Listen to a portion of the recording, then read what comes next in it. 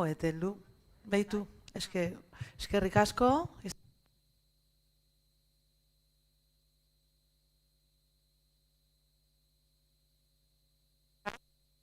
Hau. Bai, gero ezingo hori datzen zaidana, baina bueno. Ari nintzen komentatzen, pandemiak gogor astin duzuela mundua. Bai, ze pena ematen dizkidan arazo teknikoak egotia, ez da? Baina alakoa da mundua. Batzutan dator pandemia, batzutan mikrofonoa badoa, horrelakoa da. Ez usteko. Aldaketa ugari ekarri zizkigun pandemiak asko. Bai kanpoko zein barruko norbere buruarekiko harremanetan. Ezta? Ezta? Ene barruko matriuska maitea. Ai.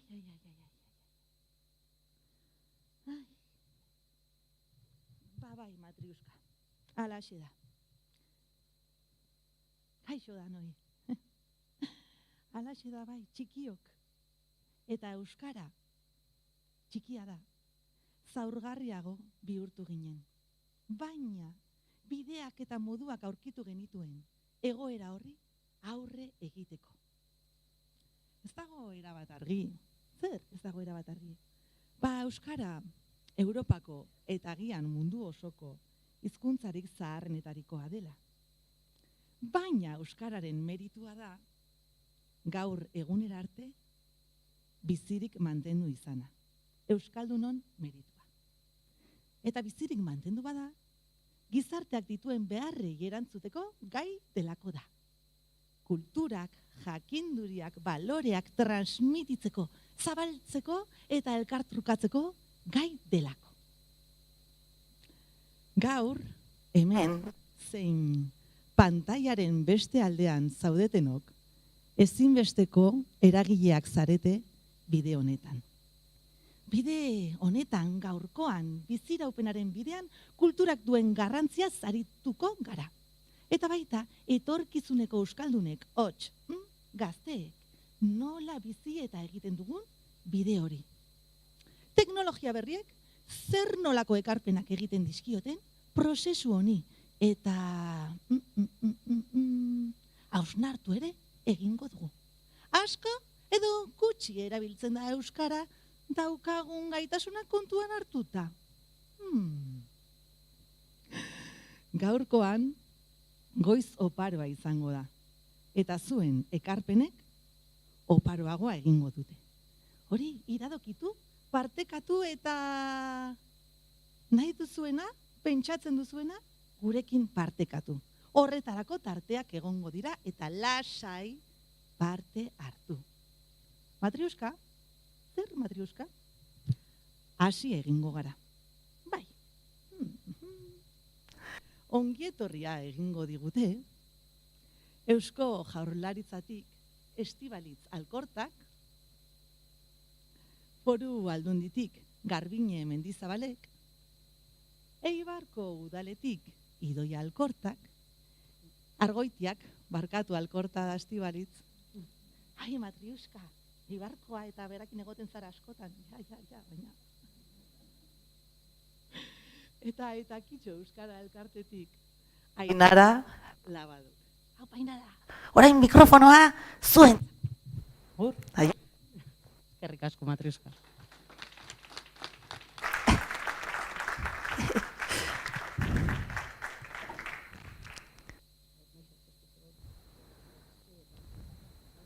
Bueno, egunon eta ongi etorri danok euskararen sozializazio eta transmisioari buruzko mintegiaren 12. edizioa izango da gaurkoa.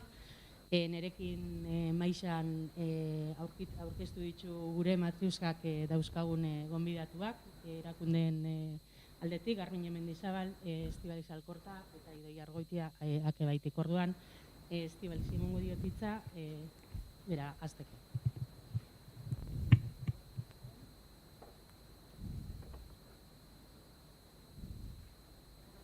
Egunon, guztioi. Egun hon hemen zaretenoi eta baita streaming bidez jarratzen nahi zaren guztioi. Ongi etorri, lehenik eta behin eskerrak eman Takitxo elkarteari eta Eibarko udalari ere bai,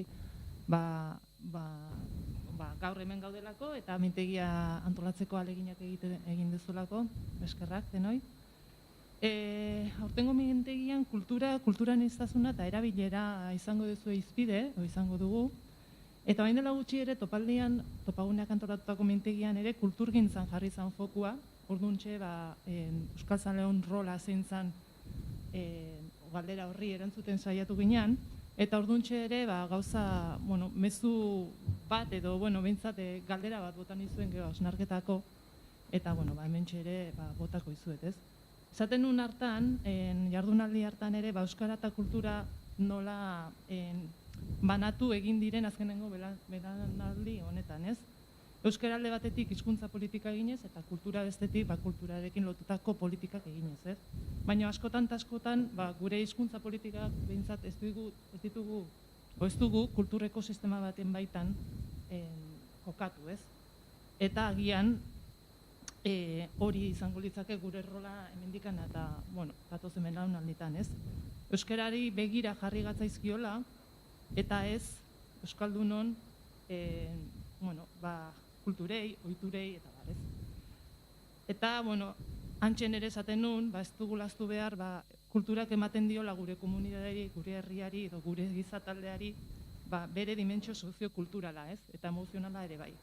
Eta euskara dela dimentsio horren emaitza agerikoena, ez? Orduan, kultura euskaran oinarrizko elementutzat hartuta, beste modu batera ulertu eta ekiteko bideak zabalduko genituzkela esaten nun hizkuntza politikaren ikuspegitik, ez? Orduan, kulturatik begiratzen den hizkuntza politikara jauzi egiteko urratsak eman beharko genituzkela esaten nun, eta gure buruari galdetu beharko genioke ia begirada aldatuta zer nolako hizkuntza politika egingo genuke. Bai? Galdera hori botan egin, eta galdera hau ere botatzei zuet guztioi, bai? Orduan, garko jardunaldiaren ondoren, agian, galdera horiei erantzutuko modu nongo gea, edo ez, bai? Baina, horta, nire hausnarketa eta gogoeta batzuekin partekatu nahi, bai? Gozatu goizaz eta asko ikasi. Egunon, eta lehendabizi eskarrik asko, eta Takitxo elkarteari eta Eibarko udalari, Eiztik esan duen bezala gaurko egunen saiakera hogeiteagatik eta ja 12. Irutzen zait beharrezkoa dela ezinbestean olako topaketa bat egitea eguneroko lanari etenaldi batein eta hausnartzeko. Eta nik Eiztik botadun galderari helduta erantzuten igual hasiko nitzeke edo atrebituko nitzeke. Irutzen zait herri hontan kultura egin behar dela euskeraz, modu naturalean, atzo hizkuntza politikako sailburu ordeari entzunion bilera baten, gure erkidegoan 25 urte azpiko biztanleak 300.000 direla. Dauzkagu 300.000 gazte potentzial gure euskararen erabilerarako aktibo izan deizkenak, eta asmatu beharko genduke hoien gana iristea, modu batea edo bestea. Eta hoiek egiten duten kultura izango da datorren kultura. Hor asmatu beharra dukegu eta sormenari eman behar diogu astindu bat. Eta gu horretan ari gera edo lagundu nahian, etortzen da edozeini lagundu nahian. Eskerrik asko.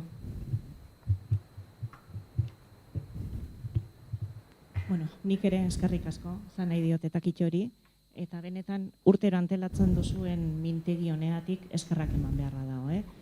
Ona ekartzen diguzue, Ibarrera, eskura jartzen diguzue, sozializazioari eta transmisioari begira antolatzen dien, edo lantzen dien egitasmoak, egiten diren esperientziak eta bertara ekartzen diguzue.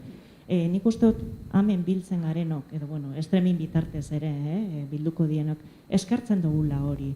Irakasle, euskara teknikari, trebatzaile, euskara elkartetako kide, danok eskartzen dizuegu hori, mesedegarria da. Garbi dagoena da, urtez urte, alegin handia egiten duzuela, hau prestatzen, eta diodan bezala eskartzekoa da. Aurtengoan, hemen esan duten bezala, ez da, kultura, kulturgintza eta erabilera landuko dira. Egisa da, egitarau hau zabala eta oparoa dela. Eta izango dugula ze ikasi eta ze jaso, egingo dizkiguten aurkezpenetatik. Egitasmo honek, euskararen sozializazio eta transmisio mintegiak, erabat bat egiten du Eibarko euskararen plan estrategikoaren eremu fokoagatik. Fokoan jarrita daude ume eta gazteak. Eta eremu hori, euskararen arnasgune izan dadin, Eibarrenak ebaik herri plataformak helburu hori du. Arnasgune izan dadin inguruko eragileak aktibatzea eta saretzea. Akebaik horretan diardu. Eta egitasmo ikusten dugu horretarako ezinbestekoa dela. Jantzi egin behar dugu, jakin egin behar dugu, zer egiten den gure inguruan. Eta garbi dagoena da, arnasgune izan dadin ume eta gazteen eremu hori, aisialdia eta kultura ezinbestekoa diela. Ezin da arnasgune izan, espaldin badugu hori elikatzen. Eta guztut danon egin beharra dela. Beraz, Eibarrenak ebaik hori duenez buruan eta hori denez bere bizioa, egitasmo hau laguntzen du eta babesten du. Eta gure herrian Eibarren horretara bideratzen dien egitasmo guztiak ere laguntzen ditu. Beraz, gure aldetik eta kitxori, eskerrik asko eta zorionak. Bueno, eskerrik asko hiruroi zuen hitzen gaitxik, da gaur hemen gurekin egotia gaitxik, labur-labur jungo naiz, gero badakizue zorrotzi biltzen garala ordutegi xakin, orban hasi esaten godoten hasi aurretik Idoiari eskatuko diot ara hurbiltzeko diademako mikroa ipintzera geroko.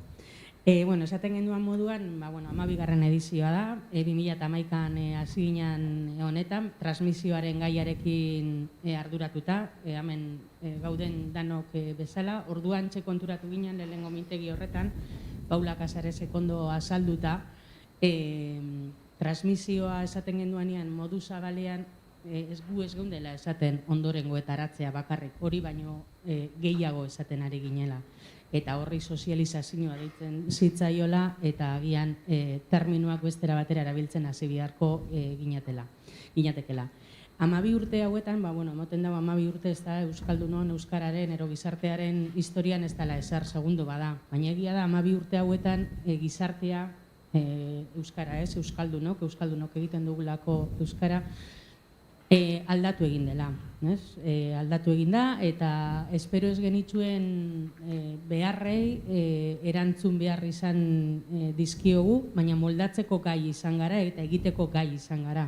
Badakigu guria ez dela izango bide samurra eta agian ez garala helduko ero ez gaudela nahiko genduken tokian, baina hemen bagaude, hemen gaudenoi esker ere bada. Orduan, zentzu horretan, guk eta kitxoren izenien ere, eskerrak eta zorienak emain nahi detzuegu hemen zaudeten guztioi, eta pantailan beste kaldetik, 60 lagun baino gehiago ere badaude, eta hor zaudeten guztioi ere. Ez gara gehiago luzatuko, badakizue aurten kultura landuko dugula, askotariko ikuspegitik, mundu digitaletik ere bai, kultura, entretenimendua, Garbinek esan digu ez da, generazio berrixa bestera bateko entretenimendua sortzen demandatzen dute eta parte hartzen dute eta horri buruz ere hitz egingo dugu, erabilerari buruz euskara bizirik mantentzeko ere ezinbestekoa dalako, gai asko tratatuko ditugu, baina batez ere hori kultura entretenimenduaren inguruan. Ez gara gehiago luzatuko eta, ia goiza ondo doian. Eskerrik asko.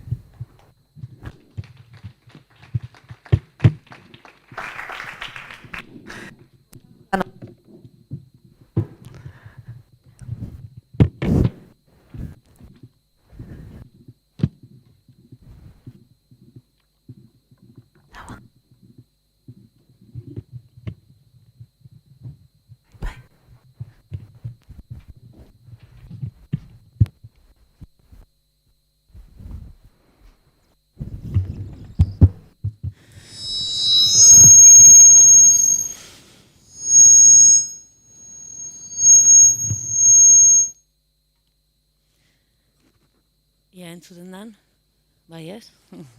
Non.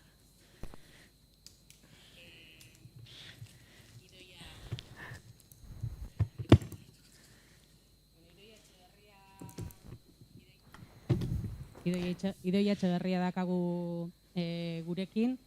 Idoiak 101 tele proiektua aurkeztuko digu. Ikuspegitik eindako proiektua da, eta bertan euskararen balioa aintzakotzat hartzen da. Berak azalduko digu inor baino beto, ez dakitzazen dudan Badiardu elkarteko kidea zarala, Badiardu badarama denboratxua alako proiektuak egiten, oso proiektu interesantiak, ez hau bakarrik, beste batzuk ere bai, hautak puntu zen bitxartez ere bai, tarterik dakasuenean saltzeu. Idoiak hilagatzen zaitzuet, eskerrik asko Idoi. Eskerrik asko zuri. Nik maskariak endukot hemen bakarrik egonda eta olako distantziak erosugo badalako niretako eta hoet entzungo dalako. Kenduko talba dut.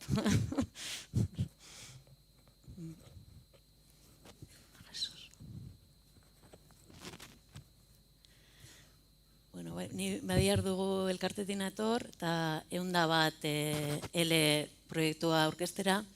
Lehenengo esplikatuko dizuet pixkat Badiardugu zer den eta gure proiektu nagusia hotxa.eus hor zertan aritzen garen eta ondoren 101 L proiektuari buruz gure lan hildo nagusiak. Badiardugu Euskara Elkartea duela 25 urte sortu zen, eta gure proiektu ezagunena eta nagusia hotxa.eus da, seguruenez ezagutuko duzue, eta proiektu horren helburu nagusia ahozko ondarea jaso eta zabaltzea. Elkarrizketak egiten ditugu bideoan, batez ere 75 urtetik gorakoei, eta beraien bizipena jasotzeko, eta baita beraien euskera ere, euskalkiak eta historia eta ohiturak.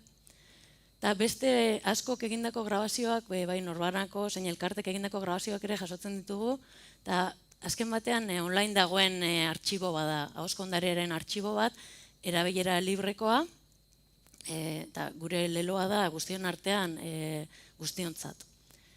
Euskal Herri mailako proiektua da, guztira 370 herritako testigantza dauzkagu jasota, 6.300 elkarrizketatu baino gehiago, eta bideo pasarteak dira gure lanaren oinarri edo, grabazio bideo pasartetan zatitzen ditugu, eta 75.000 bideo pasarte baino gehiago daude online ikusteko moduan webgunean. Eta bideo txiki bat ekarri dut, 10. urteurrenean egin genuena ordutik urte batzu pasadia, orduan ahotxa.com zen eta orain ahotxa.eus da, baina nik uste dut ondo erakusten duela pixkat zertan aritzen garen.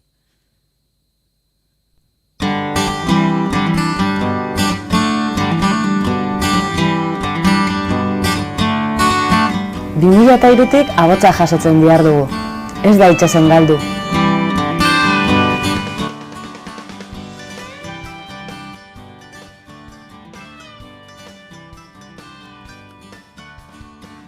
Herririk herri, edadeko andra gizonan kontu eguatzen.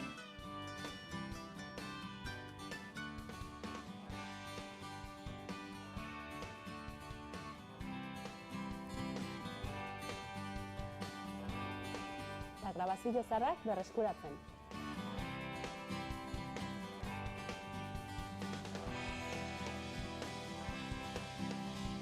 Euskal Herri osoko berbeta jasotzen, gero aztertu ahal izateko.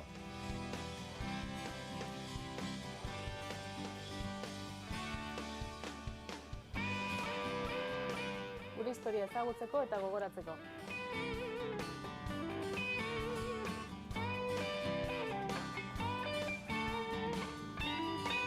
Zutonduan ikizan transmisioa ikasgelara eruatuko.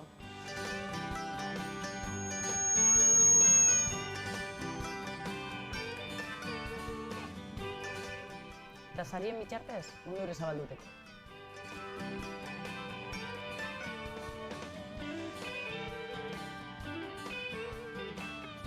Libre, doain eta guztien eskura.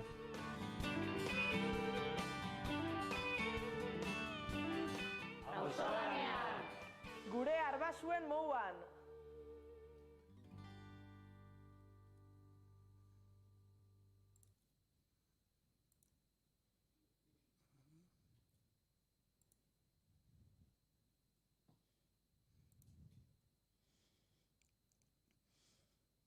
Ahotsaken informazio asko daukagu urtetik urtera gehiago bideo eta grabazio gehiago, eta horregatik badauzkagu ahotsaketik eratorritako beste webgune batzuk ere.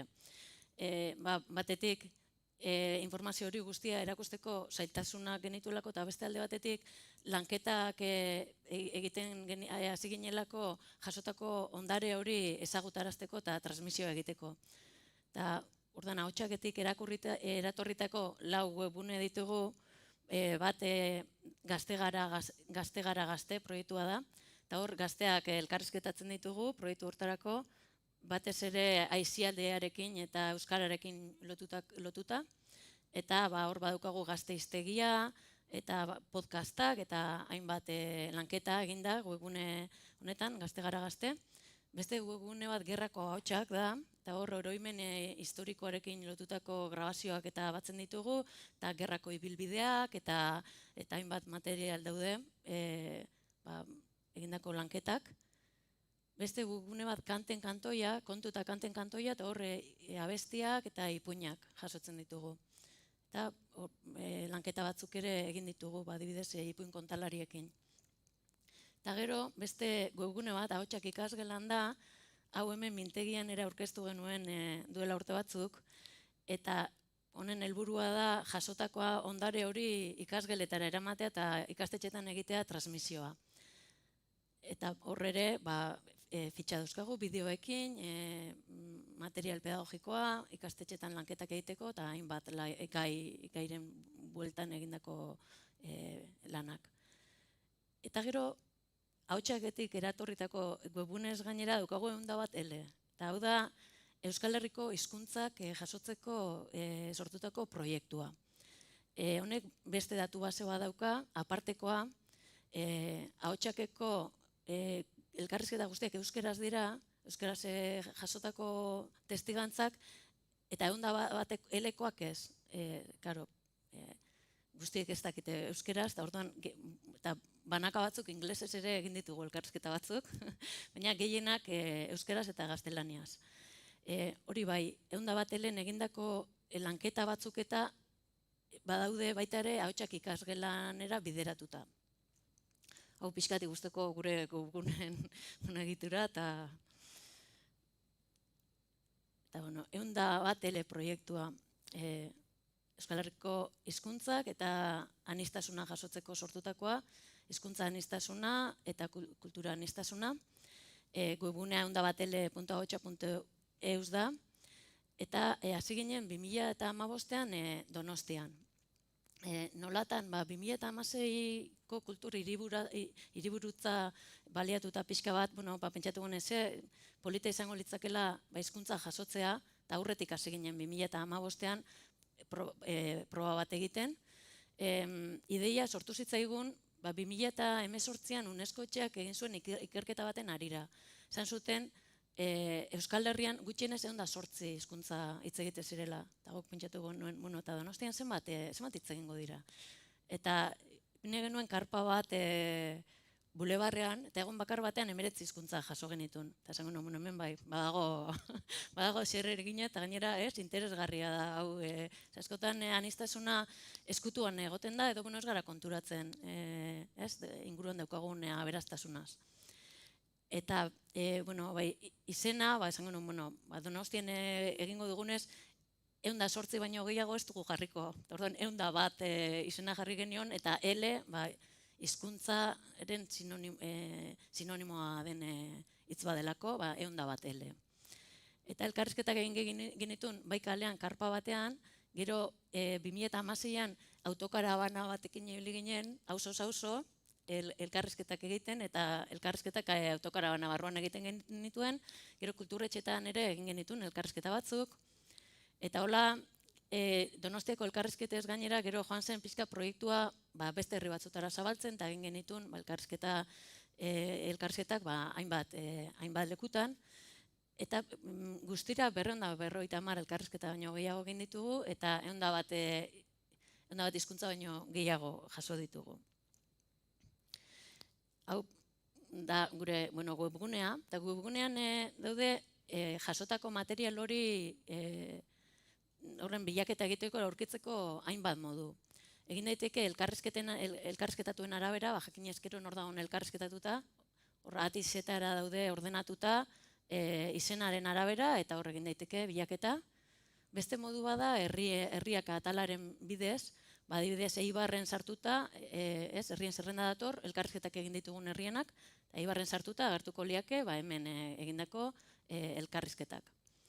Beste modu bat izango litzake proiektuen arabera. Orain ondoren azalduko dut, proiektu bakoitza nondik nora joan den, erodoan, baina hainbat proiektu denak ez dira lanildo desberdina dauzkagu, eta proiektu bakoitzerako egindako elkarrizketak ikusteko ere, hortik proiektuak ataletik. Gaika dauzkagu antolatuta bideopasarteak normalen izaten dira minutu bat eta 4 minutu bitartekoak, eta dauzkagu ahotsaken bezala hemen ere gaika antolatuta, orduan posible da, adibidez, abestiak, hizkuntza desberdinetan jasotako abestiak, gaiak ataletik, abesti guztiak ikustea adibidez, edo euskara nola ikasi duten, edo gaika. Eta beste atale importante bat izango litzateke hizkuntzak. Jaso ditugun hizkuntza guztiak datoz hemen hizkuntzak atalean, hizkuntza bakoitza azalpentxo batekin, non hitz egiten den, pixkat ezaugarri batzuk ere bai, eta hizkuntza adibidez armeniera, bi pertsona dauzkagu elkarrizketatuta armeniera jasotzeko, edo armeniera hitz egiten dutenak. Eta hola, arabierara sartu eskero adibidez, hartuko liake gehiago, edo hizkuntzan arabera egin daiteke bilaketa. Eta lanildoak aipatu ditugu proiektuak, hasi ginen Donostiakoarekin, gero herriz herri egin genituen elkarrizketa batzuk, aipagarria da baita ere, hizkuntza gutxituetako bizitariak ere elkarrizketatu izan ditugula, adibidez Garabideren bitartez etorritakoak. Interesgarri iruditzen zaigulako euskara hizkuntza gutxitu izan da, beste hizkuntza gutxitu batzuetako esperientziak ere jasotzea, beraien bizipenak, zer egiten duten hizkuntza bizi berritzeko, eta hizkuntza horien egoera ezagutzea. Baina gehienak bai direla bertan bizi dianak elkarrizketatu ditugunak, eta Donostian egin bezala, Zumaian adibidez egin genuen proiektu bat, bertako hizkuntzak jasotzeko, gero hemen Eibarren eta Elgoibarren aniztasuna ikasgai proiektua egin genuen ikastetxetako aniztasuna jasotzeko eta ezagutarazteko, eta orain momentu honetan Urretxu Zumarragan ari gara bertakotzen proiektuekin. Eta beti egiten ditugun elkarrizketa guztietan, kontuan izaten dugu euskarak integraziorako daukan balioa edo saiatzen gara horri buruz galderak egiten, denei galdetzen diegu ze ikuspegi daukaten euskararen inguruan, ea ikasi duten, ze baliagarria ikusten duten integraziorako, ala ez. Eta horren azalduko dizkizuet azkenengo 3 proiektuak edo pixkat banan-banan. Zumaia eleaniztuna 2017-2018 urteetan egin genuen proiektu hau, eta helburua Zumaiako hizkuntza guztiak jasotzea, ahalik eta gehien. Eta 35 hizkuntza jaso genituen. Elkarrizketak Donostian bezala hemen egin genituen bi hizkuntzatan. Bat komunikazio hizkuntza, euskera ala gaztelania, eta bestea elkarrizketatuaren jatorrizko hizkuntza. Orduan, erantzunak esaten zituzten komunikazio hizkuntzan, eta gero bereien hizkuntzan berdina edo antzekoa. Eta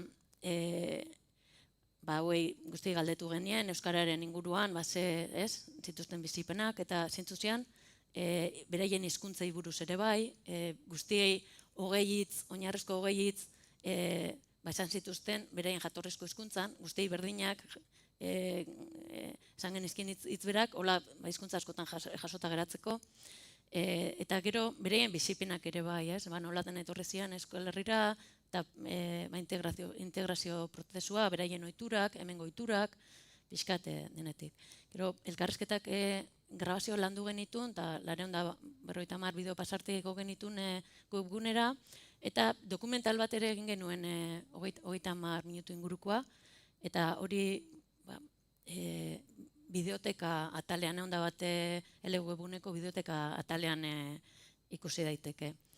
Eta Euskarak integrazio hizkuntza moduan duen balioa dela eta hemen esan dezakegu, Zumaian Euskararen erabilera nahiko handia da, eta guztiek ikusten zuten Euskara garrantzitsua dela integraziorako, eta bereetako askok Euskara ikasi dute, edo momentu hortan Euskara ikasten ari ziren batzuk euskaltegian eta bestatzuk kalean, eta baita ere transmisioa ez dela izaten beti goiti berakoa askotan seme-alaben bitartez gerturatzen dira euskerara. Hori ere ikusi genuen. Hemen Eibarren eta Elgoibarren egindako proiektua, hau 2019-2020 urteetan egin genuen, eta aurrekoa Zumaiako udalan eskari bat izan zen, eta hemen Eibarko eta Elgoibarko udalen bitartez egindakoa, eta Akebairen parte hartzearekin. Eta proiektu honen helburua izan zen ikastetxeetako aniztasuna jasotzea, azkenean ikastetxeetako egoera herriaren egoeraren ispilua delako, ez? Eta elkarrizketatu genitun 30 pertsona Eibarko eta Elgoibarko lehen hezkuntzako ikastetxe guztietan, guztira 9 ikastetxetan, ikasleak eta ikasleen gurasoak, baina ez dena familia berekoak, hizkuntza alik eta hizkuntza eta jatorri desberdin gehien jasotzeko helburuarekin. Gero, 4 ikusentzunezko prestatu genitun, herri bakoitzerako 2, labur bat, 3-4 minutuko bideo laburra, eta luzeagoa 15-20 minutukoa. Eta ikasmaterial bat ere sortu genuen, herri bakoitzerako, eta nahi batu da ahotsak ikasgelan webgunean daude, herri bakoitzak bere fitxaduka, eta fitxa bakoitzean 2 bideoak daude, eta baita ere materiala aniztasuna lantzeko, ikastetxetan aniztasuna lantzeko materiala, jasotako testigantzeetan oinarritutako dagoena. Eta hemen ahotsak ikasgelanen aurki daiteke, ikus daitezke bideoak, eta baita ere bideotekan, 101 webguneko bideotekan.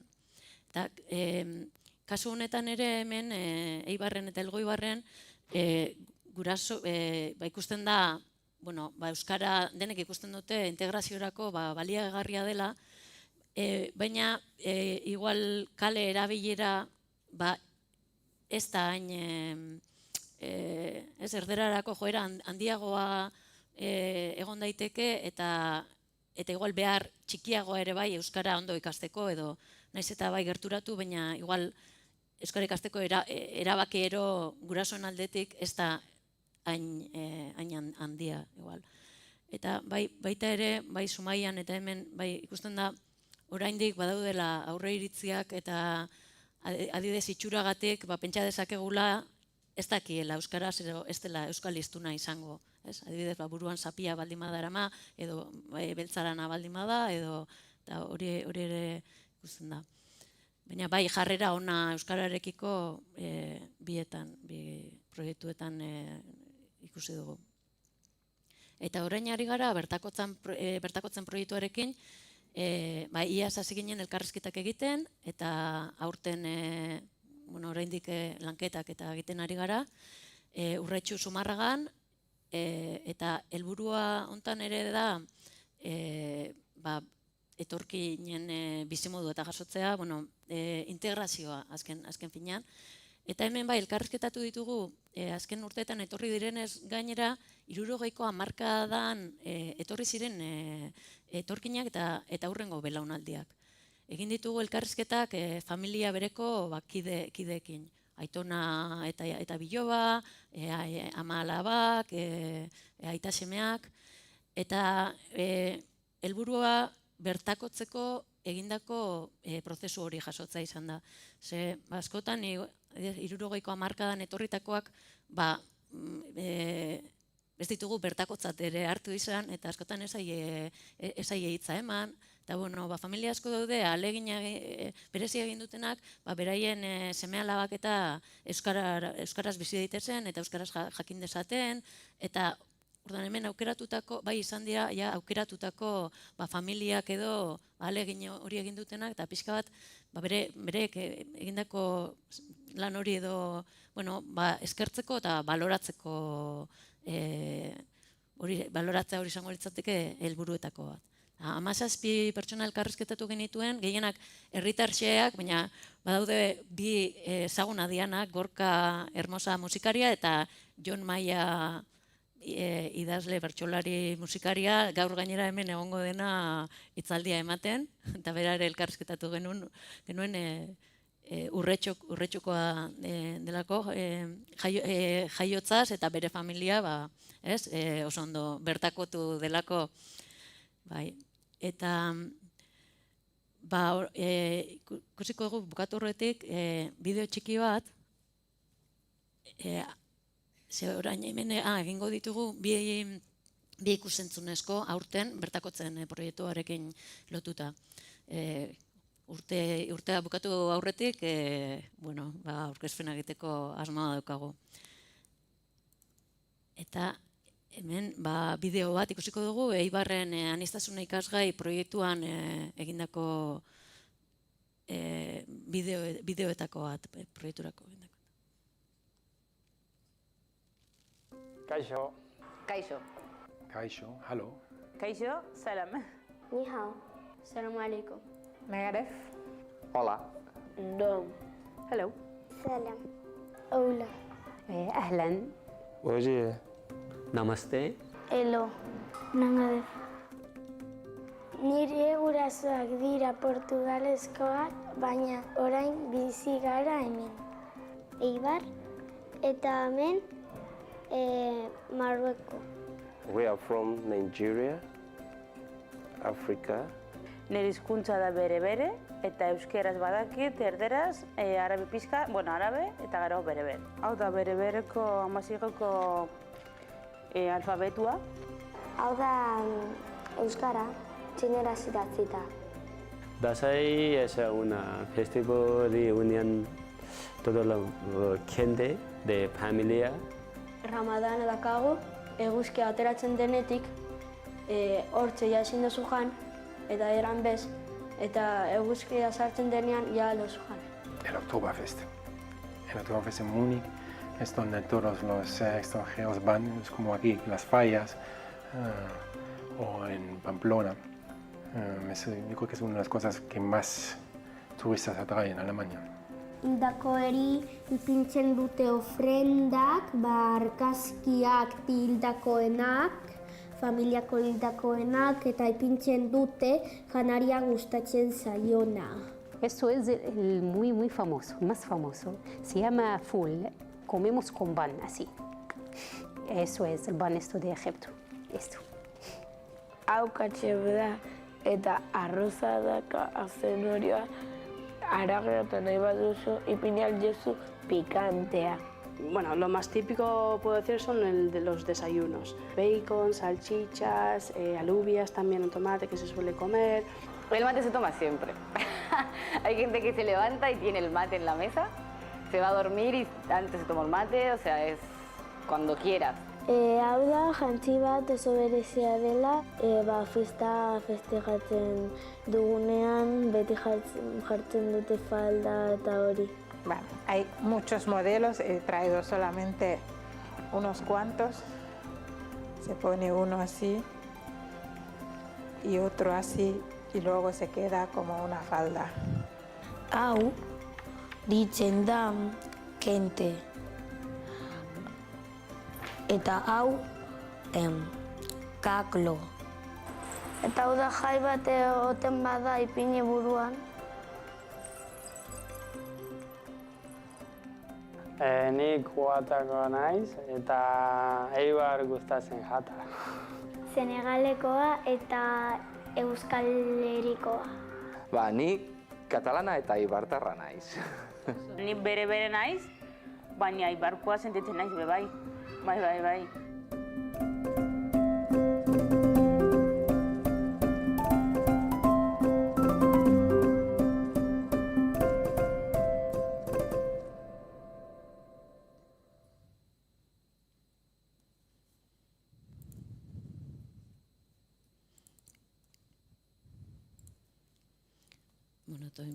Baina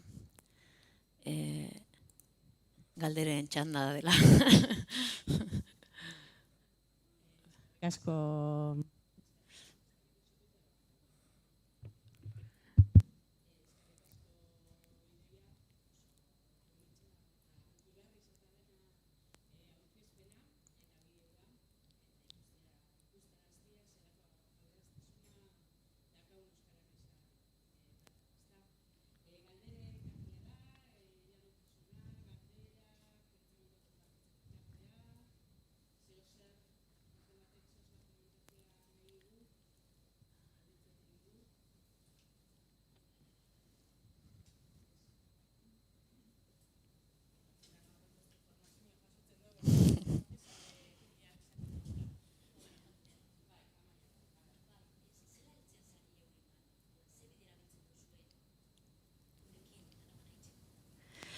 hori proiektuan araberakoa izaten da, baina ikastetxetan, irakasleei eskerrez, eurak iken daue bilaketa hori eta ze ikasle izan laizken, eta gainera ikastetxetako proiektu honetan asmoa zen ahalik eta jatorri desberdin gehienak jasotia, eta orduan adibidez, marokierrak desente dauz, baina Nepalgoa bat bakarrik edo. Ez da, orduan puzzle bat osatu behar izan gebeen, ahalik eta jatorri gehien jasoteko, eta hortarako ikastetxeen parte hartzia oso importantia izan zen.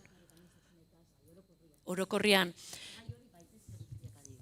Bestiak dinota, ganiztasunek azgai zeutzen du, baina bestelakuak, sumaiakuak eta...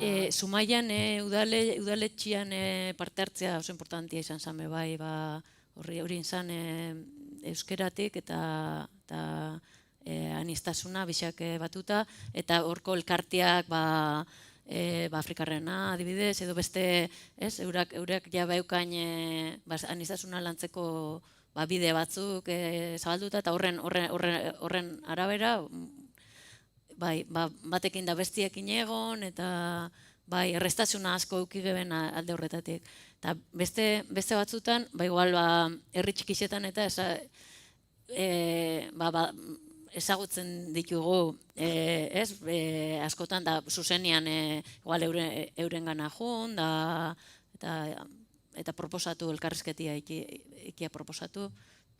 Donostien adidez, izan zen oso kaleko, hola gujo da, ontan gabit, zuk ze hizkuntza dakizu, eta baldakizu beste hizkuntzarik, eta animau parte hartzera, eta hori zuzeneko eta momentuko oso improvisautako, orduan modu askotara egin dugu, eta bertakotzen proiektuan, hor udaletxiak urretxo sumargakoak izan diala apur bat aukerako eta horien jauinak eta ibilidianak familia horrekin harremanetan jarri eta lotzen.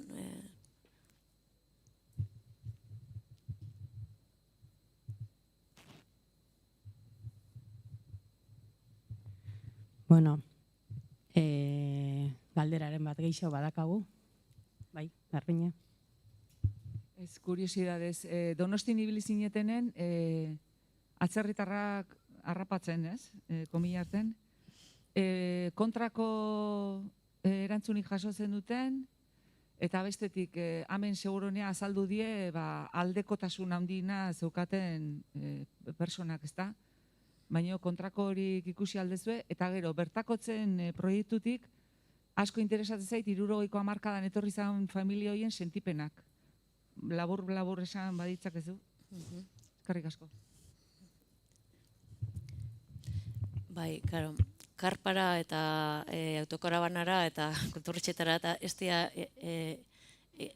diala etorriko ez ditugula jaso dauden hizkuntza guztiak eta gainera badaude adidez Afrikako hizkuntza pila bat, hitz egiten dituzte hemen, eta badaude kolektibo batzuk ez dianak hain irisgarriak edo orduan hemen bai igual perfila ere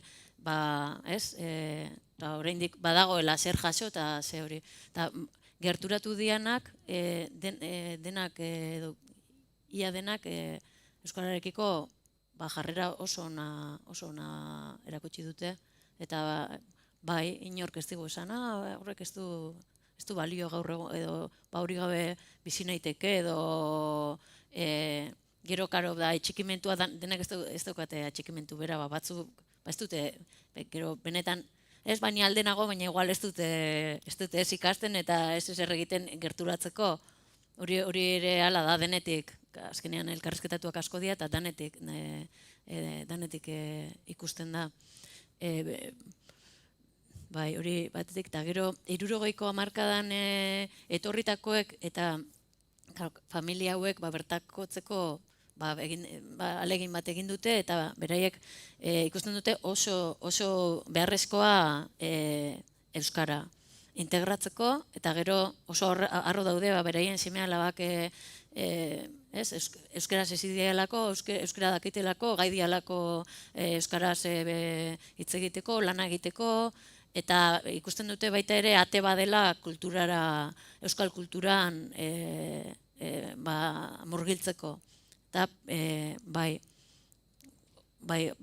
alde horretatik oso importantia euskara integraziorako.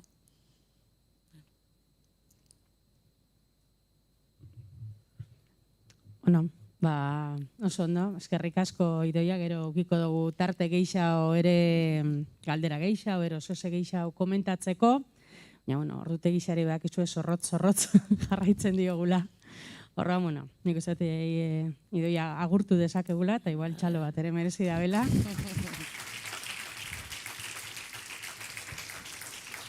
Eskerrik asko.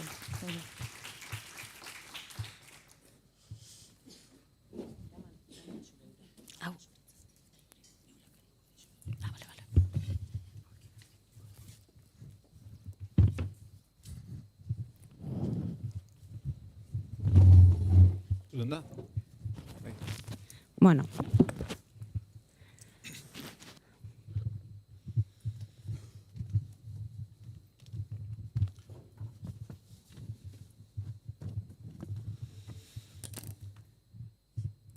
Vale. Bueno, aurrera jarraitzen dugu. Oraingoan Josu Azpillaga dugu gurekin. Josu Azpillagako Desintax enpresako ingeniaria da. Eta, hemen seguro danok ezagutzen dozuen, unian behin jolasaren egileetako bat. Fenomeno soziala dela ja ezin dugu bukatu, ezin dugu esan gainera pandemia gaitxik sortutako zeo zer dela, aurretik ere bazegoelako. Eta pentsatzen dugu oinere sortu dira, ez da?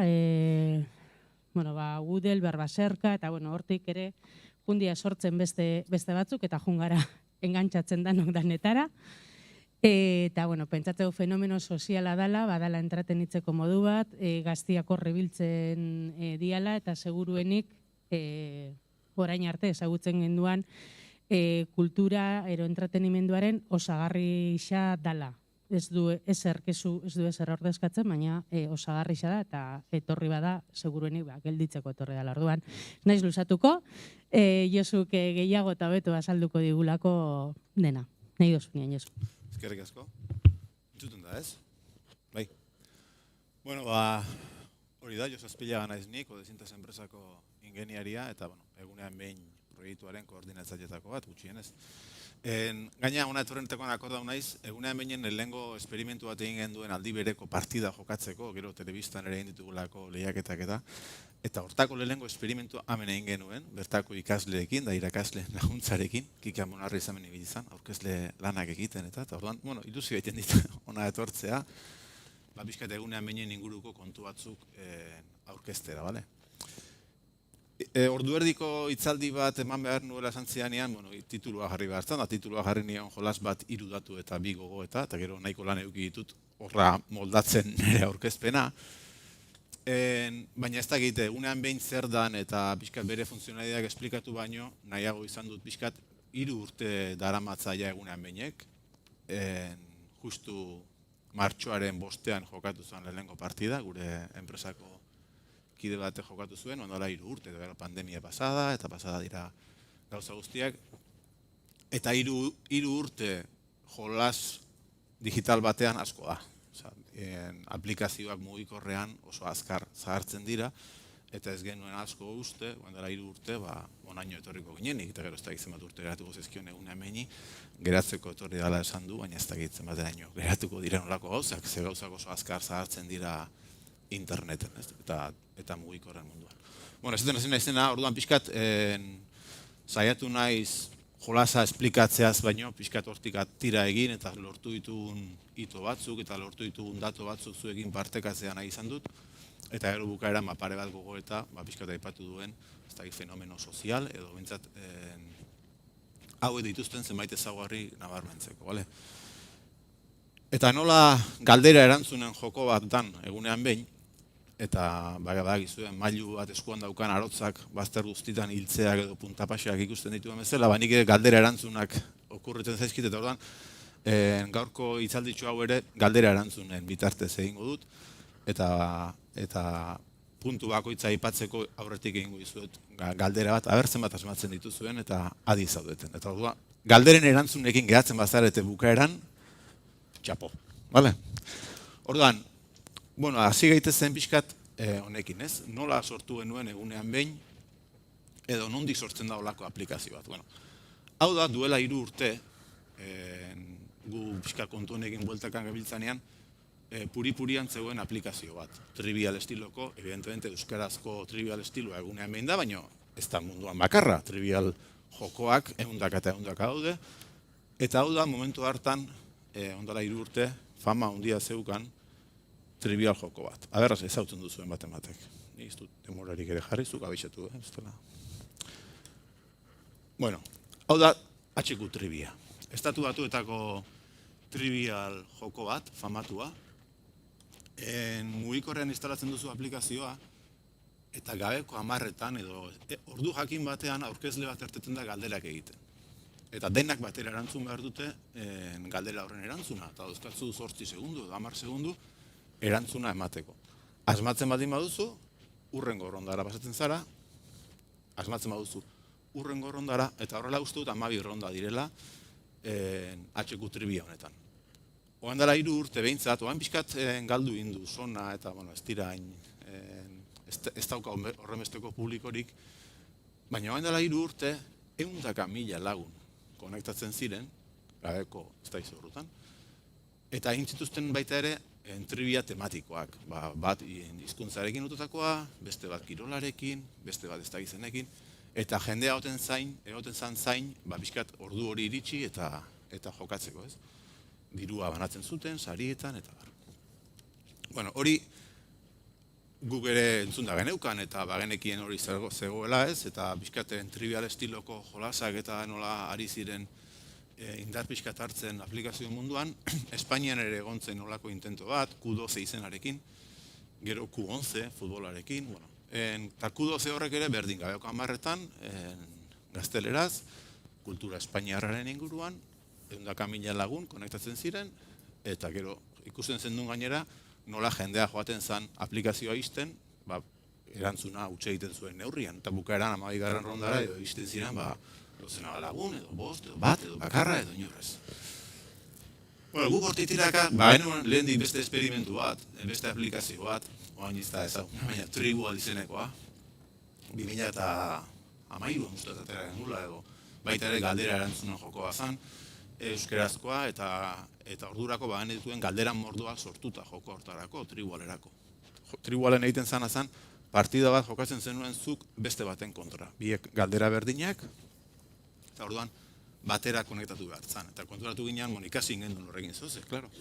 Konturatu ginean, jendea sartzen zala, hasten zala Tribualen jokatzen, 2 edo 3 egun egiten zituela tope jokatzen, eta laugarren egunerako desengantxo egiten zala, eta ez zan berriro gualtatzen. Edo desinstalatu dituzuen aplikazioa, edo beste bat konektatu arte zai egoten zan, eta zaila zan dinamika bizkor bat lortzea. Eta aldiz ikusten genuen HQ Trivia hortzegoela. Eta gure buruari galdezka hasi ginen jo, lako zehoz egin dezakegu euskeraz. Eta aparte HQ Triviak oso teknologia potentea dauka, aurkezle bat mugikorrean, eta gu ez ginen gai euskaraz olako gozo bat egiteko, ez ginen ikusten geure buru aurkezle lanetan mintzat ez genuen ikusten. Bueno, olako kontestu horretan, gu badaukagu barruan barne proiektuak eta pixkat euskararen inguruako proiektua sortzeko prozesu bat, eta hortik sortu zen olako tiraka egunean behinen idea.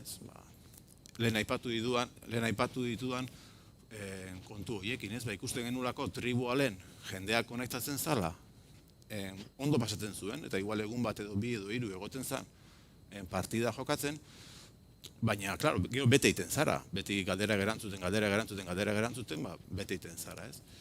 Eta baita ere, egon behar zen nun zain besteak konektatzeko, batera jokatu alizateko. Eta, klaro, euskaraz ere masa kritikoa ez da horren bestekoa, euskaraz aldi berean 1.000 lagun jokoan jartzea, zaila da. Eta kopurua behar da olako joko batek dinamika interesante bat eukitzeko, eta orduan, olako idea zaparrada batean definitu genituen egunean behinenak izango ziren ezaugarri nagusiak, zergatik dana batera, jokatu ezala bakoitzak nahi duenean. Baina orduan partida diferenteak izan behar dute. Lortu ditzagun galdera asko, baina orduan zenen kontra jokatzen duzu. Inditzagun taldeak, konparatu gaitezen taldeekin, baina zenba partida, egunean behin bakarrik, bat bakarra. Orduan, pixkat hola sortu zen egunean behin, eta egunean behinen zirrigorro nagusia, holaxe definitu genuen, urteroko proiektuetako batean definitu genuen txostena, eta gero garatzen hasi ginen poliki. Garatzerakoan ere konturatzen zara, gero, uste dituzun gauza batzuk ez dutela funtzionatzen. Hasieran usan genduen, egunean behin partida bat egingo dugu, eta hilean behin zelkapena. Eta lehengo berzio batera genuenean gainera, enpresako gazi ginen probatzen, eta konturatu ginen, 3. egunerako bat zijoala ja zelkapenean, han puntan, eta beste duenako hilbukara arte aspertuko gara. Eta orduan, astean behingo zelkapena jarri genuen. Gero martxan hasi zanean janekatu inginen, da udara zetorren, denboraldi kontzeptua asmatu genuen. Orduan, hor bada, idea bat pixkat, elako proiektu ateratzen danean, eta interneten munduan, eta mugikorren munduan oso potentea dana, eta da, ez saiatu hasieratik gauza guztiak definitzen, zestuzu asmatuko. Saiatu zaite, harina izaten, atera bizkor, eta gero ibiliak erakutsiko dizu, zer moldatu behartuz. Gutxi gora bera, zirrigorro nagusien, idea nagusiak hasierakoak direla, baina gero egunean behin aldatzen joan da, pixkat jendeak eskatu dituen funtzionalidadeak eta gehitzen ez. Orduan, hau da, gure egitekoetako bat, hau da, egunean behin bezalako gauzak ateratzea, enpresan sentitzen dugu behar hori edo nahi hori, eta hortara ere dedikatzen gara, eta etengabe egoten gara, besteetan zer mugitzen da ikusten, gurera nola ekarri pentsatzeko ez. Aparte, guretzat enpresa bezala marketing tresna bat ere bada. Ikerketa egiteko modua da, guk asko ikasten dugu lako gauzak egiten, ikerketa aplikatua da hau. Egunean behinen zuzenekoak egiten, eta beste gauzak egiten eta gauza asko ikasi du, teknologia berria probatu ditu, gero teknologia horiek aplikatzen ditugu gure eguneroko lanean, enpresentzat ematen dugun zerbitzuetan, eta barrez. Ikerketa proiektu puruak egiten ditugu, baina baita ere olako proiektuak baliatzen ditugu gauza probatzeko. Finantziazioa lortzen da, eta kasu konkretu honetan Gipuzkoako Foru Aldundiaren laguntza bat izan zuen egunean behinek, hasieratik, eta geroztik bestelako sarrera propioak eta ere lortu ditugu, eta aparteko babesletza batzuk ere lortu ditugu. Eta gero gure enpresan ere esaten duguna, ondo pasatzen du gainera, gustatu egiten zaigu, oso ondo pasatu dugu egunean behin egiten, eta egunean behin inguruko kontuak zehatzen, jendearen ekarpena jasotzen, eta hori ere importantea da, ze askotan lanean motivazioa eta zer gauza gustatzen zaigu, eta informatika munduan eta hori asko baloratzen dugu, gauza berria probatzeko aukera eukitzea, teknologia berria probatzeko aukera eukitzea, benetan testeatzea jendearen gana nola iristen dan, aplikazio bat, ona edo txarra, zer da? Zer da ona edo txarra? Bueno, erabilera daukan, ez daukan, jendeak asmatzen duen, jendeak bilatzen digun feedback horretan ez da enteratzen, galdu egiten da, bueno, gauza horiek realitatean ikusi ahal izatea oso gauza potentea da guretzat, eta asko ikasten du, eta ondo pasatzen du. Bueno, kontestu honetan sortu zen egunean behin, bale? Eta ez dut esplikatiko zer da egunean behin, badakizu, trivial joko simple bat, egunean behin partida jokatzen da, 10 galdera, aldan azkarren erantzun behar da, hor dago formula matematikoak buruko min pixkat eman ziguna, nola baloratzen duzu denbora, nola baloratzen dira asmatu edo ez, bueno, baina ez dauka beste misterio handirik, denbora, egunean behin bakarrik, taldeak eta sailkapena, eta gero sariak. Sariak ere izan dira pixkat, babeslei espazio bat emateko bide, eta babesleen horien bira da guretzat diru iturri baita ere. Ze egunean behinek azkenean hartu du volumen bat, gastua ere desienta izan dela, ze makina potentea daude atzetik, hor odeian desienteko azpiegitura montatu behar izan dugu, hone guztiak ondo funtzionatu dezan, eta babesleak ematen digute hortarako aukera.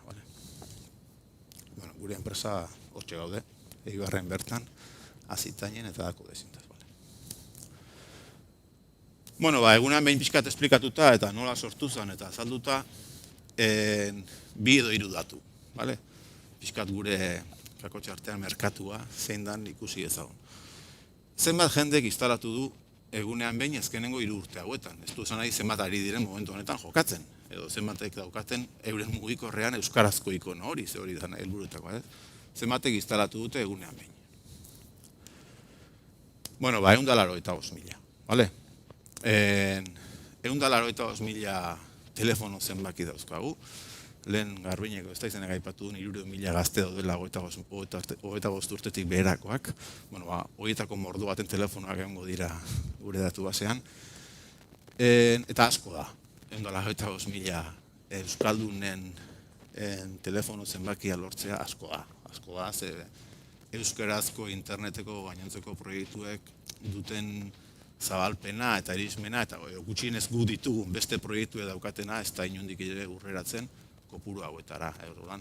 Ez da fenomeno sozial, egia da, ahoz-ahokoak funtzionatu duela, egia da, zabaldu dela, eta egia da, desinte instalazio lortu dituela, teklaren bat ikutu dugulako aplikazio honekin. Hau da adibidez, 185.000 lagun horiek ikusten da, ez? Hor dago, egunero zenbat zenbat instalazio egiten diren egunean behinenak, bale? Ogain dela, 3 urtetik atzora arteko grafikoa da, ikusten duzu hor utsuneak dituzten horiek dira denboraldiaren etenak, denboraldia lehen esan dut, pixkat ikusi genuen dean dinamika eta udarara ari ginela gerturatzen, eta hau gehatu inbehar da nolabait, eta orduan denboraldiak asmatuko dituz, serietan eta mundu guztiak denboralditan funtzionatzen du, denboraldiak asmatuko ditu, eta horrek emango digu aukera opor batzuk egiteko, eta gero jendeak esaten digu, jode, irakasleak eta ikasleak baino oporrutzeago egite dituzu. Beste lan batzuk ere egiten ditugu, baina hortik sortu ziren denboraldi, eta horrek ikusten duzu denboralditako etena. Nola jendeak ez duen instalatzen denboraldia bukatzen denean, horrek ikusten duzu lehenengo denboraldia izan zala pixkat ahoz-aho lagunen artean gehu hasi ginen, eta gure inguruan hasi zan pixkanaka ezagutzen, baina hasiera-hasieratik kontuatu ginen gauza batekin, eta zan, behin jokatzen hasten zanak, urrengo astean 184 edo berriro jokatzen du. Hau da, ez du guzten, lehen tribua gertatzen zitzaiguna 3 edo 4 egunera, eta ja, agur benur banik joa, eta gehiago genaz bueltatzen, hemen ikusten genuen ezan, ostra, jendean hola egunean behin bakarrik izan da, ez da aspertzen eta jarraitu iten du. Jende berria lortzen genduen neurrian, eta zaharretako askori eusten genionez, masa onditzen zijoan, ez? Eta lehenengo denboraldian eutsi genion kopuru politoiekin, bigarren denboraldiaren hasieran egon zan boom bat, hor pixkat ja egunean 500 telefono berri hasi ziren, eta gero hasi zen ahozagakoa zabaltzen, WhatsAppetik eta ez da oso ondo nola, baina ahozagago taldeen kontzeptu horrekin hasi zen ahozagago funtzionatzen, eta bigarren denboraldian 2000 telefono bueltan abenduan zan Euskararen eguna eta horren inguruan. Gero hor dagoen bigarren puntu hori da Gabon gaua.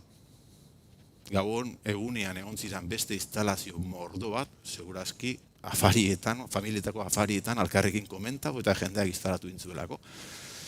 Eta gero ja hirugarren denboraldia berriro hasi izan oso fuerte, eta gero, bueno, normala da bezala, joan da alta berriko purua joan da jaisten, baina mantendu inda, eta beti hori ikusten duzu, denboraldia hasiera bakoitzean, beti goten da berriro jende mordoa gehitzen dana, bat aldea sortzen direlako, edo apuntatzen direlako, eta gero beste piko batzuk goten dira, igual bukaerako denboralditan dagoen piko hori bukaerako dira, telebistan finala zuzenean egin zelako, eta holako eventu batzu irututako piko batzu, baina bestela oso konstante izan da ahozako zabalpena auki duela, ez?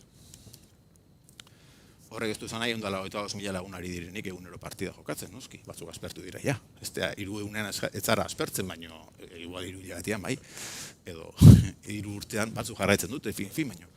Hau dira, denboraldi bakoitzean astero aktibo dauden erabiltzaile kopuruak. Hor daude 8 denboraldi, guan gaude 9. Eta 300.000 lagun inguru ari dira astero jokatzen. Eta más o menos konstante mantentzea lortzen dugu, hor, bale? Egia da 3. denboraldi horretan 80.000 ingururaino iritsi zala, asteren batean 80.000 gora ere bai, baina, bueno, bataz bestekoa hor dago. Eta beste datu batzuk emateko, ez dakit datuekin, 185.000 zenbaki horrekin gehatzen mazareten nahikoa, ez? Baina beste gauza bat aipatzeko jakinarazpenena indarra, ez? Nola dan, mugikorraren aplikazioak daukan gauzarik potenteena da jakinarazpena. Dena daukago poltsikoan mugikorra, eta guk orain jakinarazpen bat idatzi eta bialdu ezkero botoi bat eman da, ez 185, baina 80.000 telefonotan pipipit hasiko da gure jakinarazpen hori, ez? Eta oso efektiboak dira. Jakinarazpen bat bidali eta 10 minutuan 15.000 lagun sartzen dira aplikazioan. Eta hori potentea da, claro, saiatzen gara ez agusatzen, ze bestela jendea aspertu egiten da eta irten egiten da, ez? Baina, horreka hori bilatu egin behar da. Bueno, beste datu bat.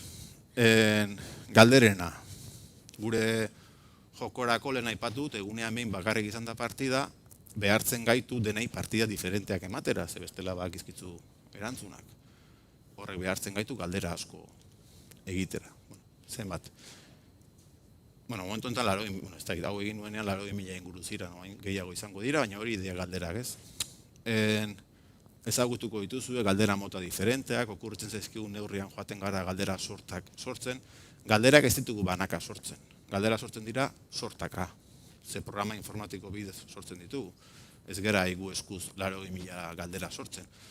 Eskuz sortzen ditugu uneko galdera batzuk. Gaur egin genezake galdera bat Ukrainari buruz, zegoan pilpilean dagoelako, eta hori bai mundu guztiari bidali, eta hori bai eskuz sortzen ditugu, edo egin genezake atzoko gertakizun baten inguruko galdera, baina edo babeslearen inguruko galdera, horiek eskuz sortzen ditira, baina gainerako galdera guztiak programa informatiko bidez sortzen dira, bai? Mota desberdinetakoak, eta hortarako nabarmendu beharreko puntu bat. Oso importantea da datu iturri irekiak eukitzea. Hau da, ulertzeko Wikipedia.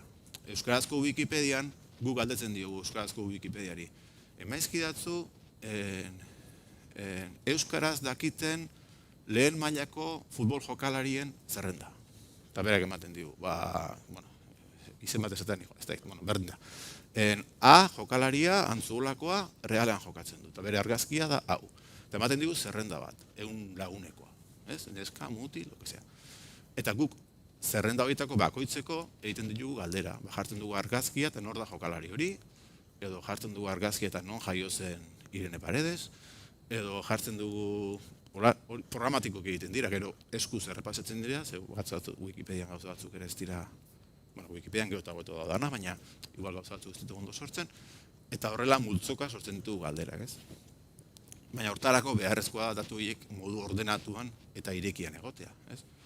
Wikipedia aipatzen dugu, beste batzu dira ja kanpokoak, Google Maps, Googleetako bilaketak, OpenStreetMapper erabiltzen dugu, Armiarmako datu basea erabili genuen literaturako galderak egiteko, hiztegi batua irekita dauka Euskaltzaindiak modu informatikoki gauzak egiteko moduan zabalduta, eta beraz sinonimoen galderak nola esaten da iparraldean aterpea edo nola esaten da hegoaldean ez dakiz zer, hori guztia hiztegia modu ordenatu batean zabaldu duelako da posible, bestela ezin dira sortu dendaka galdera. Orduan, importantea da hori egitea, ez?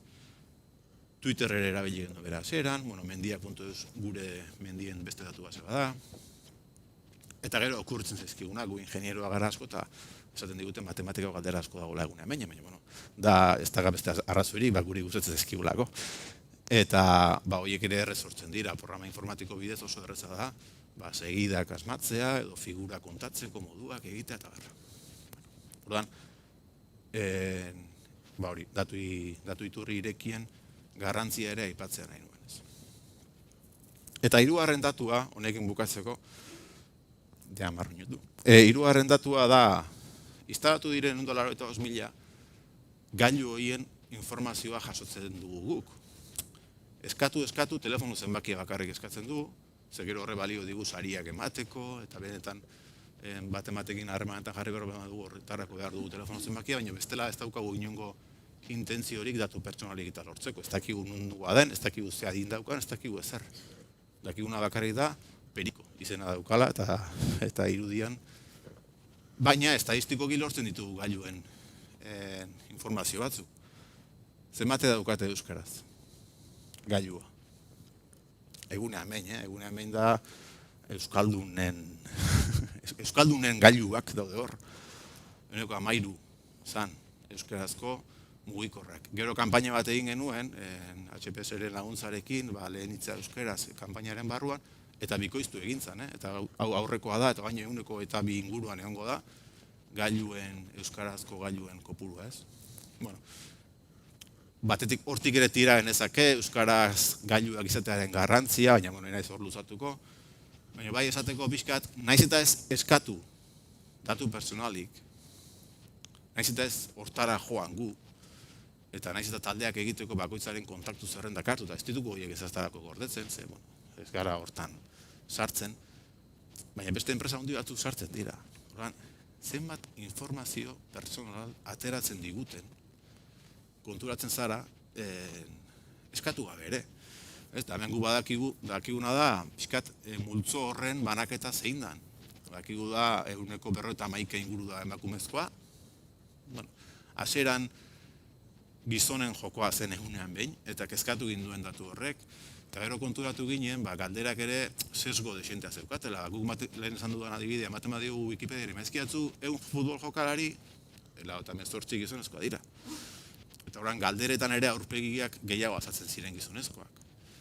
Eta egin genuen esfortzo bat hor, galderak eta ere bizkat orekatzeko, multzo desberdinetan sartzeko emakumezkoak eta gizonezkoak, eta beraz 50-50 galderak eta aurpegiak gutxienez, tematika batzuk izan daitezkenak maskulinoagoak, edo bizkat tentuz jokatzen horrekin, egia da, hasieran 160 gizonezko baldin bazen ere, gaur egun 151-152 emakumezkoak direla esaten digutela estadistikek, adina, 18 urtetik beherakoen daturik ez du ematen, Googleek, baina, horiek dira bizkat, ez da joko gaztea, segurazki, bizkat, elduxiagoak garen agari gara hemen, eta haren aipatu duena hizkuntza. Eta mugikorrenak, beste dozen gaiotan bezala, lautik 3, bostetik 4 arkatu, edo lautik 3 Android dira, eta 120 ingurua da iPhonea. Euskal Herrian hori da proportzioa, Europan toki askotan bezala, nahiz eta bezatzutan pixkat banatzen da.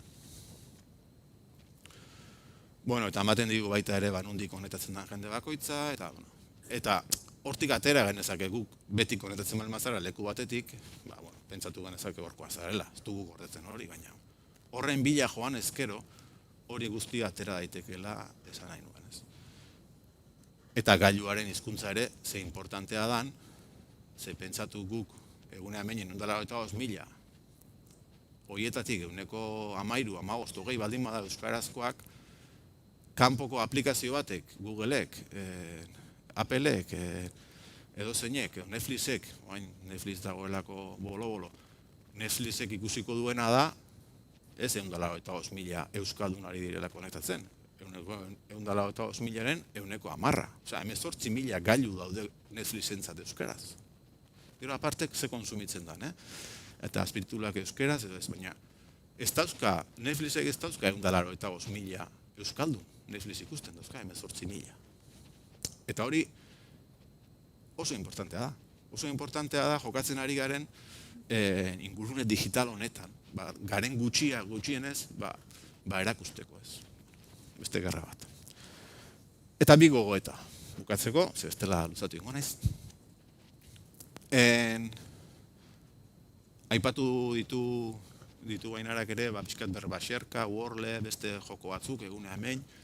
Ez da gitu baina estandatxo bat egonda, edo gutxienez azkenengo hilabete pare honetan. Hau da, periodiku baten denbora pasa atalaren argazki bat.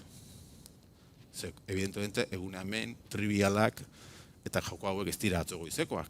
Trivialean, ez da ginoiztikari garen gu jokatzen etxeetan, mai gainen, eta bar, eta denbora pasak ere aspaldikoak dira, ez? Hau da, periodiku baten denbora pasa edo jolasen atala. 3 sartu ditut, baina New York Timesena da. Berbaxerka ere hortik hartutako zea bada, Spelling Bee hor dagoen hori da, Berbaxerkaren atzean dagoen jokoa, lehenengo bertsioa inglesezkoa zen, New York Times berak atera zuena, aspaldi, eta lehen aipatu duan hiztegi hori euskarazkoa Euskaltzaindiak atera eta daukalako, batzuk egin dutena da horren bertsio euskalduna atera, Berbaxerka.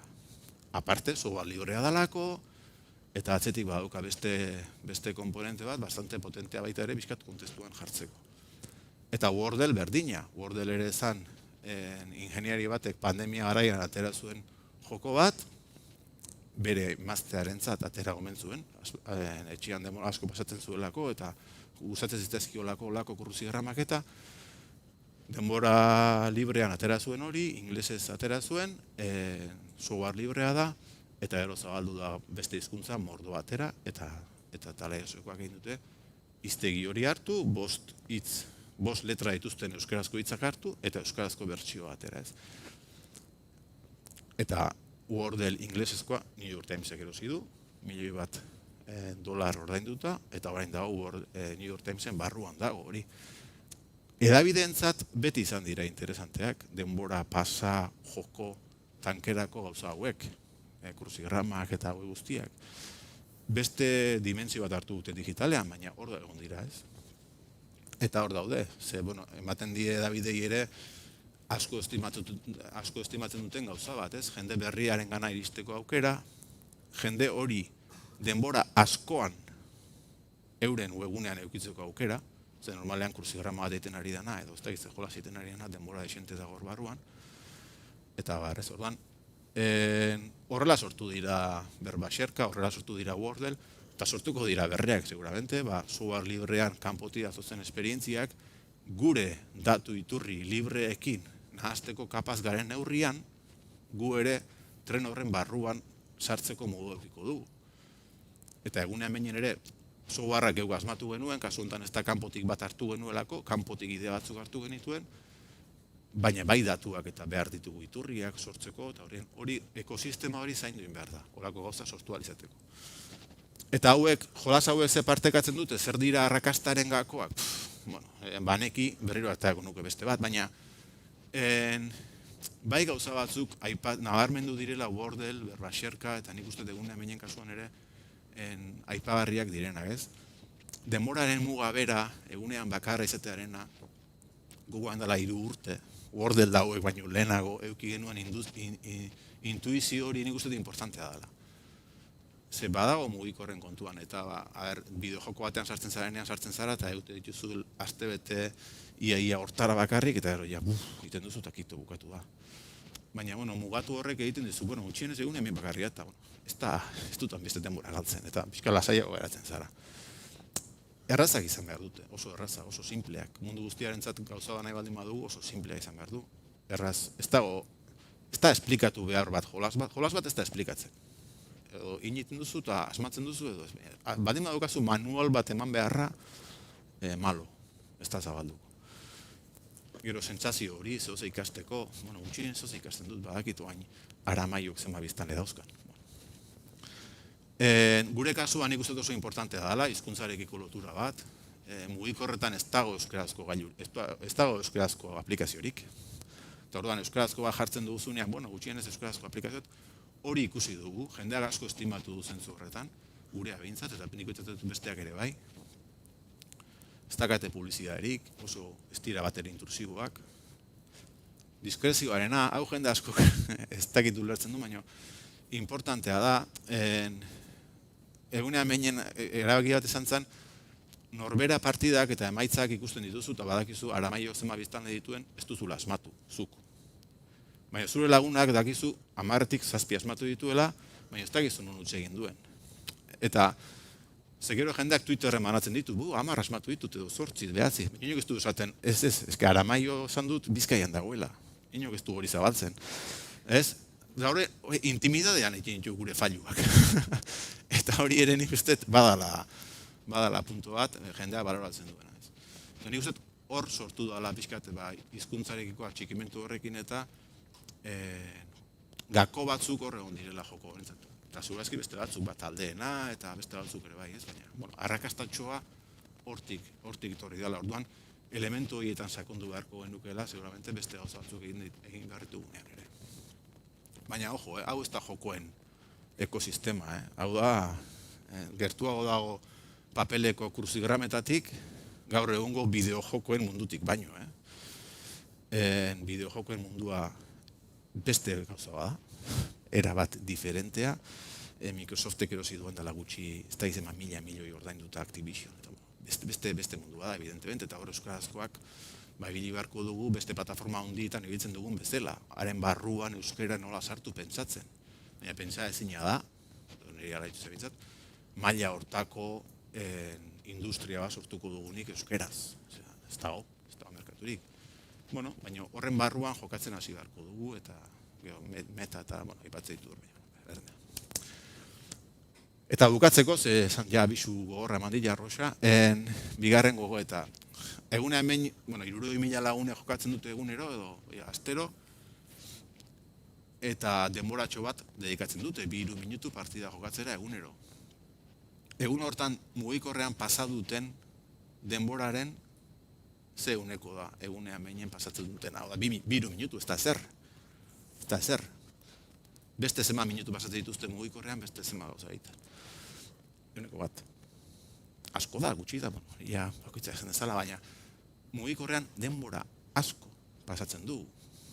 Eta hor barruan, ueko bat lortzea oso zaila da. Oso zaila da. Ze pasatzen dugun gauzetan tokia, denbora.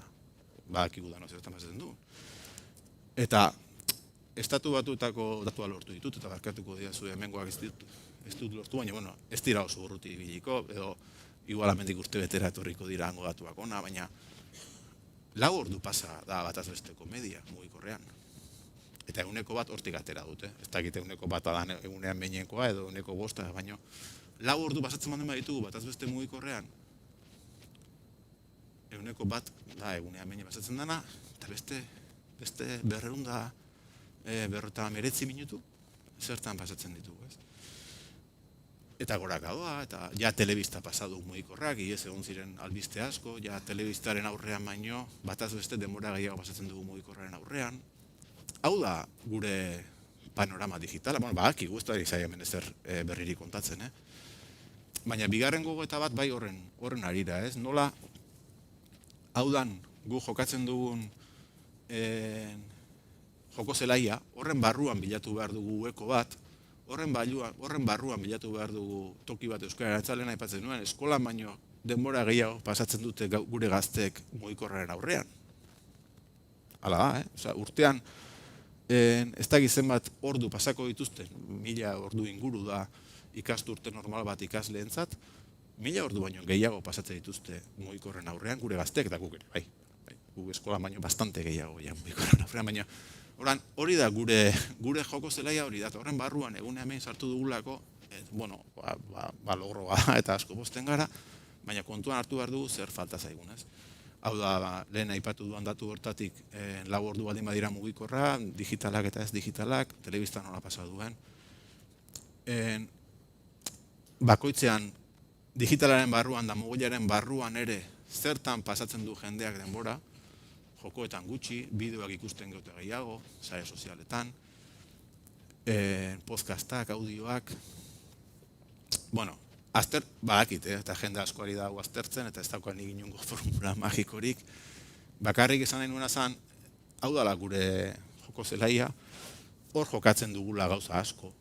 Eta ez da egitela, badakit jende asko ari garela mezu hau ematen da konstiente garela honekin, baina ez da egiten bateraino konstiente garen. Ez da egiten benetan konstiente garen disrupzio digital honek, hizkuntzaren biziraupenerako ere zer disrupzio ekarri duen beste arlo askotan bezala, ez? Eta ze garestia dan, bai teknikoki eta bai esfortzu aldetik ere hor ueko bat egitea. Eguna hemen uneko bat lortzeko atzetik sekulako lana dago eta funtzionatu ez duten beste ez dakizen bat proiektu. Geure etxe barrukoak, eguna hemenek ikutu dugu teklaren bat eta kakotxe artean arrakastatxoa eduki dugu eta arrakastat gutxiago eduki duten beste proiektu mordo bat dauzkagulako atzetik, ez? Eta ze esfortzu dan ueko hori lortzea, ez?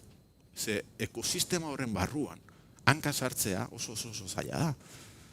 Ze jokatzen dugu Netflixekin, jokatzen duzu Instagramekin, jokatzen duzu Googleekin, hori guztiekin, ez? Orduan, hor ze gaesti da nola jokatu behar dugun hor eta nola pentsatu behar dugun ondo horreako zer estrategia. Eta badakit jende asko ari da hortan lanean, jende asko ari gara edo ari da hortan pentsatzen, eta bideo honetik goaz, gauza batzutan nik uste oso ondo asmatu dugula, eta Wikipedia, eta edukia, eta hor badago kontzientzia bat, eta software libre, eta asko egin dugu, eta eutsi egin diogu pixkat euskarazko ibilbide honetan ere horri, baina jarri nuen pixkat arreta, asko daukagu egiteko. Eta hor asmatu beharko dugu, ze asko ari gara jokatzen. Eta egunean behin asko beharko ditugu, hor ere gure tokitxoa egiteko. Eta, ja. Eskerrik asko. Ordu erdi, klabau. Eskerrik asko, Josu, asko ikasi dugu eta gauza asko kingoiaz, ezta? Buruari buelta batzuk emoteko. Ez dakit amendik galderarik dagoen, ero eki txatian zozer sartu dan. Mendik galderarik zoze komentatzeko. Eke digeri, datu asko eman dituzu, Osa, datu ero behintzat gako. Ez da egite, eguna hemen esplikatzen hasi nintzen, ez da zentzuri, eguna hemen esplikatzen hasi. Hori, seguruenik, hemen foro honetan ezagutzen. Zeozar? Gero txu igual, etorreko dia galderak, ero... bai. Imikoa datuzu horrekin? Nire kamaratik ere entzuteko. Bate komentatzen dau, nik ez daki noraino konsiente diren honen garrantzia Eusko Jaurlaritzan. Adibidez, hor baitaude baliabide publikoak guztion patrikatik ateratzen direnak. Hortxe berango eta ez da galdera baina. Jaurlaritzan esateko lehen aipatu Gipuzkoako Foru Aldundiaren laguntza eduki zuen hasieratik, baina Jaurlaritzarekin ere egunean behin barruan egin ditu laguntzak eta eduki ditu laguntzak babesle berezia eta lehen aipatu dituan euskararen konturtako kanpainak eta adibidez datu iturriak aipatu ditu, nea inez erantzuten ez diren partez, baina aipatu dituan datu iturrietako batzuk eta Wikipedian eta egiten ari denan lana azkenengo urteetan eta nik uste azpimarratzeko modukoa dela, eta hor hizkuntzaren ikuspegitik uste eta zierto handi badala eta jarraitu behar dela hor lanean. Ze momentuko emaitzetan baino importantzia handiagoa dauka eperta ikuzena. Zuk erantzun besti. Ez, bueno, badago, batzorde bat sortuta gai horren inguruan, aholkuak eta aholku sorta bat egiten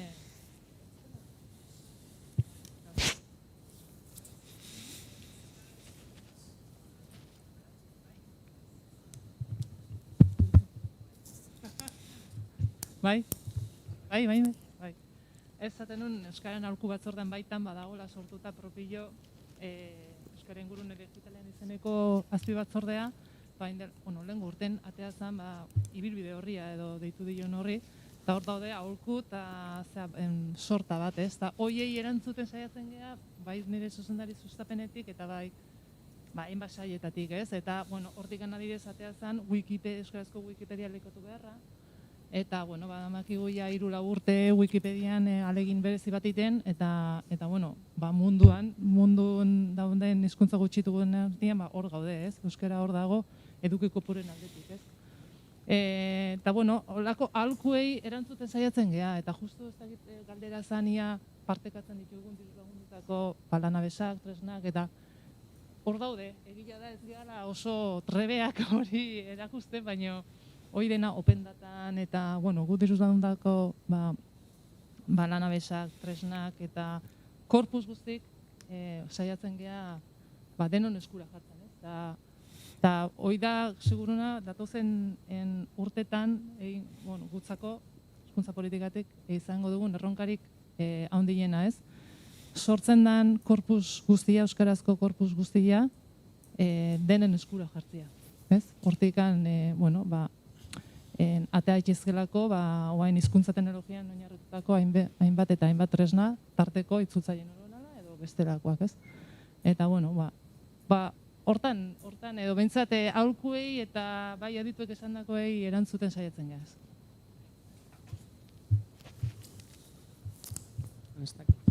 Bai, entzuten da, ez? Bai. Honetan lagako dugu gehixen bat, eskerrek asko, ez di erantzute daitik eta zure bai, eta ez dakitz galdera egin eroira dokizun egin duan horri ere bai. Aurrera jarraitzuko dugu, Josu agurtuko dugu.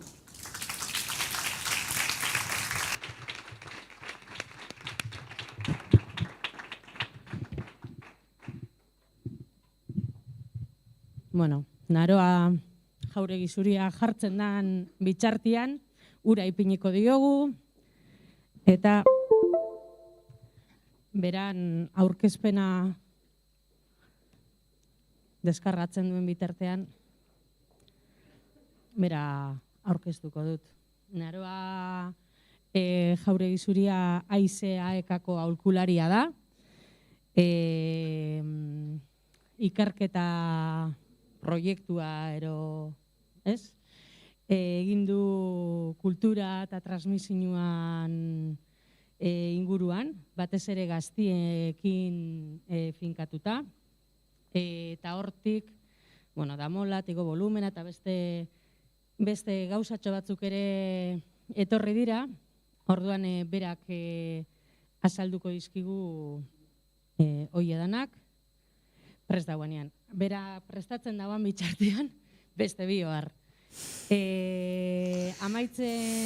Bere aurkezpen amaitzen duenean, argazki batetarako dugu Armeria eskolako eskilaretan, beste hori, igual mobilagunero streaming bidez dauzkagu, baina behintzat gerturatu garanon argazkisa, taldeko argazkisa taratuko dugu. Eta ostian, bertan aldamenean, dagoen taberna bateko terrazan hartuko dugu kafia. Horraitzik galdetu detzuen ere lankidiek zehartzian aizen duen pizkat askartzeko. Bai, amaitzen dugunean, urtengo gara, sarrera nigo dituzuen eskilara horietan gelitzuko gara eta argazkisatarako dugu. Bale? Naroakin lagatzen zaitzuet, eskerrik asko Naroa. Egunon guztioi eta eskerrik asko Txakito elkartekoei aukera hau eskaintzearren eta gaur euskara kultura transmisioa ertzetatik ego volumena proiektua eta egitasmoa aurkeztuko dizuet.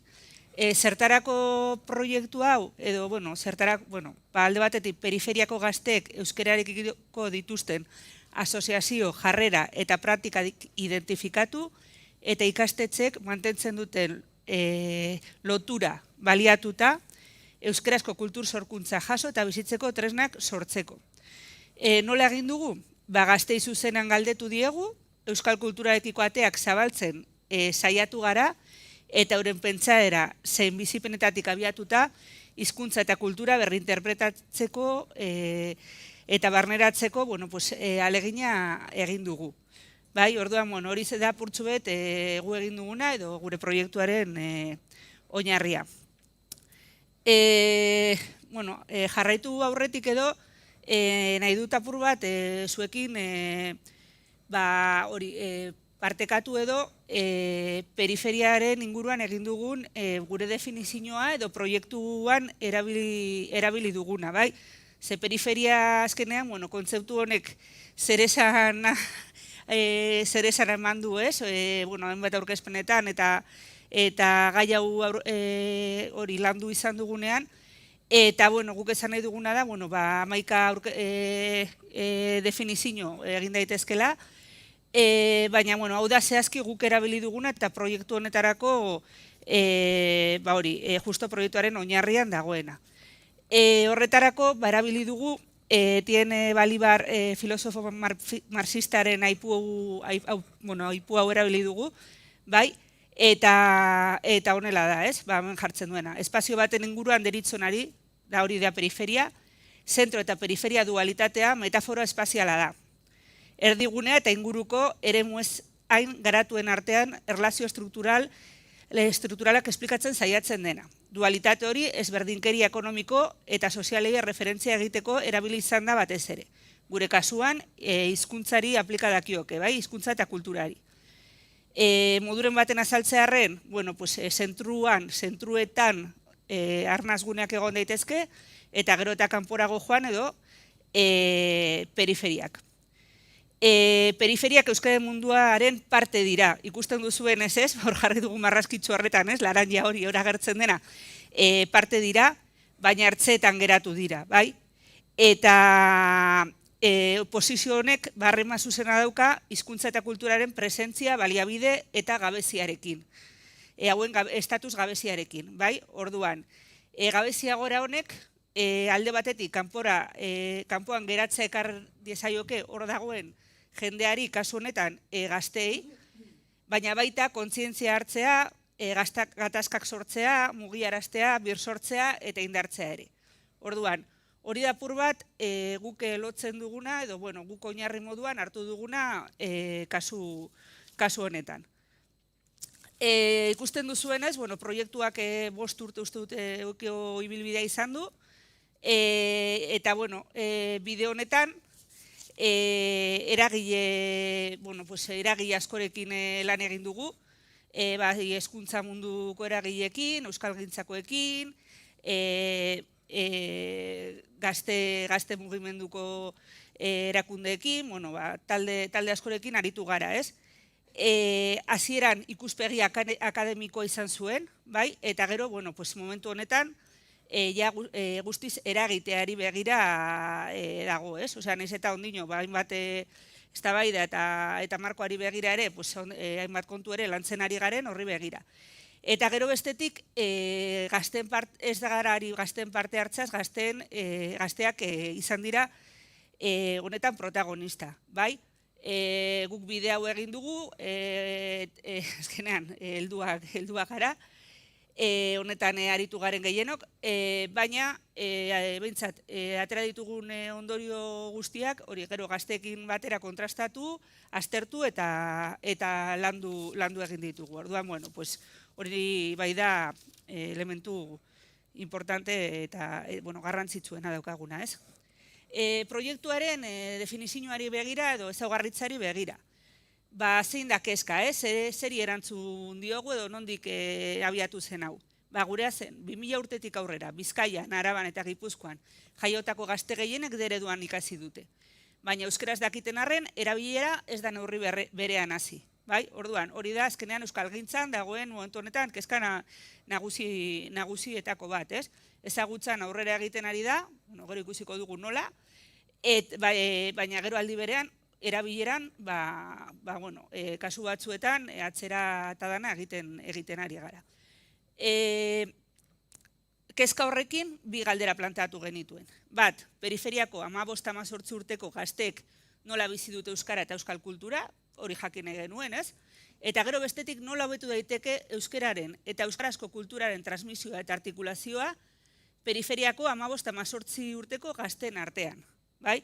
Orduan, ekingo diodana da, lehenengo galdera edo pizkat hortik atera ditugun ondoriak azaltzen saiatuko naiz, eta gero bigarrena era pasako naiz. Laun hau egiteko, egin duguna izan da batez ere, pilotajeetan oinarritu gara, Bilbo handian egin dugu, eta momentu honetan gazteak euskalduntzeko dagoen tresna edo gune nagusietan egin dugu, non ikastetxetan. Batxillergoko, DBH lau eta batxillergoko gazteekin aritu gara, eta sorte hori izan dugu, bazkenean hori oso ikasgela batean, oso ikuspegi anitzeko eta bizipen anitzeko gazteak elkartzen direlako. Eta, esan behar dena da, gazte hauek, berez borondatez parte hartu izan dutela, baina, hori, ez dela izan, berez euskaltzaleak diren, bereziki euskaltzaleak diren gazteekin ez dugu egin lan, egin du gazte, ikasgelekin, orokorrean, ez? Orduan, hemetik atera diren kontuak, nik uste dut neko interesgarriak direla. Lehenengo eta behin, ez? Gazteak, gaur egungo gazteak, zelako egin dugulako radiografia bat, ez? Ze, ikusten duguna da, gazte hauek dira 2000 urtetik aurrera jaiotakoak, bai, batez ere. Jaiotakoak holan da. 2012 edo kalkulatu nerabezaroan sartzen hasi zirenak, eta horrek dakarrenarekin, bereziki, Euskal Herrian urte horietan gertatu ziren gauzak kontuan hartzen baditugu. Horretarako, gazten irudi hori egiteko gako batzu, zehatz batzu identifikatu ditugu, ez? Hauek goiti bera baldintzatuko dituena gazte hauen ikuskera. Bai euskararena, bai kulturarena, eta bai munduarena. Ikuskera horrek ez dauka, zerikutzi gutxi dauka, aurreko belaunaldietako okun perspektibarekin. Momentu baten, gaina gauza batzu dira, ez da egingo euskararekiko jarrera, edo kultura zelan bizi duten, baina pentsa daiteke espazio fisikoaren kontzepzioare ezberdina da laurengan. Bai, gure beste belaunaldi batzuena, nik 53 urte dauzkat, orduan, duela 20 urte gaztean nintzenean niretzako zer zen urrun eta zer zen hurbil, eta momentuetan eurentzako zer den, ez dauka zer ikusirik. Bai, ari gara distantzia bezalako gauza fisiko batez, baina azkenean beste modu baten ikusten dena. Zeintzu dira gakoak, ez? Hemen aipatzen direnak. Azken Euskal Herrian eta munduan aldaketa handiak egon dira, aldaketa politikoak, teknologikoak, komentatu den bezala ere internet, sareak eta kontu guzti honekin, eta orduan munduaren ikuskeran ere aldaketa oso handia eman da. Gero bestetik ikusten duguna da, gazte hauek pisu erlatiboa jeitsi egin dela jendartean, ez? Talde txikia dira. Talde txikia dira alde batetik jendartean, bai, eta Euskal Herrian demografikoki talde txikia dira, baina gero merkatuan oso garrantzitsua dira. Eta oso pisu handia daukate, ez? Merkatu ikuspegi horretatik. Zer gertatzen da? Lehen adibidez, eta aurreko belaunaldiak, justo oso belaunaldi jendetsua gara, segun eta, ez dakit, aurrerantza atzerantza egin ala, eta gainera, frankismo osteko belaunaldia daude, euskararen eta kulturaren bizi berritzean oso aktiboki parte hartu duten belaunaldia gara, eta dira, eta horrek suposatzen duenarekin, ez? Azkenean, hor dagoen elefante hori ere gainditzea ere oso zaila dela askotan, ez? Eta, bueno, pues hauek txikitzen dira.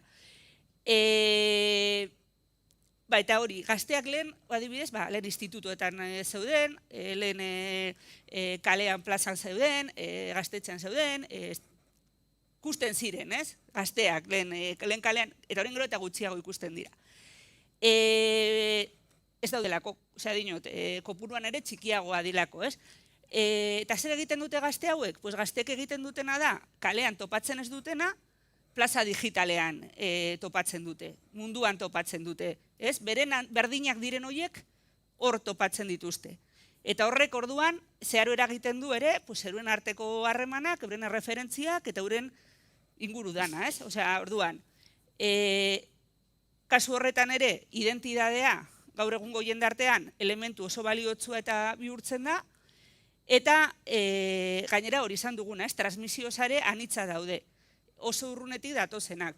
Momentu honetan, gazte baten zaletasunaren arabera, eta zaletasuna eta, tortzen zaizkion estimuluen arabera, gehiago jakin dezake. Ez daki Japongo, ez daki ze kultur mugimenduaren inguruan, edo musika talde ezagutu, edo sinema, delakoa, hemen alboan daukan kontu bat baino, edo musika taldea baino, edo idazlea baino, bertsolaria baino, edo, bai, orduan. Hori dapur bat euren ezaugarria. Gero bestetik, gazte hauek ikastetxean euskalduntzen dira.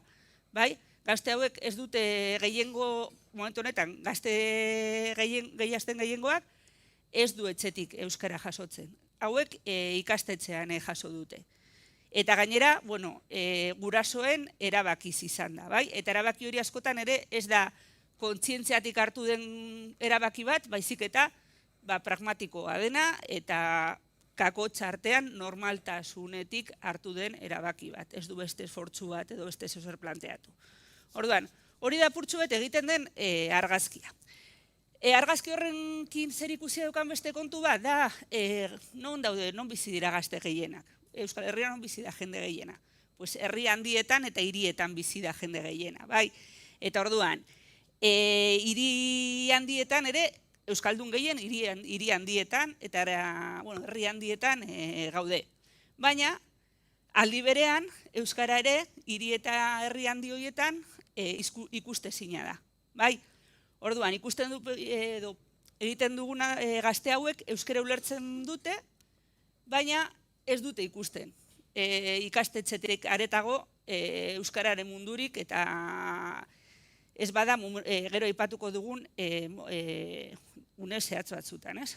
Eta gainera esaten duguna da, ez dute ikusten, eta gainera heltzen zaiena pizkat arrotza iruditzen zaie, ez? Ez zaie iruditzen, hemen artifiziala arrotza ikastetxetik datorren hau, baina ez da nire egunerokoan eren kontu bat. Hau izan daiteke aintzineko kontu bat, igual batzu haitit eta mumarekin lotzen dute, beste batzu aurrekoan ez dakitzen non ikastetxetan, ni behin Donostin egon nintzen, eta entzun nuen euskaraz hitz egiten zala, ez? Baina urentzako bestela arraroa da, ez? Eta horren baina dudana da azpimarratu kontu bat, ez? Periferiaz hitz egiten dugunean, distantziak zerikusia izan dezake, periferiak definitzean. Baina, distantzia fisikoa baino askoz gehiago da. Eta horra adibidez, Gorka Urbizuk Pamplona eta Iruñaren artean bereizten du batzutan, segun esaten du. Segun nondik doan, kale batetik doa eta jendeak begiratu egiten du, ezaguna da. Baina, hortik metro gutxitara beste kale batean, guztiz anonimoa. Hori zer gertatzen da? Alde batetik, zentruak eta periferiak ez dutela zertan distantzia fisiko handian egon behar, baina, karo, periferian bizi diren horientzako, zentru hori guztiz ikusezina da, eta hor dago pizkat gakoa edo. Definizioarekin jarraituta. Gazte hauek, horren aipatu dugun gazte hauek, hirian bizi diren gazte hauek, gaur egun 2022an, ez? Gazte diren hauek, 18 urteko hauek, ez? Oinarrizko hizkuntza maila bat badaukate, oinarrizkoa. Gero, ja, sartuko gara ikusten zein da nahikotasunekoa, zer beharko litzateke, baina, bueno, euskara ulertzeko gai dira eta oinarrizko komunikazioa izateko, bai, behintzat guk kokatu ditugun gazteak, periferiako gazte horiek, guk egin dugun definizio horretan kokatutako gazteak. Gazte hauek gainera, badaukate euskararekiko lotura, eurekin jaso dugunaren arabera, ez? Lotura emozionala daukate, hizkuntzarekiko lotura emozionala daukate, eurentzako euskara eurena da, eurentzako kakotxartean garrantzitsua ere bada, eta baina zer gertatzen da, noiz egin dute gazte hauek lotura hori? Horren emozionala, gaina oso emozionala den lotura hori. Egin dute haurtzaroan, bai? Eta haurtzaroan zergatik egin dute? Berez, haurtzaroan oraindik, igual ez da nahikoa, baina transmisioa garrantzitsua da. Gizarte, jendarte erronka bezala hartzen da, oraindik. Importantea da, umeari euskeraz egin, umeak euskeraz bizitzea umeari izaten zaio, argitxo, bestea. Garrantzitsua da, euskarazko produzioa kanalak daude, euskarazko kultur produzioa eta zabaltzeko. Udaletxetan programatzen da umei begirako euskarazko kultura. Kontu importante bada. Eta gazte hauek, ume hauek badaukate euren bizipenetan eta euren identidadean barneratuta daukate. Euskara beste mila izan ditzakete, eta lehen esan duguna, bueno, zelatzen bat referentzia heltzen zaie edo Netflixetik, Disney Channel, ez dakiz zer, bestea heltzen zaie pilo bat. Bale, horrek badauka, baina euskarak ere badauka. Esan nahia eta badauka garrantzia. Olentzero dauka, Maridomingi dauka, Pirritx eta Porrotxe daukate, Nekantek, Goazenek dauka, beren bizitzen esan nahia badaukate. Baina zer gertatzen da, nagusitu ala eta helduen munduan sartu ala, bai, kanal horiek desagertzen direla. Eta azkenean, bi geratzen zaizkie. Gu egon garen gazte hauekin, pentsa, Getxoko Aizerrote ikastetxeko batxillergoko gazteak, Barakaldoko Minas ikastetxekoak, Portugaleteko Baiontikoak, hauek bi lotura dauzkate batez ere euskararekiko momentu honetan. Bat, ikastetxea bera, hezkuntza formala eta batez ere gramatikarekin lotuta, eta bigarrena jaiak, bai? Eta azken urtetan gertatu denarekin. Jaiak desagertu egin direla, bai? Orduan, gazte hauei, euren alde batetik, modu antolatu baten transmisioa ikastetxetik egin zaie, baina jaietan eurek hurbildu dira. Romerietara, kontzertuetara, kuadrien frogetara, bai? Hori da kuriosoa, guzti zerdalduna den ingurune batean, erderaz bizi dira, euren referenteak normalean, gazteleraz dira, euskera astuna egiten zaiez ikastetxarekin lotzen dute, baina jaietan batean aldaketa bat egiten da, eta kuadrien frogak euskeraz egiten dira, klak. Bueno, hori da dagoena, ez? Hori da dagoera. Eta gero bestetik, egon daitezke bai, gazte antolakundeak, egon daitezke bestelako interes batzu, baina nagusia direnak eta horiek dira. Egoera hori izan da, ikusten duguna da gazteak ertzean geratzen doa zela, bai? Alde batetik esan dugu ez doaz kanpora, euskara eurena da, euskara garrantzitsua da, baina kanpoan geratzen dira. Gero eta periferia arantzago doaz, bai? Zergatik? Bat, komunikatzeko gaitasuna pala daukatelako. Ez dira euskaraz adiraztea kostatzen zaie, bai? Eta hori hala da, eta dinot, eta hezkuntza munduan kezka hori gero eta zabalduago dago, ez? Kultur edukiak igortzeko zareak aula dira. Ez dute euskarazko hizkuntza eta kultur paisaia ezagutzen. Euren inguruan ez dago. Ez dute, ez bada zuzenean norbaitek eramaten diela, ez bada zuzenean korrika pasatzen dela, ez bada zuzenean jai bat, ez bada zuzenean euskara bultzatzeko kontu baten, ez dago. Euskara desagertuta dago. Euskara gutxiagotuta dago, eta hori da lehengo oinarria, ez? Osea, dinot, egoera normalizatu baten ongo bagina, batzu interesatuko litzaieke euskal kultura, beste ez dakiz zer, baina gutxiagotuta egonda, oso zaila da ohikotasunean euskarazko bizipenak izatea, ez? Gero, bestetik, euskaraz bizimunduei buruzko euskararen mundutik, bai, eta euskarazko bizimunduei buruzko diskurtso eta iruditeriak ez daude egokituta gaur egungo bizimundu eta pentsamoldetara. Bai? Bai. Hitz egiten denean, euskarari buruz, bai, gazte hauei heltzen zaizkien referentziak alde batetik, erdal mundutik heltzen dena, eta, bueno, igual bilatu beharko dut beste ja pizkate modaz edo kanpo geratzen ari naiz honekin, baina, bueno, 8 apellidos baskos adibidez, ez? Bueno, aspaldikoa kontua da, baina, bueno, badakizue, olako ideiak, olako diskurtsoak etengabe zabaltzen dira, hainbat Euskal Herriko komunikabidetatik ere, ez? Olako txisteak, olako karikaturizatzen dute, ez? Euskararen mundua eta redikulizatzen dute, ez? Orduan, gaztei hori ailegatzen zaie. Gaztei esan ariketa bat egiten dugu, ez? Eta esaten diguna da, margostu zuretzako euskara zer den, izango balitz serie bateko pertsonaia, zelako izango litzatek, ez? Eta, bueno, margosten dutena da, olentzero, ez? Osea, gizon, nagusi bat, mendian bizi dena, ikasketarik ez daukana, bete haserre dagoena, bueno, majoa dena, baina, bueno, ez? Orduan, hori da horrekin lotzen dute. Eta bestetik ere, eta ja, bueno, hemen euskalgintzako jende asko ere bagaudenez, euskalgintzatik ere askotan zabaltzen diren diskurtsoak ere ez daude egokituta gaur egungo munduari eta gaur egungo ikuspegian nahiko kanpo geratzen dira, ez? Eta askotan konbentzituta dagoen jendearen gana jotzen da, bai? Eta igual beharrezkoa da hori bebai, ez? Osea, dinot, eta hori bultzatzea, dakitenak eta motibatuta daudenak animatzea erabiltzera, baina besteentzat zer, ez? Orduan, eurentzako nahiko arrotza da. Eta gero bestetik, bukatzeko, igual ikuspegi esentzialista batetik ere askotan botatzen da diskurtsoak eta zalantzatan jartzen da gazte hauen benetako euskalduntasuna edo, ezta? Benetako euren zilegitasunare zalantzatan jartzen dela eurek holan ikusten dute, edo eurek holan jakinarazi digute, ez? Benetako euskaldunak eta bueno, fartza diren euskaldunak, horien artean zer dagoen, ez? Orduan, horrek zer sortzen du?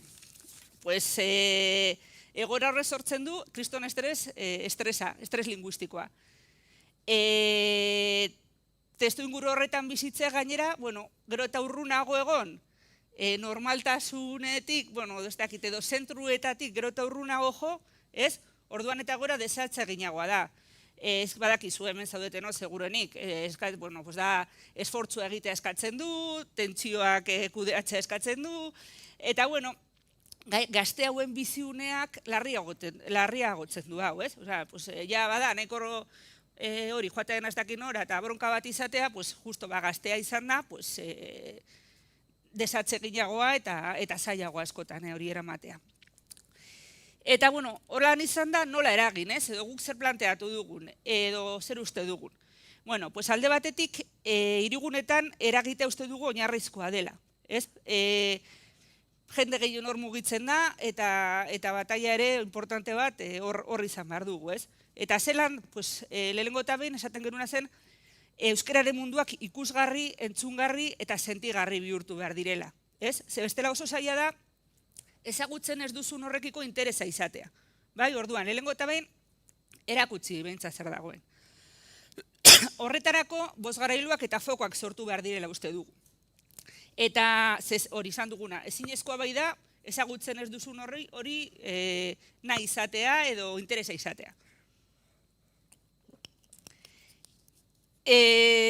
Periferian egonda, behintzat, zeo zer ezagutzen duzunean, edo gabezia hori ikusten duzunean, behitu, zer da hau, bi jarrera egon daitezke, ez? Alde batetik, hasieran esan dugun bezala, egonean egon eta gero eta kanporago geratu, gero eta bajuago entzuten da, eta hor geratzen da, bueno, ez dute, ez zait interesatzen. ala gabezia ikusi, motibatu, gehiago ezagutzeko gogoa piztu eta implikazio handitzea.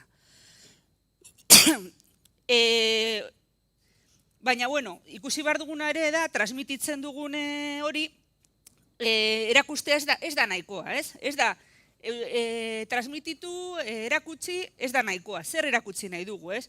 Eta zer igo nahi dugu volumena, bai? Zertan jarri nahi dugu fokua, ez? Ba, askotan euskera bere mundua salbatu beharreko altxor moduan hartzen da. Altxor mustirotsua eta gaine gazte izaten zaie. Ez ikutu hau, ez liatu hau, ez hau da. Daukasuna, hau da zaindu behar duzuna, eta hau da dagoena, ez? Eta hori eurentzako karga bat da. Eta haurek askotan hartzen dutena da, pues hori. Edo karga bat, edo bestela, noizean behin, olentzero egunean, Santo Tomasetan, Durangoko azokara doa zenean, eta euskararen egunean, pues hori garbitu behar den kutsa polita hau, ez?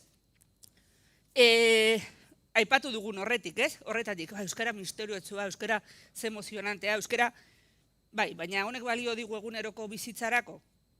Honek balio digu, pues guk printzipioz planteatzen duguna da, hauekin, eta bueno, gaztei begira, orokorrean normaltasuna dela indartu behar dugun ideia, ez? Eta euskara izan behar dela normala, baliagarria, eta dozein hizkuntzak balio duenerako erabili behar dela, ez? Zertarako? Pues unkitzeko, hausnartzeko, sentitzeko, asmatzeko, harremanak egiteko, ondo sentiarazteko.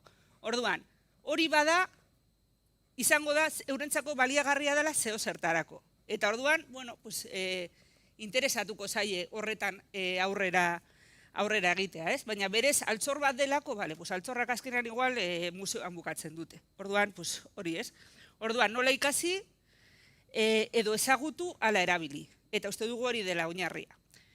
Hemen, orain, karo, ez dugu tramparik egin nahi, bai, ze, karo, hau guztiaren pisua, hezkuntza munduan jartzea, pues ez dakit, ez da zilegia, eta hemen ardura soziala dago, osea, eta politikoa, kulturala, bueno, herri erronka izan behar du, eta erabakia izan behar du honekin aurrera egitea. Baina guk ikusten duguna da, bai, gauzak, holan izan da ere, momentu honetan ikastetxek egiten duten papera oinarrizkoa dela. Gazteak bertan daude, gazteek euskera bertan ezagutzen dute, familia askorentzat euskararekiko dagoen lotura bakarrenetarikoa. Orduan gakoa da, behintzat, egiten den hori, nola egiten den alik eta gehien eraginkortzea eta alik eta hoberen egitea. Ze bestela horrek markatuko du bebai aurrera begira hizkuntzarekin izango duten harremana. Orduan, gauzako lan izan da, ja igual, gu joan garena da eta bueno, saiatu garena da tresna bat sortzen. Ekarpen zume bat egin dugu, osea, dinote, aekatik egin duguna da, aekatik sortu dugu ikasunitate bat ikastolen elkartearekin batera. Ikasunitate hori da pilotaje baten ondorioa, eta aurrera doa. Eta gure asmoa da, hori ere, hobetzen joatea, hori ere indartzen joatea. Eta segurenik, ez dakit, bueno, bialiko dizuegu lotura, hori jaso nahi duzuen ontzat, baina hori ikusiko duzuena paperean. Eta momentu honetan egiten ari garenak, bueno, igual, zer ikusia dauka oinarrian, baina, bueno, etengabe moldatzen eta aldatzen ari garen zeo zer da, gazteekin hitz egin da eta gazteekin landuta batetik bestera. Orduan, tresna hori da euskararen mundua transmititu eta zabaltzen duten kanalentzat. Bai, izan daiteke ikastetxea, izan daiteke euskaltegia, izan daiteke gazte elkarte bat, izan daiteke aisialdi elkarte bat, izan daiteke horri begira egin dugu tresna. Esan duguna, oinarria nola ikasi eta ikusi ala erabili, helburua da euskara, ez da euskara bultzatzea, bai? Helburua ez da euskara, baizik eta euskarazko kultur sorkuntza zabaltzea eta hoiek bizitzeko aukerak sortzea eta ekintza da zentruan jartzen duguna, ezta? Horrekin lotuta, gazteek, lehen esan dugu ezberdina diren gazte hauek bintzat aurreko belaunaldiekin konparatuta, zelako kultur kontsumoa egiten duten, nola barneratzen duten hau, gaztek bilatu egiten dute, jaso egiten dute, sentitu, jabetu, zentzua ematen diote. Gero erregistratu egiten dute, sare sozialetan, euren azalean idazten dute batzutan, barneratzen dute, bersionatzen dute, eta gero astu egiten zaie eta beste gauza batea pasatzen dira, bai? Orduan, gauzak oso arindoaz, prozesu urrats batzu ematen dituzte, eta horiek kontuan hartu beharrekoa dira, edo zer gauza planteatzeko orduan. Bukatzen noa. Orduan, guk ematen diogu, pizkatxo bat, buelta pirritz eta porrotzen pentsatu sentitu, etkineri, gu planteatzen duguna da, lehenengo eta behin, ekintza jartzen dugu erdigunean. Aukera eman, hori ezagutzeko, hori bizitzeko, eta orduan joango gara sentitzen, eta orduan joango gara gogoa pizten, eta orduan joango gara hori barneratzen, orduan, bueno, hemen ikusten duzuen urratxorik egiten ditugu, eta nola ekin, hori, basaten duguna da, gaztein motxila arindu behar zaiela eta ez epaitu, bai, haiek egin behar dute euren bidea, beste batzuok egin genuen bezala gurea, ikuspegi funtzionala eman behar zaie, bai, euskara normala da, unibertsala da, eta baliagarria da, bai, eta beste hizkuntza batzuekin batera, beste kultura batzuekin batera biziko dutena, baina bereziki eurei zer eskaini aldien euskerak, orain eta gaur izan behar du, baliagarritasun hori eta kontzientzia beba importantea da lantzea, eta hori, baina bueno, hori joango gara egiten, ez da antzerkia, ez da performantzia zuzena bizitzeragoaz, eta hori da importantea. Askotan, eta euskeraren ez dakiz zer, eta dana egiten dira ere, oso ondo dago, ekintzak olako antzespenak egitea, baina ez da antzespena bakarrik. Bizi behar dute, eurei entzun behar zaie, errespetu zaritu behar da eurekin eta itakeriak eta infantilizazioak baztertu, bai, eta positibioki indartu behar da, eta koherentziaz jokatu, kultur transmisio horea bazara, zu ere sinistu zazu, eta horren arabera jokatu, ze bestela, gazteak ez dira tontoak, eta erronkak, alde batetik, orain arte egin dugun bide hau, zuekin eta aldik eta leku gehienetan aurkeztu, eta gu ere borobiltzen joan, ere joan gara purtsu betet hori ere lantzen, gazteekin bide berriak irekitzea, hau da orain arte ikastetxeetan egon gara, eta bai Gaiartan, Meatzaldean, Enkarterritan, eta Ezkerraldean uste dut, gazte ja, hortik ikastetxetik kanpo gaztetxekin elkartu gara, bide hori egiten jarraitu nahi dugu, eta irakaslekin ere, zeo zer egiteko, eta kultur eragilekin ere asmoa daukagu, orduan hori da. Hemen gazteek egindako, eurek hainbat balorazio eta bota dituztenak, eta beste barik, eskerrik asko aukera bumateagatik. Eskerrik asko naroa, azkarrazkarkun gara, super interesgarrixa, eta zenbat gauza ditugun berraztertzeko, berrausnartzeko, eta berriro gauza asko ez da kolokan ipintzeko. Galderarik, zuzer komentatzeko, badakazue?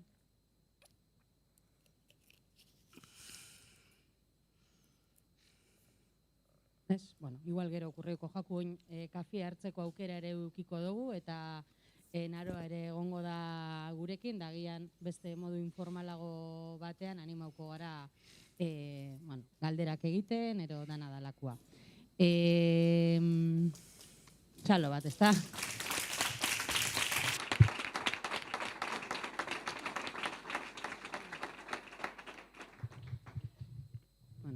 Eskerrik asko naroa. Hemen irten da... bai, galdera bat. Oin mikroak enduta dakala. Bai. Bate galdetzen dau. Zuen lanak zer harrera izan du eragile ezberdinen artean? Entzuten da, ez da? Harrera oso ona. Kontua da, karo, askotan ere jendeari dala, igual espero du, ez dakizelako ekintzak ematea, proposamen zehatzak egiteari begira, eta gu bebai, ari gara proposamen batzu egiten, baina ikasunitate batek ez du konponduko momentu honetan daukagun arazo handia hau, ez? Orduan, bueno, pues, harrera oso ona, hori. Eta ikusten kriston gogoa dagoela, beharra dagoela, eta bueno, hori.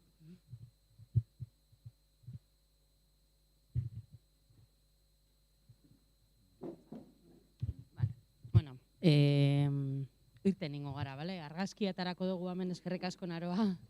Argazkia atarako dugu hemen eskilaretan, txamarria ero, abrigua ero, nahi dozuen hartu, kafia aldamenean dagoen taberna baten da, baina terrazan da, kanpuan da, orduan, txamarria ero hartu, bai?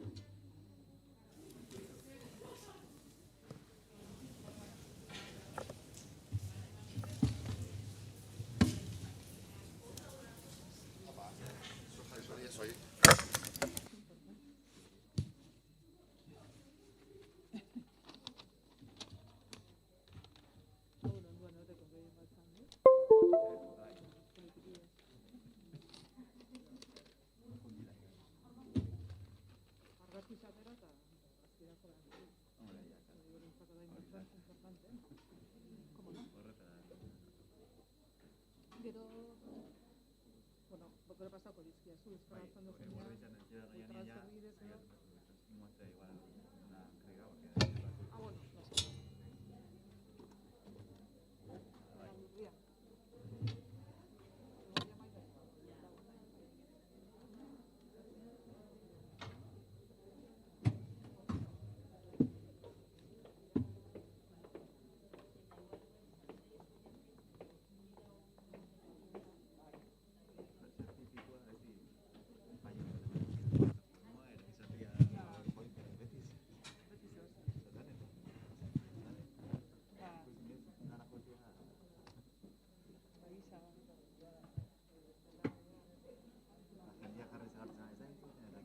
eta gainera beti hasi, bizarrita hasi dira. Osa, porque gizakoa matuzka gure nerea egon da, apurauta modu.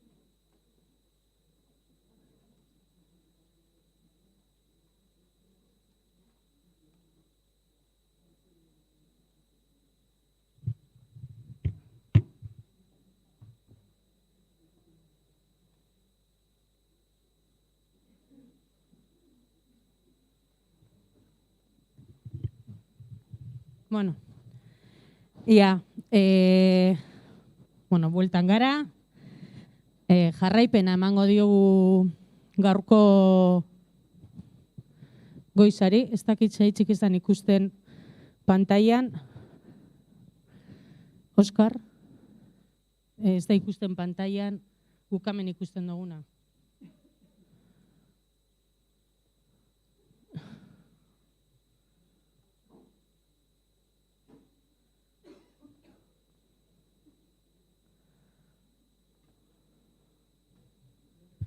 Bueno, Bueno, edo nola ere, hasi egingo gara.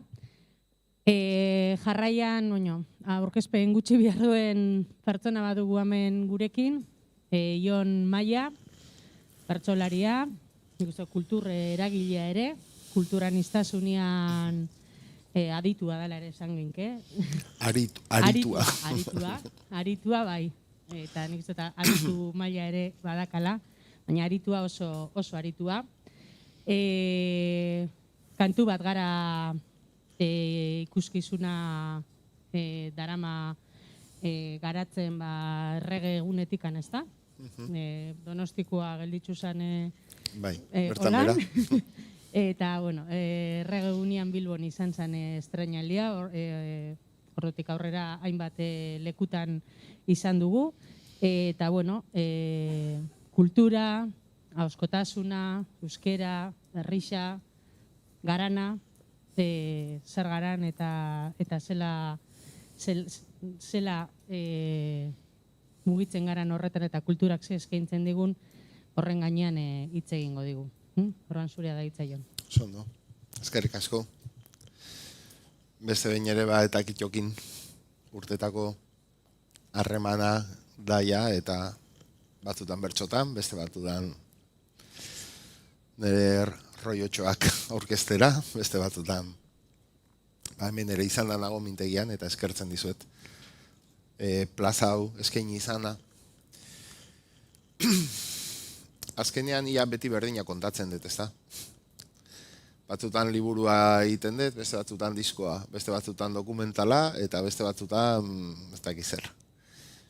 Baina beti berdinaren bueltan nabilela uste dut.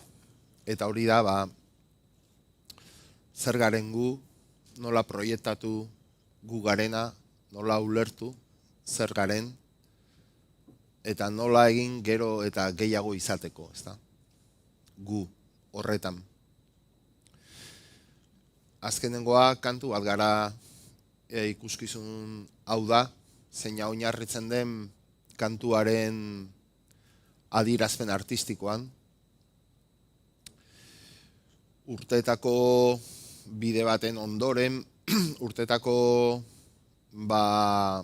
hausnarketa intimoen gero partekatzen ditut, nire erara, baina nire barne prozesuaren ondoren iritsi naiz momentuz behintzat autodefinizio hortara, kantu bat garela esatera.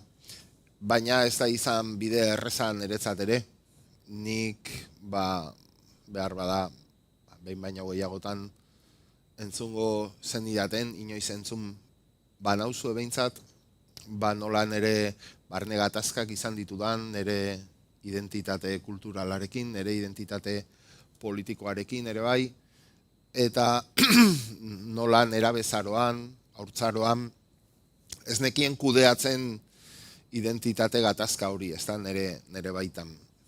Ez nekien nola ulertu nire izaera, nire familiaren izaera, nire familiaren jatorrizko kultura espainiarra, identitate espainiarra, euskal identitatea, gatazka politiko baten markoan, ia erabat txuri beltz binomioan edo banaketan gertatzen zen gatazka horretan, erdibiderik eta matizerik etzegoen giro batean, umetatik kulturalki bananduak, ikastolako umeak, eskola nazionalekoak, monjetakoak eta mercedariotakoak, elkarri harriak botatzen, mantxurriano, koreano, maketo, gauza horiek, eta tradizio politiko luze baten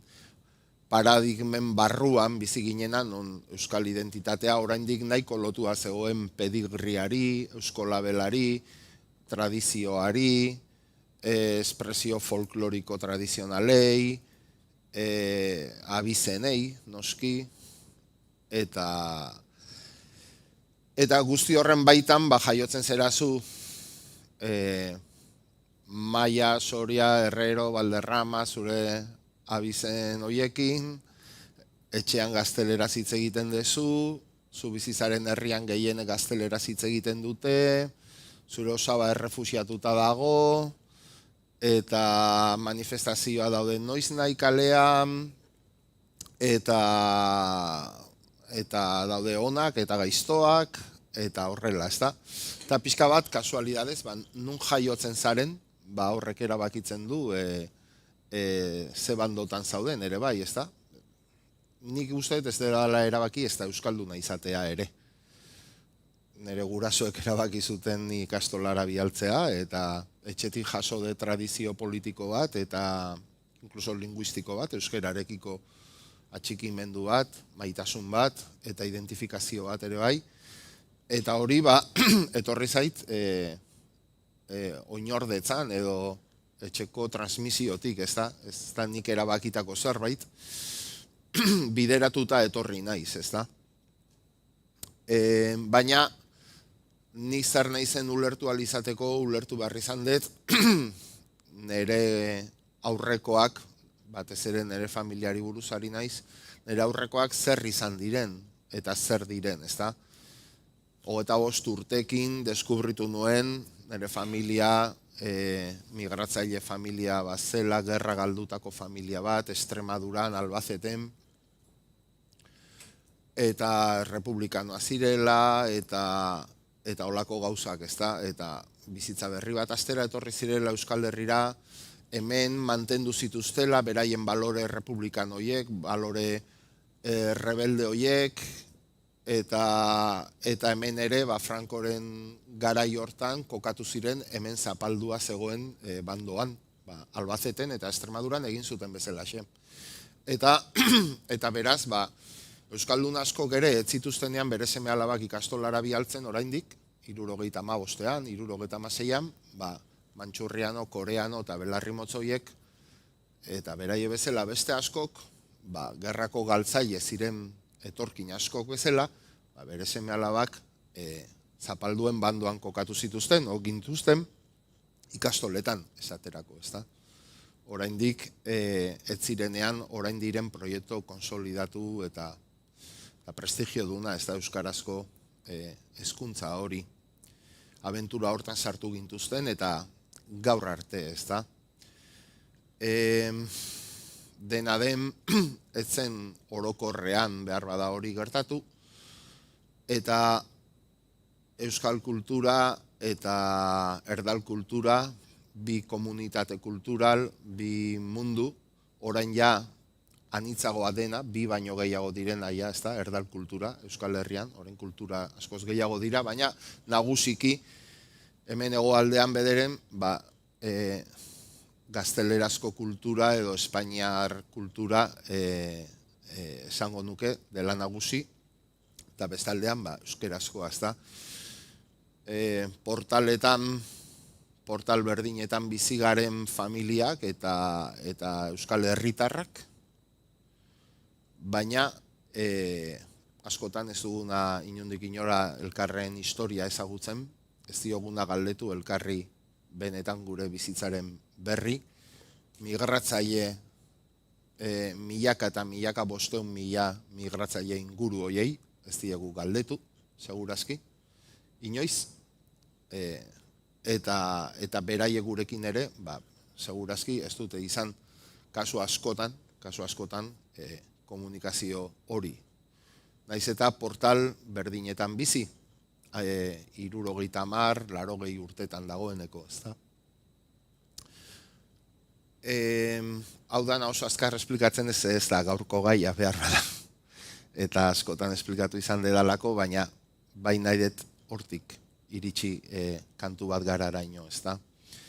Bueno, hortik natorni eta nire familiaz, nire abizenetaz lotxatzetik pasan nintzen arrotzera eta aldarrikatzera. Eta nire posizioa erabiltzera euskal identitate inklusibo baten alde, ez da. Nire posizioa esan nahi dut, etorkin espainiarren seme eta bertsolari izatea. Lehenengo bertsolari etorkin espainiarren semea. eta nire referentzialtasun mailatxoa era neurri batean edo bestean lortu ahal izan dedana, nire ibilbidearen ondorioz, erabiltzea euskal identitatearen bizi berritze, azal berritze, eta baita ere bizi iraupenaren batez ere, zen niretzat bizi irauteko azal berritu egin behar du, eta era berritu egin behar du, etengabe, eta eguneratu egin behar du, etengabe, bizi iraupen horren aldeko diskurso bat egiteko, horrela idatzin duen novela Barrio Mundo izenekoa, gero ensaio liburu bat, nire harremana identitatearekin, hizkuntzarekin eta bertsolaritzarekin nola izan den berria jaio ginen izeneko ensaio liburua, eta humorez, eta ez naiz akademikoa, ez naiz hizkuntzalaria, ez naiz soziologoa, bertsolaria naiz batez ere, eta orain kantu bat gara, ezta? Tartean egin ditu dokumental batzuk, bidaia intimoak, aekarentzat, korrika batean egin nuen, egin dut Gutizura, Euskal Herria eta Basoa, Natura, gazta zati bat egin nuen, erabakitze eskubideari buruz, eta Apaizako Beto, Euskal Itsas identitateari buruz, eta denetan nik uste dut azkenean, hasieran esan dudan bezala, helburu berdina dudala, ezta? Zer garen ispilu aurrean geure burua ikustea, eta zer garen ulertu alizatea eta etorkizuna planteatzea, ezta? Zer egin behar dugu bizirik irauteko. Nere esperientzietako bat izan zen Apaizako Beto izeneko espedizio bat egin genuenean Kanadan, arraunean, Euskal Bale arrantzaleak ibiltzen ziren bide hoietatik, gustatzen zait, beti zerbait kontatzea espedizio hortaz, bizitza osoan txuleatuko dudalako horrekin, eta ez dute besterik egin, eta orduan nire ondarek, nire kirol ondarea da, personala. Aldudan guztitan paseatzera ateratzen dira. Ja, desinflatuta nagon arren, garai hartan ondo jarri nintzen, zuek ere iritsiko zeraten ni bezala 36 urte egitera, eta ikusiko dezue. Ze zaila hain. Eta Apaizako Beto espedizioan gertatu zitzaidan gauza bat, portuz portu gindua zela arraunean, rol joko batean bezala, 16. mendeko Euskal Bale txalupa batean replika egin genuen, aritz egurrezkoa, eta 1000 hiltze eskuz eginak. Kanadan aurkitutako txalupa txiki baten munduko, txalupa zarrenaren, Euskal txalupa bat da, aurkitu den munduko zarrena. Zarrenaren replika zientifikoa, hor, arraunean gindua zela, portuz portu, ez nuen apenas lorik egiten. Ze estitazio konstante batean nengon, eta abduzituta bezala egon nintzen 42 egun, 2000 kilometro egin genituen.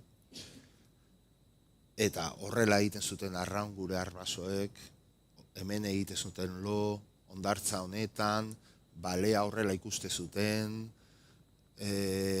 hola jaten zuten, horrela janzten ziren, leku honi izen hau jarri zioten, eta niretza zan, denboraren makina batean sartu banitz bezala, eta hor barruan, ez da, nire aizkora, matxetea, dutxatu gabe 42 egun, bizarra, eguzkitan erreta, kriston muskulatura, flipatzen, ez da. Eta itzuli ginenean, 160 hitzaldi baino gehiago eman nituen urte betean. Eta ez nintzen inoiz kapasa 3 ordutik jaisteko hitzaldia. Beti 3 ordu talaurden hitzaldia, beti. Eta igual aste batean 6 hitzaldi ematen ditun, eta 6etan negarre egiteko zorian egoten nintzen, emozioz. Eta egun batian hitzaldi batetik etxerakan ninduala, argia ikusi dut esan dut. Nola da posible ni hain emozionatua, orain gure alabek esaten duten bezala hain motibatua, ezta?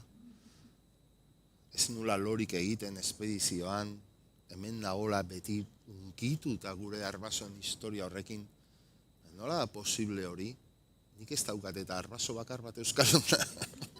Denak estremeñoak eta zamoranoa baldin badira, ezta? Nola da posible hori? Ze gertatzen da hor? Nola esplikatzen dugu hori? Milagro hori, ezta? Hori lortuko bagenu 1.000.000 gazteekin, jazta, ezta? Nola gertatzen da hori? Nik lortu dut identifikazio absoluto bat, unkitzeraino, nere bizitza emateraino, beharko balitz, hizkuntza honekiko eta herri honekiko,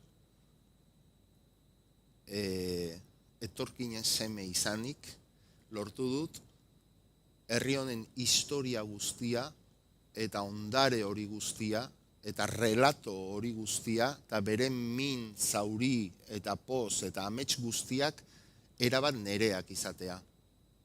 Erabat nereak sentitzea. Eta nik ez daukat, nire familiak ez dauka aintzinatasunik lurrontan, 60 urtetik atzera. Ez daukagu.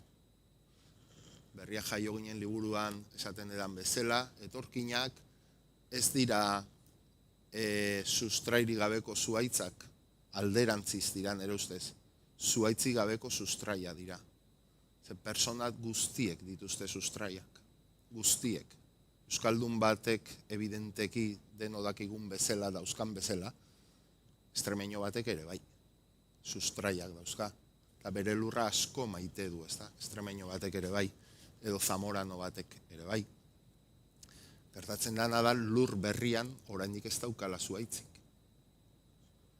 Ez daukagu iraganik hemen, ez daukagu lengusurik, ez daukagu osabik, ez daukagu ohiturarik, ez daukagu kalean ez gera gurutzatzen izeba osabekin, ez daukagu tribu bat, ez dakigu arratsaldeko 5 eguzkia jotzen duen edo ez kale kantoi hortan, ez daukagu ez dakize egunetako tarta egiteko ohitura, ez daukagu ezerrez. Gu gera, etxekoak, 4. Baina sustraiak badauzkagu, ezta?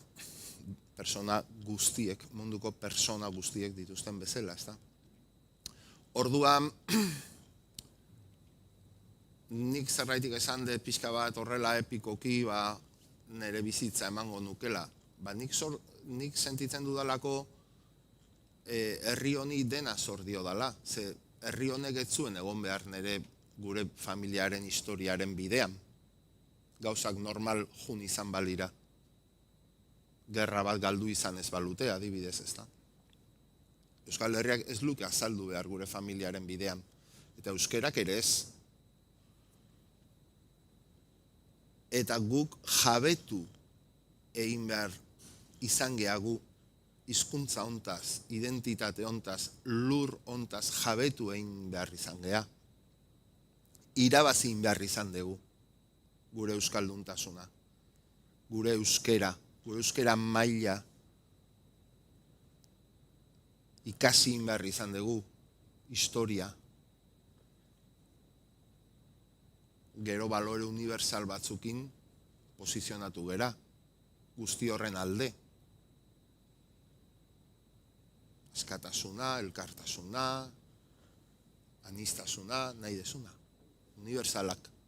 Baina gu jabetu egin behar gera jabetu egin behar izan geha hortaz, eta beraz horre kontzintzi aparteko bat sortu dugugan. Irabazi behar horrengatik, hizkuntza hau, identitate hau eta lur hau, munduan lekutxo bat irabazi behar izan dugu hemen. Hori dena nola kudeatzen dezu, ezta? Nerabe bat zeranean edo ume bat zeranean, marko hortan nola kudeatzen dezu zure identitatea eta hain gizarte anabasa handikoan, hain konbulsoa den gizarte batean, hain bizterala ere bai, nun eriotza, tortura, mina, zauria, arrenkura, gorrotoa ere bai, kasu askotan hain presente dauden, ezta? Ahaztu gabe oso herria laia garela eta oso bizi energia handikoa ere bai, ezta? Nola kudeatzen dezu hori? Bueno, urtea pasa dira eta nire ahaleginak egin ditut, nahiko bakarrik sentitu naiz beti, bide horretan, etorkin Espainiarren seme bezala bertsolari, eta orain dela 21 urte kasik, hasi nintzen diskurso inklusibo honekin, orain inkluso igual gehiegi entzuten da diskurso hau, euskaldunak mindu egiten dira, ez da, esaten dut, kontxo, bai, anistasuna, eta bai, baina, hemen jarraitzen dugu izorratuta, ez da, eta bale, baina danok ez gara berdina, gu hemengoa gera, hemen gure hizkuntza da, ez da, gure jarraitzen duguna izorratuta, ez da, anistasuna dudari gabe ondo dago, baina orain askotan entzuten da diskursoa oso politikoki oso polita delako ere bai,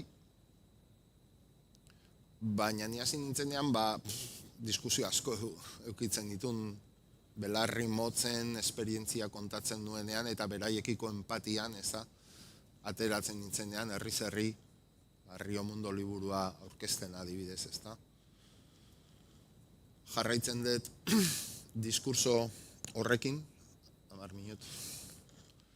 Jarraitzen dut diskurso horrekin eta iritsi naiz kantu bat gara kontzepturaino. Eta nola ezin naizen gehiago luzatu. Zeia 180 neurtzen dut. Barkatu, txiste txarra. Nola ezin naizen gehiago luzatu kantu bat gara. Iritsi naiz kantu bat gara, eta zer da kantu bat gara niretzat? Bueno,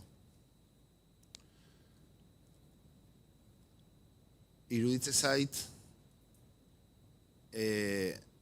gure artean, hizkuntza politika,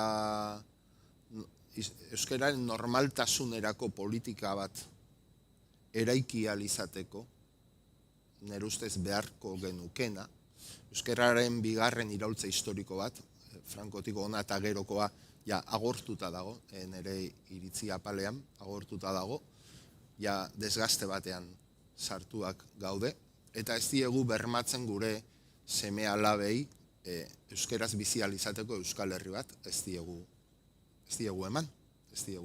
Hori da egia, azken aurreko hitzaldi hontan entzun ditugun gauza horiek, oso ados nago esan diren gauza guztiekin, ez diegu eman Euskal Herri euskaldun bat, eta gehienentzat da eskolako hizkuntza eta bar, bueno, ez naiz ni hortan berriz sartuko, ez da, lortu ditugu gauza importanteak, zalantzari gabe, baloratu behar direnak, zalantzari gabe, lortu ditugu minimo batzuk, esango genuke, telebista bat, irratiak, egunkari bat, astelenetan ateratzen ez dena, aldizkari astekari bat, aldizkari zientifiko bat, irrati formula musikal bat, eta bar. Baina mundua zenbat eta globalago, orduan da txikiagoak bihurtzen ari gara, baita ere, ez da? Eta ez da nahikoa daukaguna, eta nire ustez, ausardi asko salto politiko bat behar da, instituzioetatik, baina instituzioek ez dute egiten, herritarrek eskatzen ez badute, ez badago presiorik, ze badakite, salto horrekin inkomodatuko dutela biztanlegoaren erdi bat, iaia, ez da? Eta orduan ez dira ausartzen. Orduan erdi horrekiko, bi erdi horiekiko nire iritziz, elkar ezagutza historiko bat falta da oraindik. Oraindik bi komunitate horiek bereiztuta bizi gara. Elkarrekiko aurre iritziak ditugu, klitxeak irauten dute, estereotipoek irauten dute, eta gainera, gatazka politikoaren oihartzun mingarri hoien oihartzunak irauten dute, ezta? Oraindik hor daude, ez dira aspaldikoak, askotan oraindik ez dira bukatu, noski. Eta orduan, erdal komunitate horrek nekez onartuko du euskal erakundeetatik jauzi kualitatibo bat hizkuntza politikan. Orduan, inertzia hortan, kondenatuta gaude jarraitzera resistentzia egoera hauetan, idea polita hauek guztiekin, esperientzia lokalak, puntualak, hainbeste analizion, hainbeste jende jakintxu, hainbeste esperientzi metatu, hainbeste mintegi, eta zergaitik jarraitzen dugu bagaizki. Ez talako gauzatzen inoiz proposatzen dan hori guztia. Ez da gauzatzen. Nola egin, nere intuizioaren apustua da erdal komunitate horrekiko harremana aldatu egin behar degula. Eta desaktibatu behar ditugu elkarrekiko klitxeak, estereotipoak, aurre iritziak eta abar. Desaktibatu egin behar ditugu. Bestela ez gara inoiz iritsiko hoiek onartzera guk jauzi kualitatibo, estrategiko eta politikoak egitea hizkuntzarekin, edo erabakitze eskubidearekin, edo presoen gaiarekin, edo nahi dezuena. Euskal gizartean korapilo handienekin. Ze beti topo egiten duzu aurre iritziekin, klitxeekin eta bar. Batean erabakiko bagenu 800 milioi euro gastatzea, edo 200 milioi euro, edo 80 milioi euro gastatzea hizkuntza politika berri batean, eta eskakizunak buelta bat gora igotzea, eta zinema guztiak euskaraz estrenatzea gaztelerarekin batera, eta Netflix guztia, eta PlayStation, Xbox, dena euskalduntzea, diru pilo batekin. Egongo litzateke euskal hegoaldean, euskal gizartearen zati handi bat, kontra altxatuko litzatekena. Eta lanpostuetako hizkuntza eskakizunak eta handituko bagindu, automatikoki kontra altxatuko lirateke. Horregatik uste dut elkar ezagutza eta klitxe, estereotipo aurreritzi desaktibatze hori desaktibatu behar dugula. Eta elkar ezagutzatik bakarrik etorriko da hori. Eta nik hitzaldiz hitzaldi, 20 urte daramatzat, Casa de Extremadura, Casa Andalucía, Casa Galicia, eta 1000 roiotan, eta integrazio jardunaldi, eta unkigarria da. Hor gertatzen dena, ze lehenengo aldiz egiten dugu bat. Lehenengo aldiz. Konpartitzen dugu espazio bat, lehenengo aldiz. Empatia, diskurso bat, beraiei, ez gure artean hemen gauza guaiak esan, ez beraiei jun eta esan. Eta ez eskatu inorri renuntziatzeko bere identidadea, naiz Euskal Herrian bizi. Denok maite dugu gure herria, gure hizkuntza eta gure kultura. Andaluzek ere bai. Eta beraz, ez dieza da gutela guri esan, ezin degula izan guk ere sentitzen duguna. Ze guk ez diegu hori beraiei opa. Beraiena errespetatu behar dugu gurea eskatu alizateko ere bai. Norbaitek esango, baina hori da gu gure lurrean gure galtza jistea. Beitu, gu gera gutxi, gu gera gutxiengo, gu gera ahul, eta guazen egitera egin behar dana, 20-30 urtetan, haundi izan gaitezen. Neretazen litzateke egoera ideala, inertziaz bizitzea euskeraz. Inertziaz. Horretarako ze behar da, euskeran nahiko indar zentrifugo sortzea, jendeak inertziaz bizidadin, punto. Zinemak dena euskeraz direlako. Irrati emisorak hemen emititu alizateko, kuota handi bat euskeraz egin behar dutelako, denek, 40 principales, kope, denek. Hemen lizentzia, nahi baduzu, euskeraz egin behar duzu, baita ere. Netflix, Amazon Prime, dena euskeraz. Xbox, PlayStation, dena euskeraz. DVD, denak euskeraz. telebista kate pribatuak, inbertitu, erreztu, egon daitezen, legez, den euskeraz. Interneten inbertitu, euskeraz, multiplikatu. Referentzialtasuna lortu, nagusigoa lortu, eta belaunaldi gutxitan, euskal uniberso batera jaioko lirateke gure umeak. Eta eskolatik aterako lirateke euskal uniberso batera. Ez basamortu batera. 3 minutu. Ze angustia. Ez basamortu batera. Motxilarena askotan esaten denik. Gure aurrak mision imposible batian sartzen ditugu. Euskeraz matrikulatzen ditugunean, askotan. Ze matrikulatzen ditugu euskeraz, baina ez diegu gero jendarte bat ematen euskeraz bizializateko. Ez diegu ematen. Zer nahi dugu? Zer dira Superwoman, Superman, ume horiek? Nola biziko dira euskeraz? Estimulo dena gazteleraz dira eta gu ez gera gai izan, beraiei Euskal Herri bat emateko euskeraz bizializateko. Horregatik rebizio historikori, bi komunitate kultural nagusi horien arteko elkarrizketa, elkarrezagutza hori aurre iritzi horien desaktibatzea beharrezkoa izango da, laizter beharrezkoa ezinbestekoa den lege jauzi kuantitatibo hori, kualitatibo hori egin alizateko. Ze beste dan resistentzia egoera bat da eta agonia luzatze bat da. Irtenbidea estrukturala izan beharko du. Biziri jarraitu dezagun. Eta bukatzen dut, zergatik kantu bat gara, ez da? Iruditzen zaidalako kantua dela kontzeptu bat polita, garbia, inklusiboa.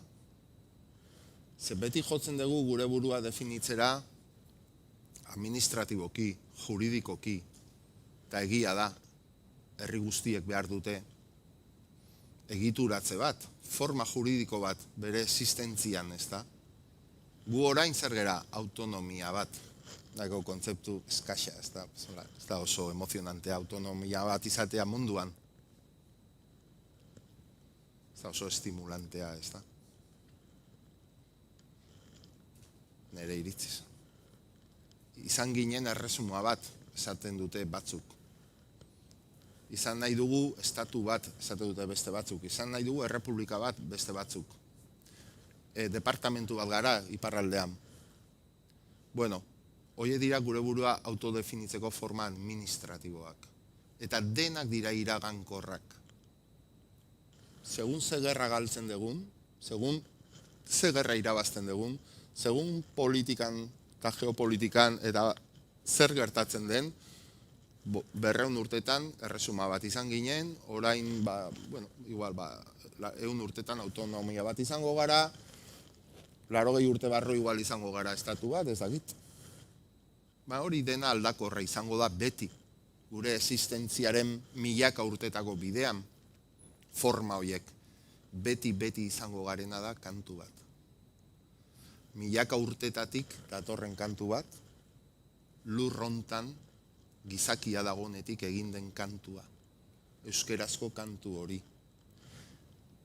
Garaian garaiko formak hartu dituena, aireak, doinuak. Xuberoan, arbailetan belatzarena kantatzen zen eta kantatzen da, milaka urte eta gero, alkoia edo belatzaren hegaldia ikusiz, hartzaiak nunbait melodiarekin imitatzen du hegaldi hori, hegaztiaren hegaldia. Hegaztia gora egiten du, melodia gora egiten du. Hegaztiak berantza egiten dunean, melodiak berantza egiten du. Belatxarena esaten zaion kantua da. Ez dauka letrarik. Ja Michel Bedaxagarrek kantatzen du adibidez. Oso jende gutxik kantatzen du. Kantatu dezake. Oso primitiboa da. Hortik, orain Rotxapean, edo Gasteizko Arriaga auzoan, edo ez dakit nun, Barakaldon egiten den euskal kanturaino, dena da kantu hori. Eta eskerrak jarraitzen duen forma berria gartzen, ze bestela fosil bat izango gera. Eta eskerrak etengabe azal berritzen ari den, eta berritzen jarraitzen duen, horrela bakarrik bizi iraungo dugu. Eskerra resistentzia foko horiek, eskerra lokal eta bajera horiek, eskerrak euskaino lorri. Ze euskeraren autua egin dute, kantu horrek jarraitzeko, igual ez dute horregatik egiten kantua jarraitu dezan, baina horri esker kantua jarraitzen du. Eta eskerrak horri, ezta? Horraitik esaten dut kantua garela. Kokatzen dut, zer gertatu behar izan du bere terretxeren kantua norbaitek Xuberoako borda batean idatzi zuenetik, auskalo, kandela baten argitara, bere terretxe hil zutenean, 1920 edo egindako kantua, nunbait euskarazko kanturi zarrena, eta melodiari zarrena. Zer gertatu behar izan du bere terretxeren kantu hori orduan idatzi, 600 urtetan, egunez egun, astez aste, hilabetez hilabete, urtez urte, eta mendez mende kantatua izan dadin, idatzia izan gabe. Orain dela 100 urtera arte idatzia izan gabe, ahoz aho, gogori gogo, etxez etxe, belaunaldiz belaunaldi. Zer gertatu behar izan da kantu horrek bizirik iraundezan, hainbeste denboran. Lur hontan gertatu diren gauza guztiak gertatu eta gero. Nik gaur hemen Eibarren Armeria eskolan aipatzeraino. Zer gertatu behar izan da borda hartatik Armeria eskolako aipameneraino. Nola iraundu bizirik. Behar bada, kate luze horretan dago gure existentziaren sekretua. Kantu horren iraupenaren kate luzean. Horregatik esaten de kantua garela. Eskerrik asko.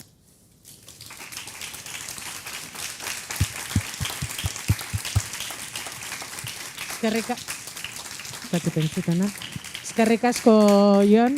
Bueno, inork ez daka dudarik ez da, 3 ordu eta erdi egoten zanik. Itzaldi xamoten, da, geube guztara gongo gineake entzuten. Galderarik, zeoso komentatzia nahi dozue, eki ez dakitxe ludan, zeozer, bale. Zeozer nahi dozue, komentau, galdetu.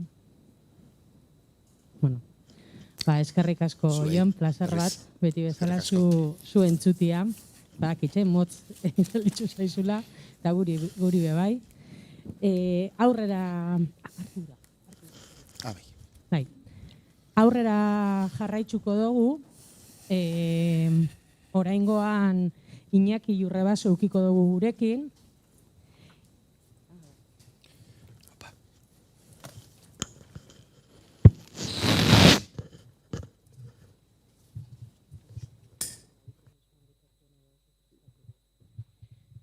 Bueno, Iñaki Euskal Herriko Unibertsitateko soziologia irakaslea da, eta gaur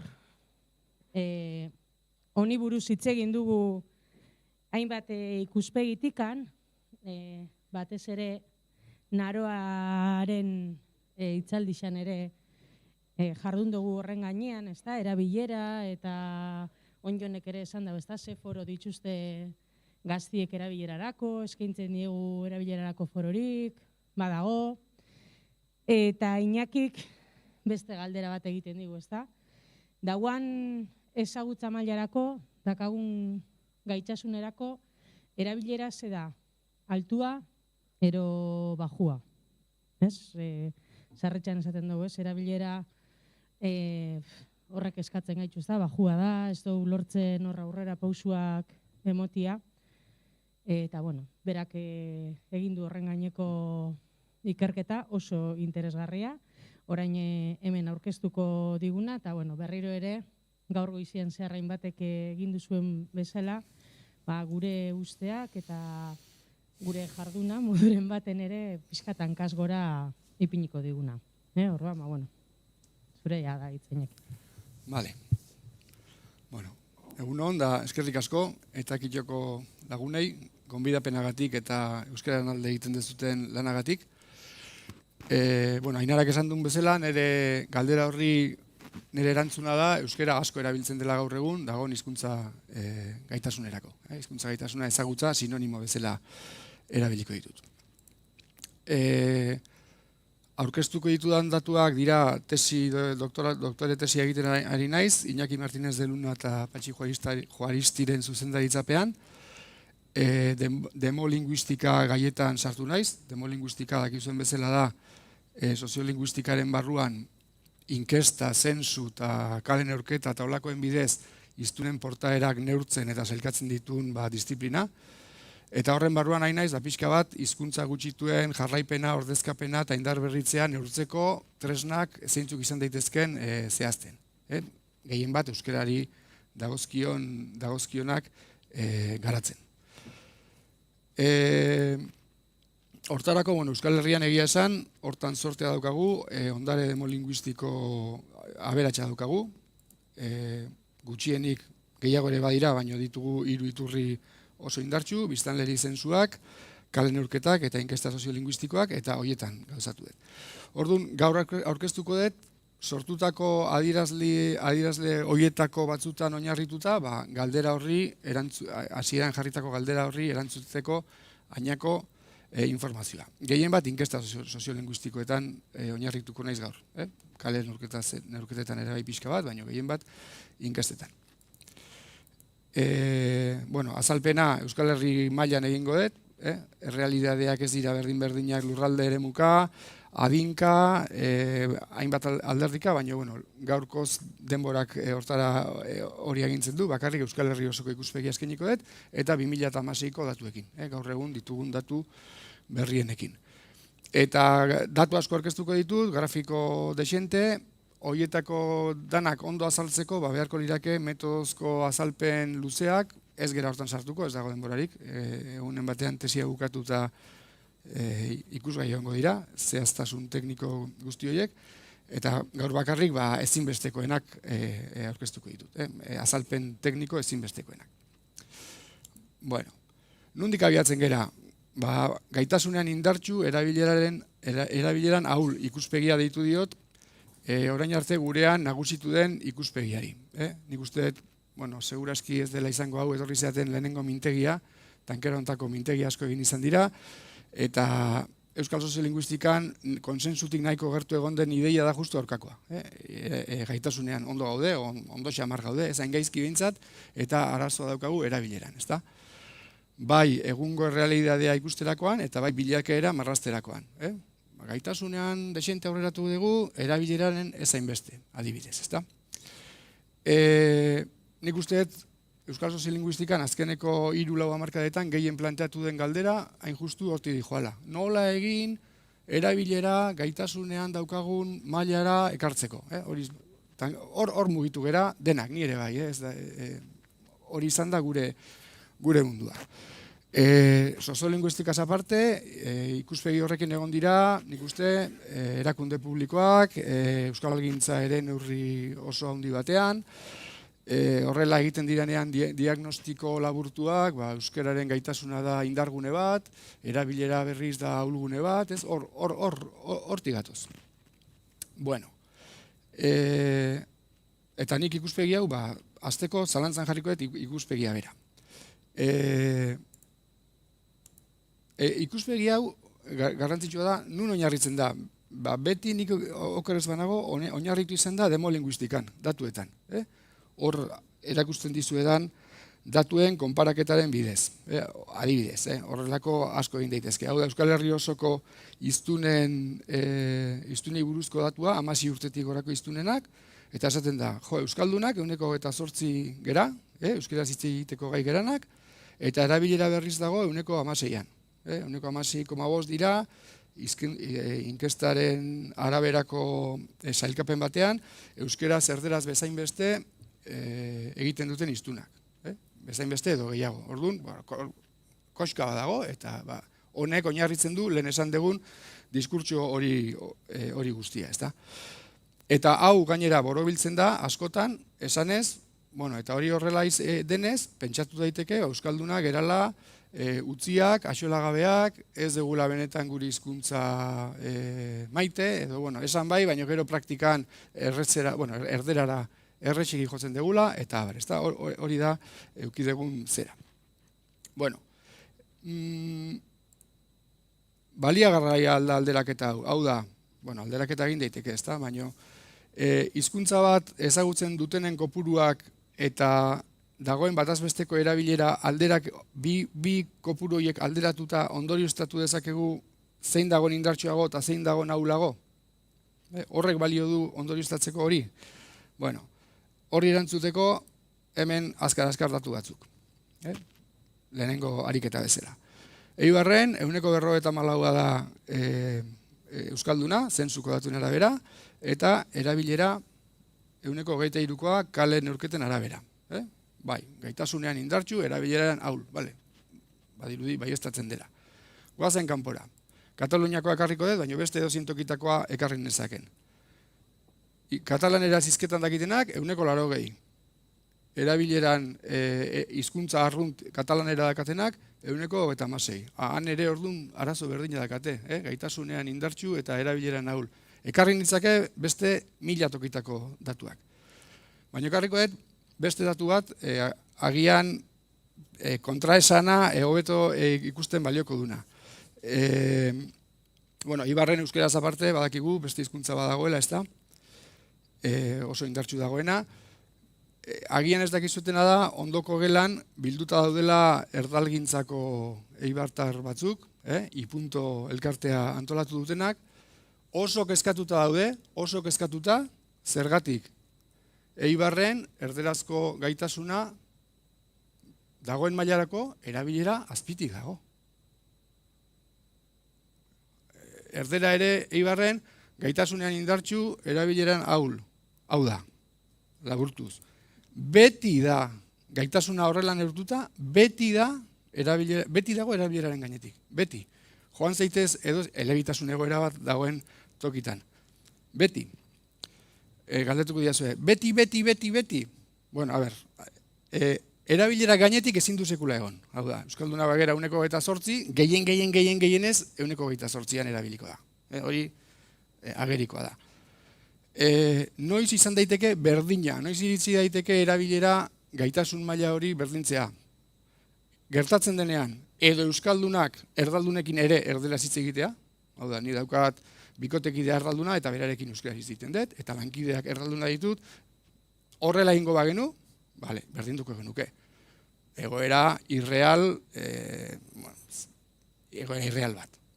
Edo beste, nola izan daiteke baita ere posible berdintzea erabilera gaitasuna, euskaldunak biziko bagina denak euskaldunen artean bakarrik, ez genuke harremanik ez bagenu erdaldunekin, guztiz isolatutako bi komunitate, iritsiko gineke, berdintzea, gainditzea sekula ez. Orduan, argi, ez dakit, nik ondoriontara iritsi nintzen, aski, beti dela handiagoa, horrela neurtuta hizkuntza gaitasuna beti izango dela handiagoa erabilera baino, eta bestela esan da, alderaketa molde horrek ez digula balio, esateko hizkuntza gaitasuna edo erabilera zer dagoen indartsuago. Alderaketa molde horrek ez digu balio.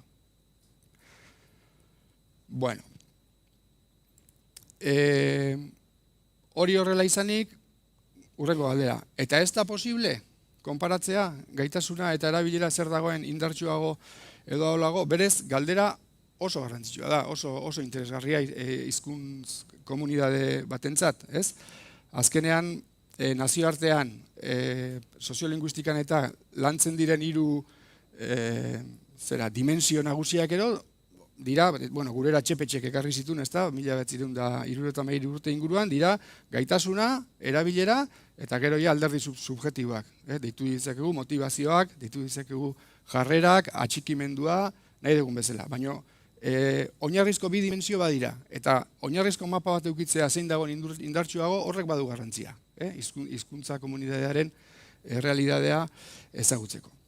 Orduan, hemendik aurrera saiatuko naiz hori posible egiten. Nola egin dezakegu posible eta posible egin ondoren ikus dezagun zer dagoen indartsuago.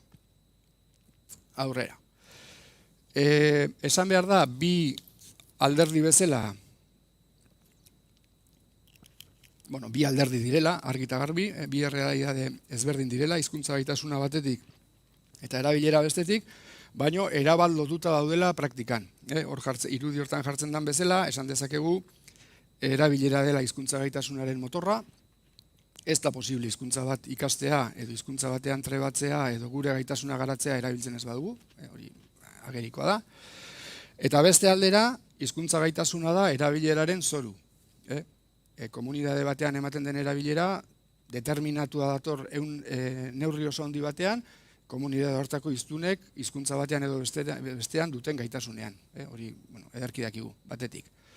Eta bestetik, elebidunok ere hizkuntza bat ala bestea erabaki, faktore asko daude, baina faktore garrantzitsuenetako bat, hemen Jon Aizpuruak eta askotan frogatu duten bezala da, gaitasun erlatiboa, ze hizkuntzatan moldatzen geran hobeto. Orduan, hizkuntza gaitasunak erabilera zehatzen du. Baldintzatzen du oso modu indartsuan. Hori horrela izanik, jarraituko deten zera izango da, lehenengo hizkuntza gaitasunari buruz hitz egingo dugu, hizkuntza gaitasuna nola aztertu daiteken eta Euskal Herria nola dagoen gaur egun, hizkuntza gaitasuna, bigarrenik erabilera aztertuko dugu, eta azkenik bien arteko alderaketa egingo dugu.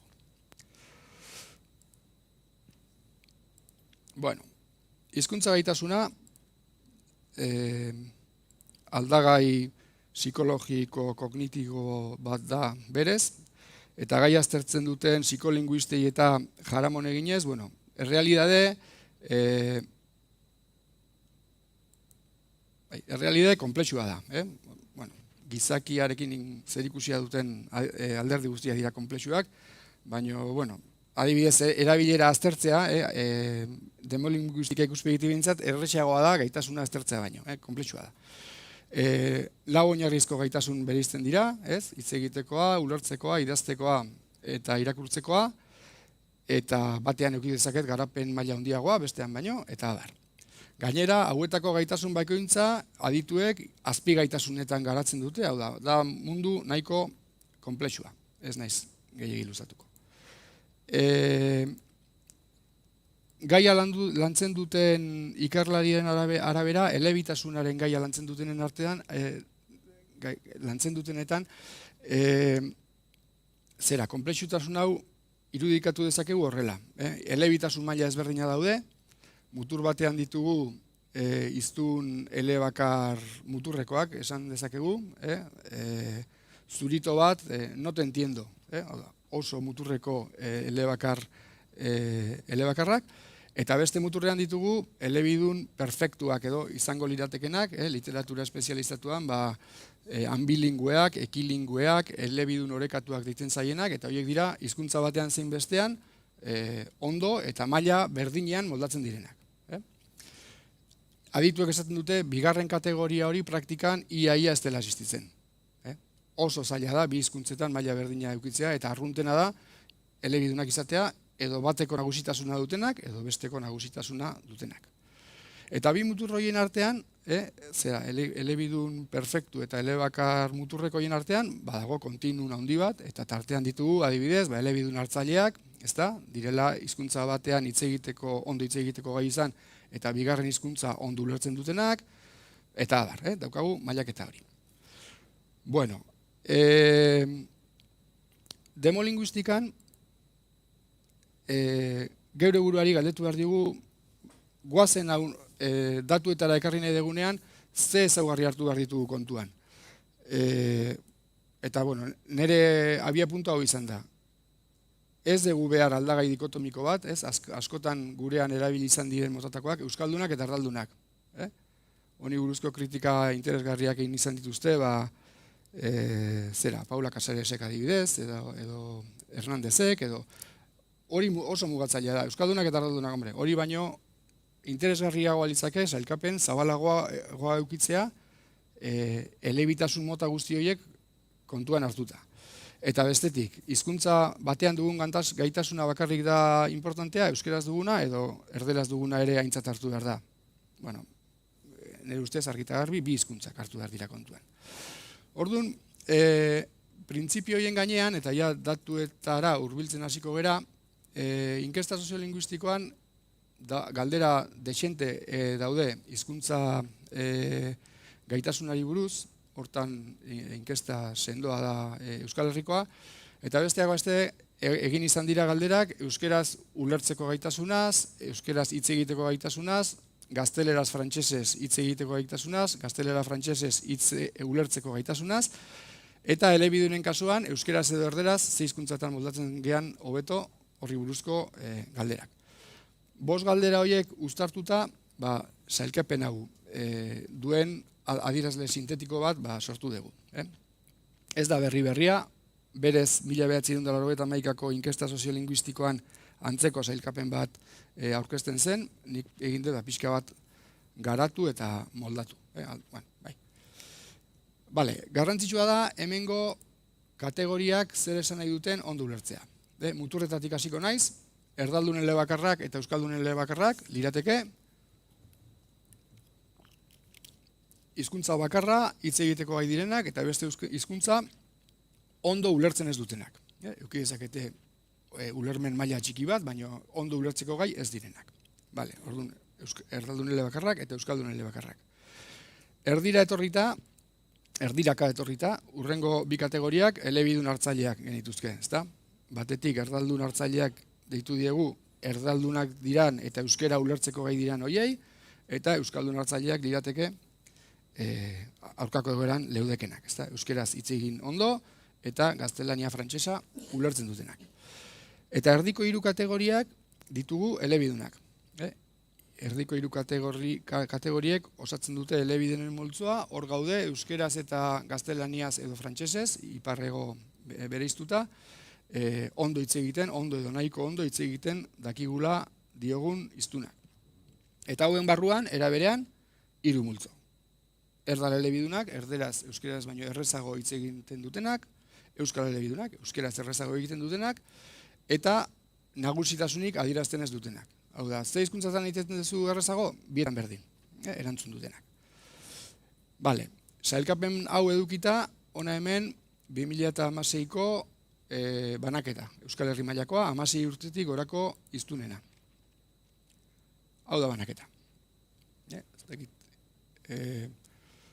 Orduan, ikusten dan lehenengo irudia da ikaragarrizko banaketa desorekatu bat degula, alde erdaldunera ikaragarri lerratua, ikaragarri alboratua, azteko kategoria muturrekoenak, erdaldun elebakarrenak, biltzen du ia hiztun guztien bierenak, 174.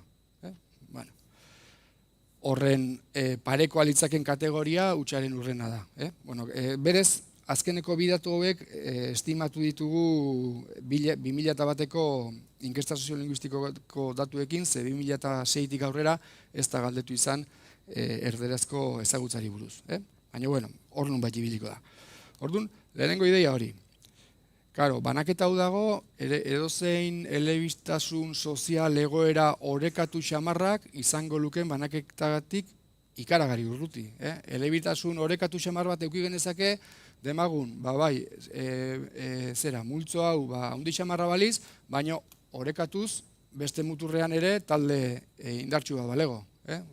Belgikako hizkuntza egoera neurri batean hortik joan alizango litzake.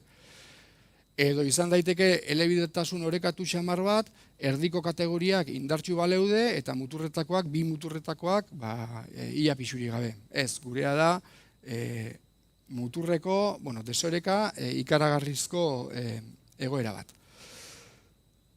5 multzo hauek batuta, gera euskaldunak 128, hasieran ikusi dugun kopuru hori, baina ezakin dira ustez, argazki hau da pixel gehiagokin egindako argazkia, zehatzagoa, hizkuntz gaitasuna hau dena da, eta argazkia erakutsi dugun hau.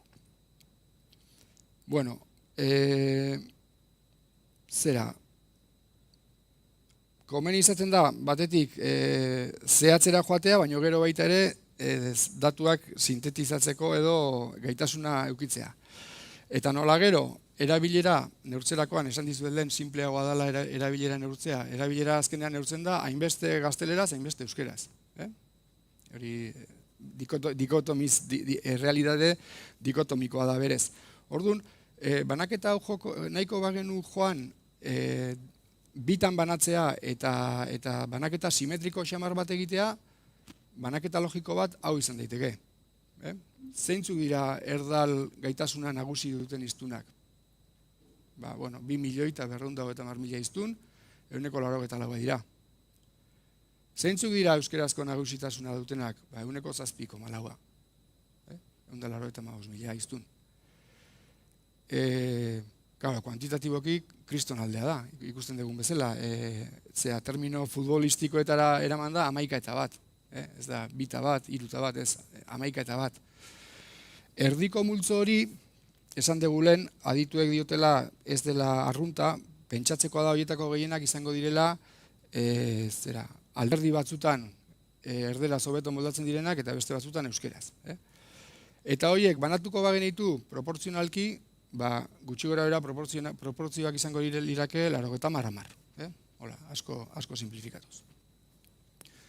Bueno, orduan, lehenengo hori, desoreka kuantitatibo hori, baina ez da hori bakarrik. Batetik da, hiztun hauek bat datozela mundu mailan erraldoiak diren bi hiztun komunitateekin, beste hauek beraie bakarrik daude munduan, nolabait esateko, eta bestetik, bi multzo hauen barne banaketa ere ez dela berdina. Erdal gaitasuneko nagusitasuna duten multzoa dago alde erdaldunenera guztiz lerratua, oso lerratua, gehienak daude muturreneko aldean, eta euskal talde minoritario hori dago elebidun aldera alboratua. Orduan, claro, niri hau etortzen zait. Pixka bat lehen ikusten gendun, orain arte eukidegun ikuspegia. Hizkuntza gaitasunean indartsu, erabileran ahul. Hizkuntza gaitasunean indartsu? Zaila egiten zait. Zaila egiten zait. Horri ustea. Bueno, hau hizkuntza gaitasunari buruzko ikuspegia.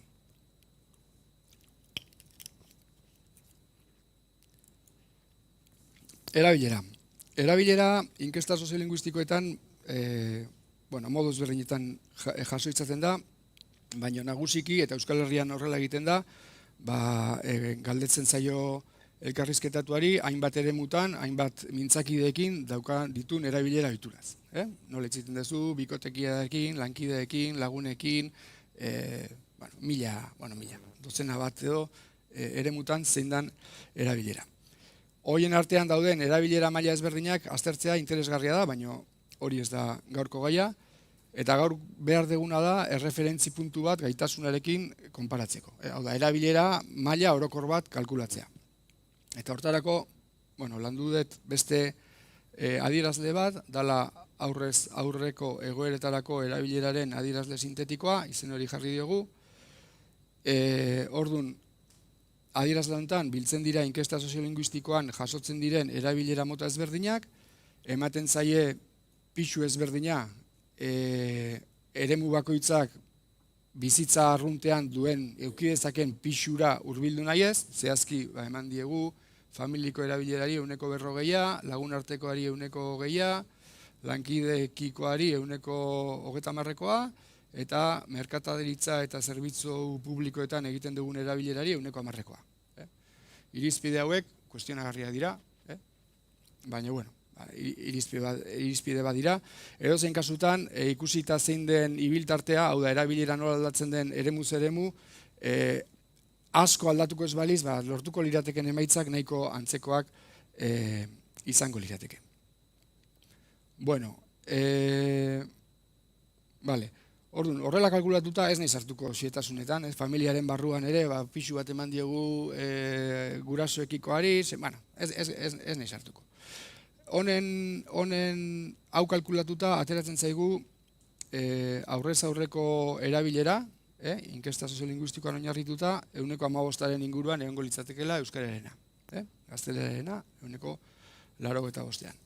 Hasieran aurkeztu dugu inkesta soziolinguistikoan bertan erabiltzen den zera erabilera trinkoaren baloioa, 16,5koa zen, are jasotzen du euskeraz erderaz beste edo gehiago. Orduan pixka bat handiagoa da, baina ikusten dezute ez dagoela ere alde handiegirik. Eta horrekin batuta, kale erabileraren datua,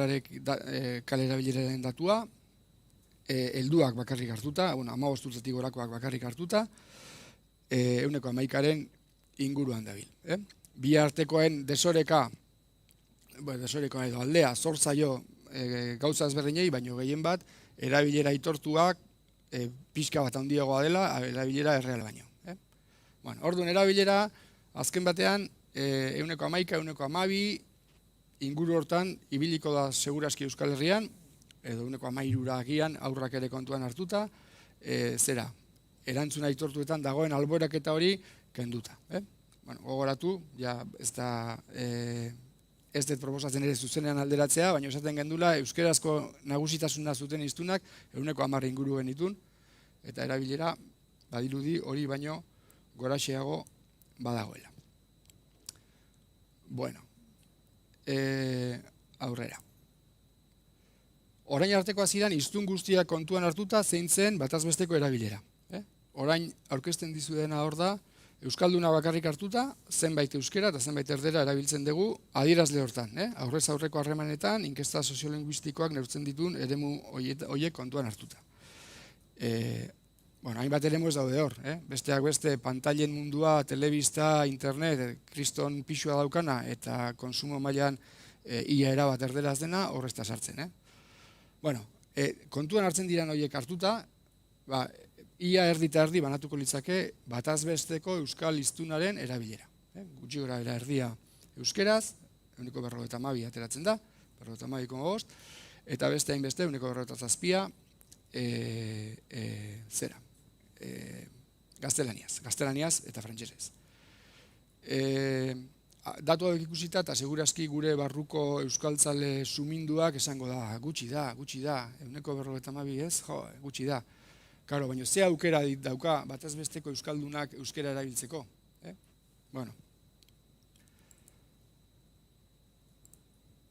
Eta hori, flash txiki bat orain botako dugu. Hau da, segun eta gure sarea zein dan, gure mintzakideak zein diran, eukiko dugu euskera erabiltzeko aukera gehiago edo gutxiago, ez da?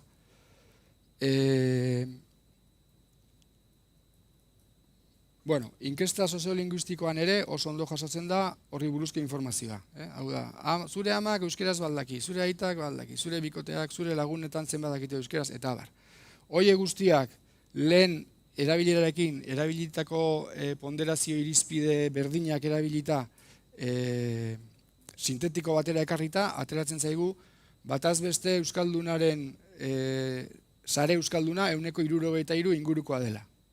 Hau da, ez dakit ulertzen den. Nik nire sarea neurtuko banu, nire izango litzake 180 gora euskalduna. Familia euskalduna, lankideak gehienak euskaldunak, lagunak euskaldunak. Beste euskaldun batek bere sarea eukiko du beste muturrera junda, 110 euskalduna. Ez bakarrik euskalduna dut, bi lagun. Familia ardalduna daukat, lankideak ardaldunak, eta bar. Euskaldun guztia kontuan hartuta, badirudi, inkesta soziolinguistiko datuetan oinarrituta, sare horren batazbesteko neurrea hau dela. 163 hor nunbait dela sare euskaldunaren neurria. Hau da, euskaldunak ezin du hortik gora euskeraz egin. Ez? Erdaldunarekin euskeraz azten espagea bintzat. Alderdi hau kontuan hartu beharko da, jakina. Batetik hizkuntza gaitasuna ere badelako, da besteen hizkuntza gaitasuna, nire testu inguruaren hizkuntza gaitasuna, eta hau ere kontuan hartu beharko dugu, erabakitzeko erabilera goitik edo azpiti dagoen, ezta? Ederki.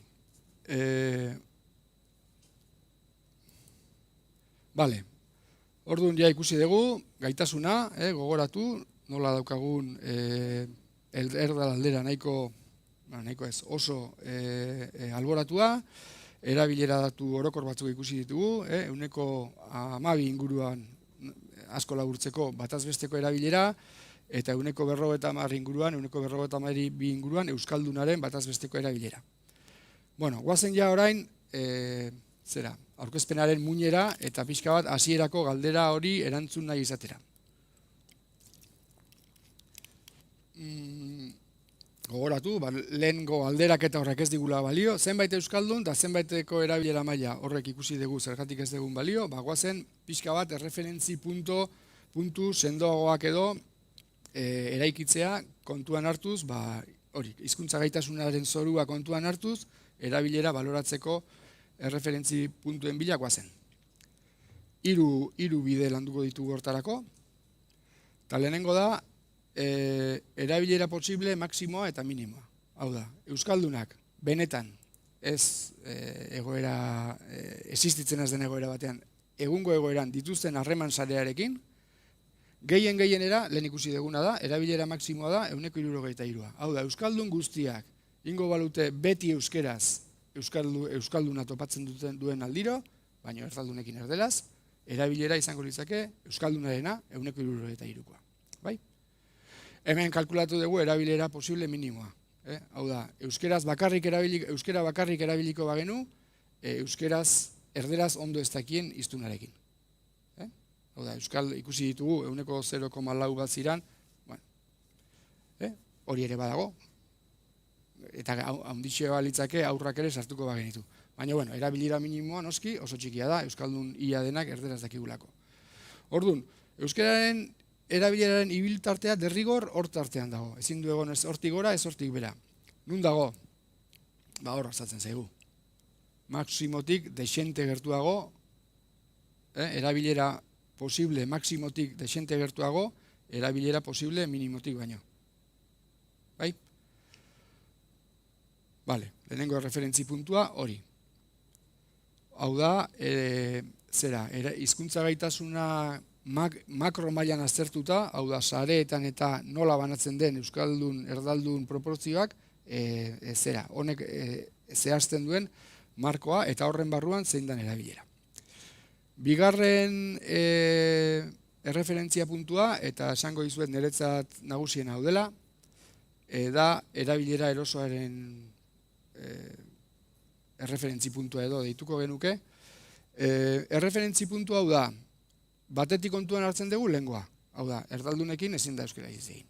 Hori ontzat eman dugu, hori horrela dela. Hau da, euskaldun elebakar eta euskaldun hartzaile gutxi horiekin euskera zehingo dugu, nahi eta ez, erdaldun elebakar eta erdaldun hartzaileekin erdera zehingo dugu, eta hemen daktor berrikuntza, eta elebidunekin hitz egingo du bakoitzak erosoen zaion hizkuntzan. Ikusi dugu, nola erreztasun ezberdineko hiztuna ditun, batzuk euskera ziten dute errezago, besteak erderaz errezago. Erreferentzia puntu honek horri erantzuten dio. Zein izango litzateke euskeraren erabilera, egunekotan adirazita, baldin eta kontuan hartuko bagenu batetik sarea, zeinekin egin dezakegun euskeraz eta zeinekin ez, eta euskeraz eta erderaz bietan egin dezakegun hoiekin, bakoitzak erabiliko balu errezen moldatzen den hizkuntza. Erdiko horiek proportzionalki banatuta. Bai? Nagusitasunik adirazi ez duten horiek proportzionalki banatuta. Eta erreferentzi puntuak hori ematen digu. 129koa litzake euskeraren erabilera maila, gaurko eguneko sare horiek bere horretan izan da, hiztun bakoitzak erabiliko balu bakarrik, beti errezen zaion hizkuntza. Bai? Eta horren aurrean erabilera benetakoa, aitortua behintzat, inkeste bidez jasotakoa, hori da, 52,5koa. Honek adirazten digu, niretzat hau da igual, sintetikoki hobekien adirazten duen konparaketa esateko gaitasunaren gainetik dagoela erabilera. Gaitasunaren zoruak eskaintzen dituen baldintzetarako daukagun erabilera handia da. Honek esan nahi du, koska honek esan nahi du, hori denok esatzen dugu, 100.000 herritar asko dagola, bere erderaz errezago moldatu darren, bere bizitzaren alor handiago bat edo txikiago bat euskeraz garatzen duena. naiz eta beretzat errezagoa izango litzateken ziurrena alor hori erderaz garatzea. Esan behar da baita ere, hori bi norabidetan gertatzen dela berez. Hau da, oraindik ere badago euskeraz hobeto moldatzen den hiztunek bere jardunaren parte bat erderaz egiten dute batzuk. Hau da, ni errezilen bizi naiz, eta Azpeitira ere joaten naiz, eta batzutan belarria jarri, eta konturatzen zera, euskeraz ederkiten dute, eta tak, hor sartu dute esaldia, edo segun gaia zindan, erderara pasadira, hori ere badago, fenomeno hori ere badago. Baina askoz ere indartsuagoa da aurkakoa. Erderaz hobeto moldatzen diran elebidunak, bere bizitzaren parte bat euskeraz egiten dutena. Eta ez gera sartuko detailetan, baina jardun horren parte handi bat zerikusia du transmisioaren gaiarekin, da seme-alabekin egiten dutena. Askotan guk euskal zaleok eta hori pixka bat begiratu izan dugu ez aurpegi osonarekin. Seme-alabekin euskeraz, eta gero lagunekin erderaz beti, eta bikotekiarekin erderaz. Agian, bere oinarri, hizkuntz gaitasuneko oinarria, erreztasunari begiratutaz, izango litzake seme-alabei ere erderaz egitea. Eta hemen daukagun da, herri honetan daukagu, masa fenomeno bat dela, ezaugarri bitako askok eta askok, errezen zaien hizkuntza beharrean, euskararen alde egiten dutela. Bueno,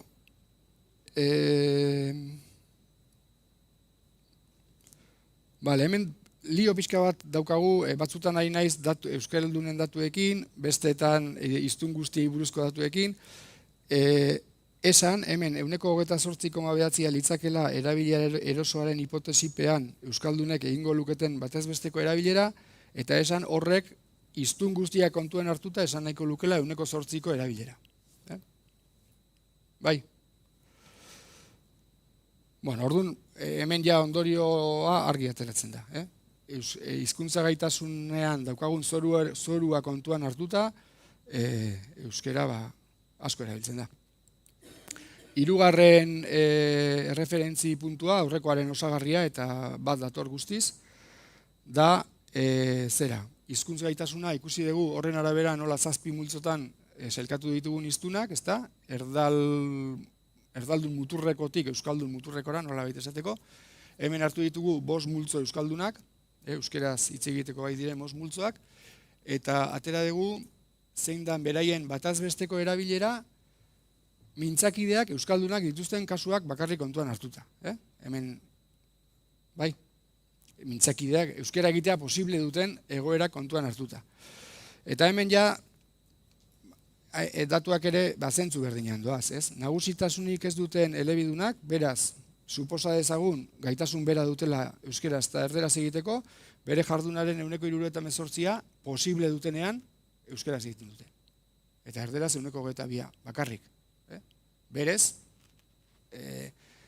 irizpide instrumentala kontuan hartuta, 50 bat, litzateke logikoa, ez? Motivazioak bakarrik balira instrumentalak, hori izan ziteken. Eta bestetik, juten bagera, euskal elebidunetara ikusten dugu, erdera pixka bat jotzen dutela, 7%, bere jardunaren 7% izango litzateke erderaz, baina horien aldean askoz gehiago da erdal elebidunek, euskeraz baino erderaz hobeto egiten dutenek, euskerari ematen dion tartea. Pixka baten lehen ikusten gendun hori. Bueno, horiek datuak, orduan, esandakoarekin, 3 ondorio, azkar, esandakoa laburbiltzea da, egungo erabilera maximo posibletik askoz ere gertuago dagoela minimo posibletik baino, inongo zalantzarik gabe. Bigarrenik, motivazio instrumentalak aginduko lukeen erabilera mailaren oso gainetik dagoela gaur egungo erabilera. Motivazio instrumentalak esan nahi dugu, guk hizkuntza bat erabiltzen dugunean nahi dugu komunikatu, nahi dugu helburu batzuk lortu. Ze hizkuntzatan lortzen dugu helburu hori errezago? Segun eta hizkuntzatan hitz egiten dugun errezago, berez, motivazio instrumentalak eramatko gintuzke hortara. Bueno, motivazio instrumentalak aginduko luken hori, baino maila handia gorago dago. Eta multzoka ikusita ere, ondorio berdintxu eta ondorio berdinera iristen gera. Eta orduan, ondorio nagusia, izenburuko galderari erantzunez, asko edo gutxi erabiltzen ote da euskera, dagoen ezagutza mailarako, gaur egungo Euskal Herrian euskera asko erabiltzen da, dagoen ezagutza mailarako. Hori da ondorioa. Bai, nabardura handigirik gabe, oraingoz. Ederki. Nire ustez, garrantzia du behintzat dimensio hauen arteko urrenkera zein dan jakitea garrantzitsua da, ze argazki egiten dugun gure egoeraz eta horren arabera eragiteko, eta hori garrantzitsua da. Bukatzeko, gogoeta batzuk, pare bat hildotan, urte asko damazkit, datu hauekin, urte asko, eta datuak ezagutu ala, ni euskaldun bezala, euskaltzale bezala, sentimenduak ere batantzan ibili dira, eta pixka bat sentimendu horien eskutik, pare bat gogoeta hildo edo ez. Batetik, lehenengoa da, tristura edo mina ikusita ze ahul gauden. Gogoratu, hizkuntza gaitasuna dikotomizatuko bagenu, euskera hobeto moldatzen direnak 110 inguruan bakarrik izango lirateke, erdera hobeto moldatzen direnak 190 inguru, erabilera 112, segun nola kalkulatzen dugun. Hor nunbait, eta, klaro, datu hobek berria ematen diguna da, uste genuen nolabait, hizkuntza gaitasuna hemen gendun eta erabilera ere hemen, eta hau ikusita esaten zaiguna da, erabilera bai, ados, erabilera gaitasuna indartxu, erabilera ahul, bai, erabilera ahul, baina gaitasuna agian ahulago. Orduan, hortik, holako sentimenduak, azkenean, datuek ematen duten argazkia da, muturreko minorizazio egoeran gaudela, ez? Nahi etzait egoera laburtzeko metafora hoberik bururatzen, Jon Sarasuari entzun izan dioguna baino, ez?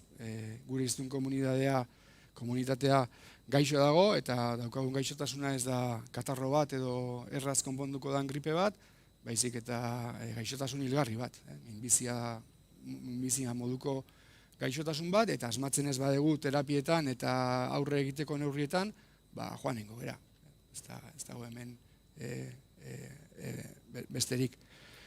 Eta, hortik lotuta, Jonek ere lehen aipatu du, eta zorionez uste gero eta gehiagotan entzuten dela, euskera lehentasunetara ekarri behar dugu.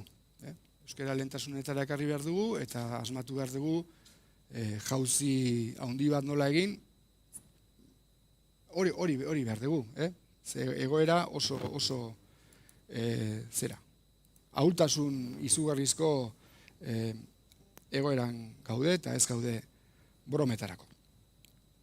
Hori lehenengo gogoeta hildoa edo ez, pixka bat, bai. Eta bigarrenik esan behar dizuet ere, datu hauei 1000 buelta eman da, eta zera, pixka bat, pozerako edo esperantzarako ikuspegirik ere sortzen zaidala, ez? Batetik, ez dakit konturatzen geran, lehen gendun ikuspegia egia baliz, lehen nik nuen azuek, ez dakit zeinuko ez duten orain, baina nik nuen lehen neukan ikuspegi hori, ez da, hizkuntz gaitasuna erabilera horrek derrigorzekarren motivazioa bajo eukitzea. Hori zen egoera. Ez dakit benetan konturatzen ginen horrek zekarrenaz. Horrek eriotza zekarren. Hori horrela balitz, gure hizkuntz komunitatearen argazki egokia hori baldin bada, eriotza dator. Ez gera salbatuko eriotzetik. Ze, hizkuntza gaitasuna hau baldin badaukat, baina nola modernoagoa, eraginkorragoa, ez daki zer den beste hizkuntza erabiltzea erabilera bajuago badago, horrek bueltan ekarriko du hizkuntza erabilera ere denborarekin ahuldu, erabilera ahuldu, zer esanik ez hau belaunaldi arteko perspektiban jartzen badegu. Badoa. Eskema hori duen komunidadea badoa. Eta ez da raroa, esan dut, distribuzio hau eukiko dute hizkuntza gutxitu eta arriskuan dauden hizkuntza gehienek. Ezaugarri oinarrizko bat hizkuntza komunidade hiltzen ari diren hizkuntza komunidade gehienena, hori da, motivazio edo jarrera aldetik oso ahul daudela. Eta gure egoera ere duela mende bat, seguro argazki honekin bat zetorrela. Askotan ez dago datu demolinguistikorik, oin dela 100 urteko egoera ezagutzeko, baina badakigu, askotan entzun izan dugu, hori, gurasoak, naiz eta erderaz justu jakin, seme-alabei euskera erakutsi izan ez dietenak, ez guztia jakina, bestela ez ginak hemen egongo. Baina sail garrantzitsu batzu bai, eta hori da, galera prozesua hori da. Orduan, horrez gaude. Horregatik, esperantzako lehioa. Nola baita hemen egongo ginak, Datu hauek erakusten dute, ez dakit alde positiboa hiztun komunidade sendo bat gerala, alde motivazionaletik edo atxikimendu aldetik, hiztun komunidade oso sendoa gerala. Hau, datu hauek dinamikaki ikusiko bagenitu gauzak ondo eginda, hizkuntza gaitasuna hemen badago eta erabilera hemen, erabilera horrek tiratu dezake hizkuntza gaitasuna gehien bat hori, belaunaldi arteko perspektiban, hizkuntza gaitasunaren gora egitea, erabilera gora eta abar, eta hemen badago oraindik esperantzarako aukerarik. Jakina, eremu guztietan eman behar zaio, esan nahi dut, askotan azkeneko urtetan gero eta gehiago entzuten zen, hizkuntza gaitasuna erabilera da koska, ni bentsatez nator bat guztiz ikuspegi horrekin. Esan nahi dut, erabilera eta gaitasuna biak batera dijoazta, erabilera indartzen duen dena ondo dago, eta horrek gaitasuna ere indartzen du, eta alderantziz. Baina gure egoera ikusita, nire iruditzen zait lehentasun erabatekoa daukala hizkuntz gaitasuna indartzea. Hizkuntz gaitasuna indartzea da hiztunak sortzen dituzten fabrikak indartzea.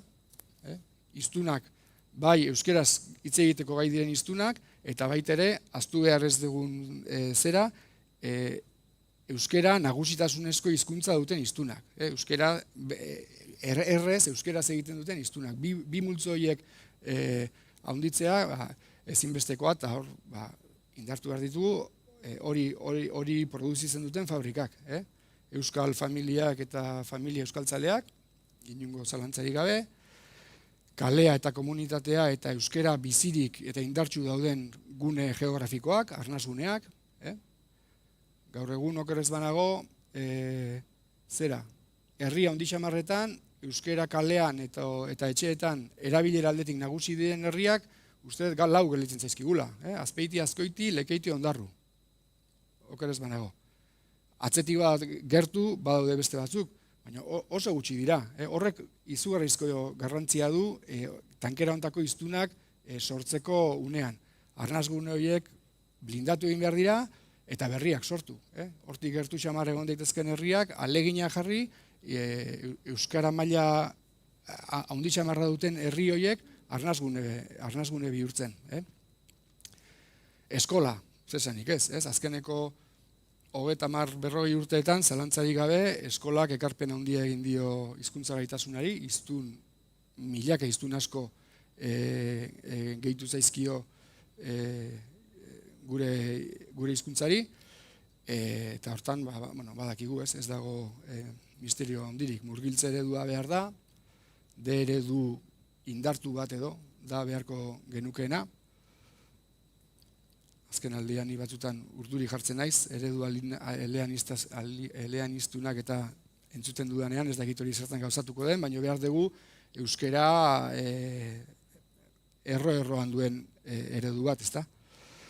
Eta eskolarekin lotuta ere behar dugu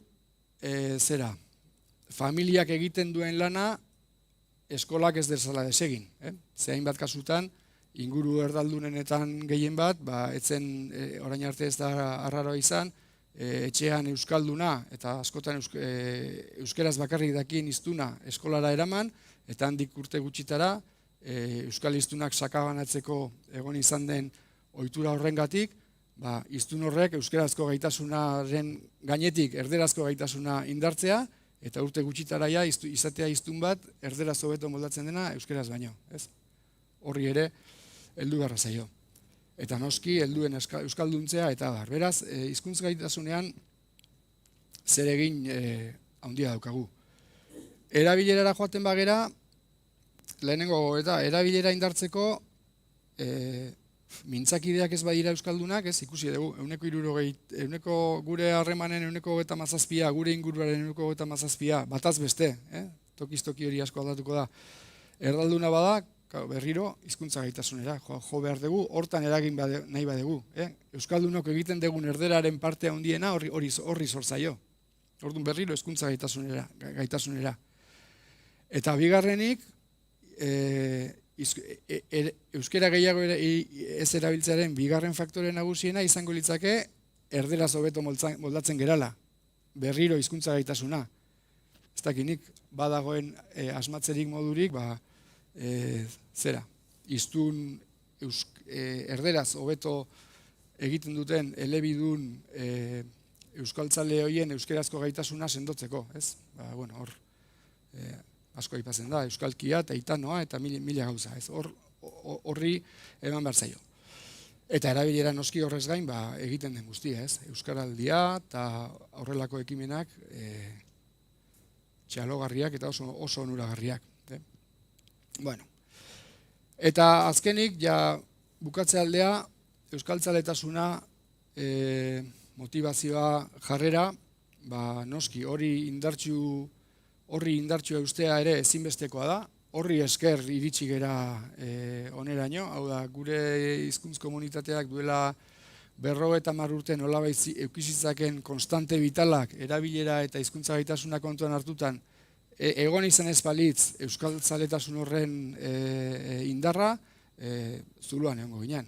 Zulotik asko zere gertuago orain gaudena baino. Orduan, hori euskaltzaletasun hori elikatzea eta indartzea ere ezinbesteko zeregina dugu. Askotan, hortan ikusten hasi behar gehala pixkat ere gure buruaz kontziente izaten eta baloratzen. Hemen gaur erakutsi ditugun datuak, bat datoz, gaia aztertu duten beste ikerketekin. Inkesta soziolinguistikoan ere iritziak eta jasotzen diranean oso argia da, euskaldun jendea euskaltzalea dela, ia erabat. Eta gaia sakon aztertu dutenek ondori hortara iritsi dira.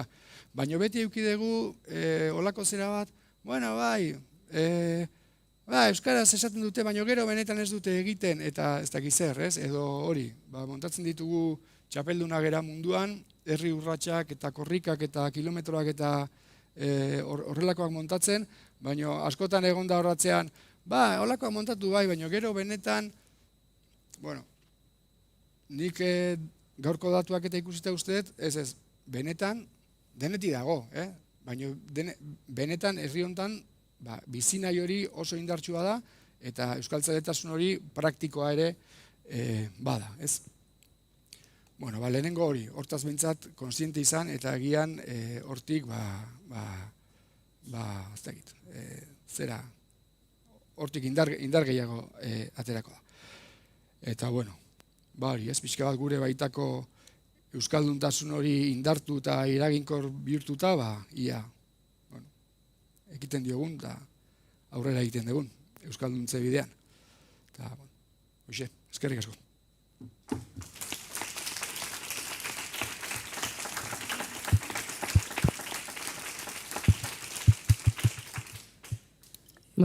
Eskerrik asko Iñaki, oso interesgarrixa, ekarri dizkiguzun datuak, ondorioak, gakuak, ze horre, gakoak ere agertzen dira, eta badauz amankomunian dauden puntu batzuk, ez da, gaur goizian aipatu ditugunak, eta bat atxekimendua da. Josuk aipatzen zaban, ez da, zenbat euskaldunen telefono zenbat deskarra ondien, eta seguramente egongo dira Hoia danak izango dira zuk aipatu dituzun galderak erantzuteko, eta euskaldun hoien telefonoak orduan benetan zer dagoenean erantzuteko gogua, parte hartzeko gogua, motivazioa altua da. Jonek ere aipatzen zaban, ez da, gogua, motivazioa, iraun badugu izan da gogori eukidogulako, eta naroa eta naroaren hitzetan ere agertzen da, ez da, ez da ginen dagoen naroa, dut ikusten. Junin da barkatu. Gazteen gogua, ez da, eta batzutan aipatzen da motivazioari lotuta, eta hau ja nik botatzaten ere hausnarketia da, ez da. Batzutan ematen dau korrika, euskaraldi, kilometroak, horrek folklorismoa dira zela. Eta horrek benetan ez dakela egun bateko, ez dakin zenbateko jarduna dira zela. Baina igual oso beharrezkoa da kauz, benetan gure motivazio lan, motivazio maila horri eusteko. Zegoen momentuan emoten dau motivazioa dela, atxekimendua dela, maila handi baten eusteko indarra emoten deskuna. Orduan, eta folklorismo hitza entzun izan dut behin baino gehiagotan, eta euskaltzalien hauetatik modu apur bat despektibuan ere bai, ez da? Eta ez dakitz nire dudia da, nire keskia da, igual kasu horretan ez ote gauzen guk geure buruari arrisak botatzen arituko. Ez hori kendengo hori folklorismoa da, ez bestia, bai, badakigu horrek ez da bela ezer aldatuko, baina agian motivazio horri eusten lagunduko deusku. Eta herrigintza, batera goia zela, sentiarazten, orduan, honen, zuekin konpartitzea, baina ia zuek zedakazuen komentatzeko, galderak? Bai, galdera bat dago zuzeneko emanaldirik. Iragartzen ari zaizkigun eredu eleanitzak, zer eragin izan dezaketela uste duzu etorkizuneko hiztunengan? Jakin beharko da zertan gauzatzen badira. Bestela ez da erratxa jakiten. Dakigun bakarra da, orain arteko ereduen eraginkortasuna nahiko aztertuta dago, ez? A ereduak eta B ereduak ez dute euskalduntzen, ez dute eramaten hiztuna, umea edo gaztea euskera ezagutzera, oso maila txikian bakarrik, eta D ereduak bai, baina neurri batean, ez hiztun guztiak, orduan, berez D eredutik berako ezer atzera pausoa litzateke, nire iritziz. Berez beharko litzake D eredu bat indartua, D ereduak eukiditzaken ahulguneak osatu eta D eredu sendoago bat.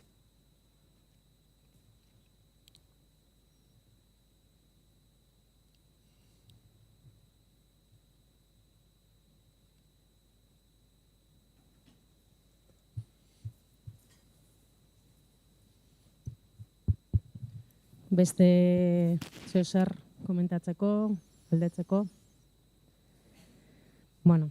Eskerrik asko, Iñaki, plazar bat izan da. Eskerrik asko gaur ona gerturatu zareten guztioi eta pantailan beste kaldian konektau eta parte hartu duzuen guztioi ere.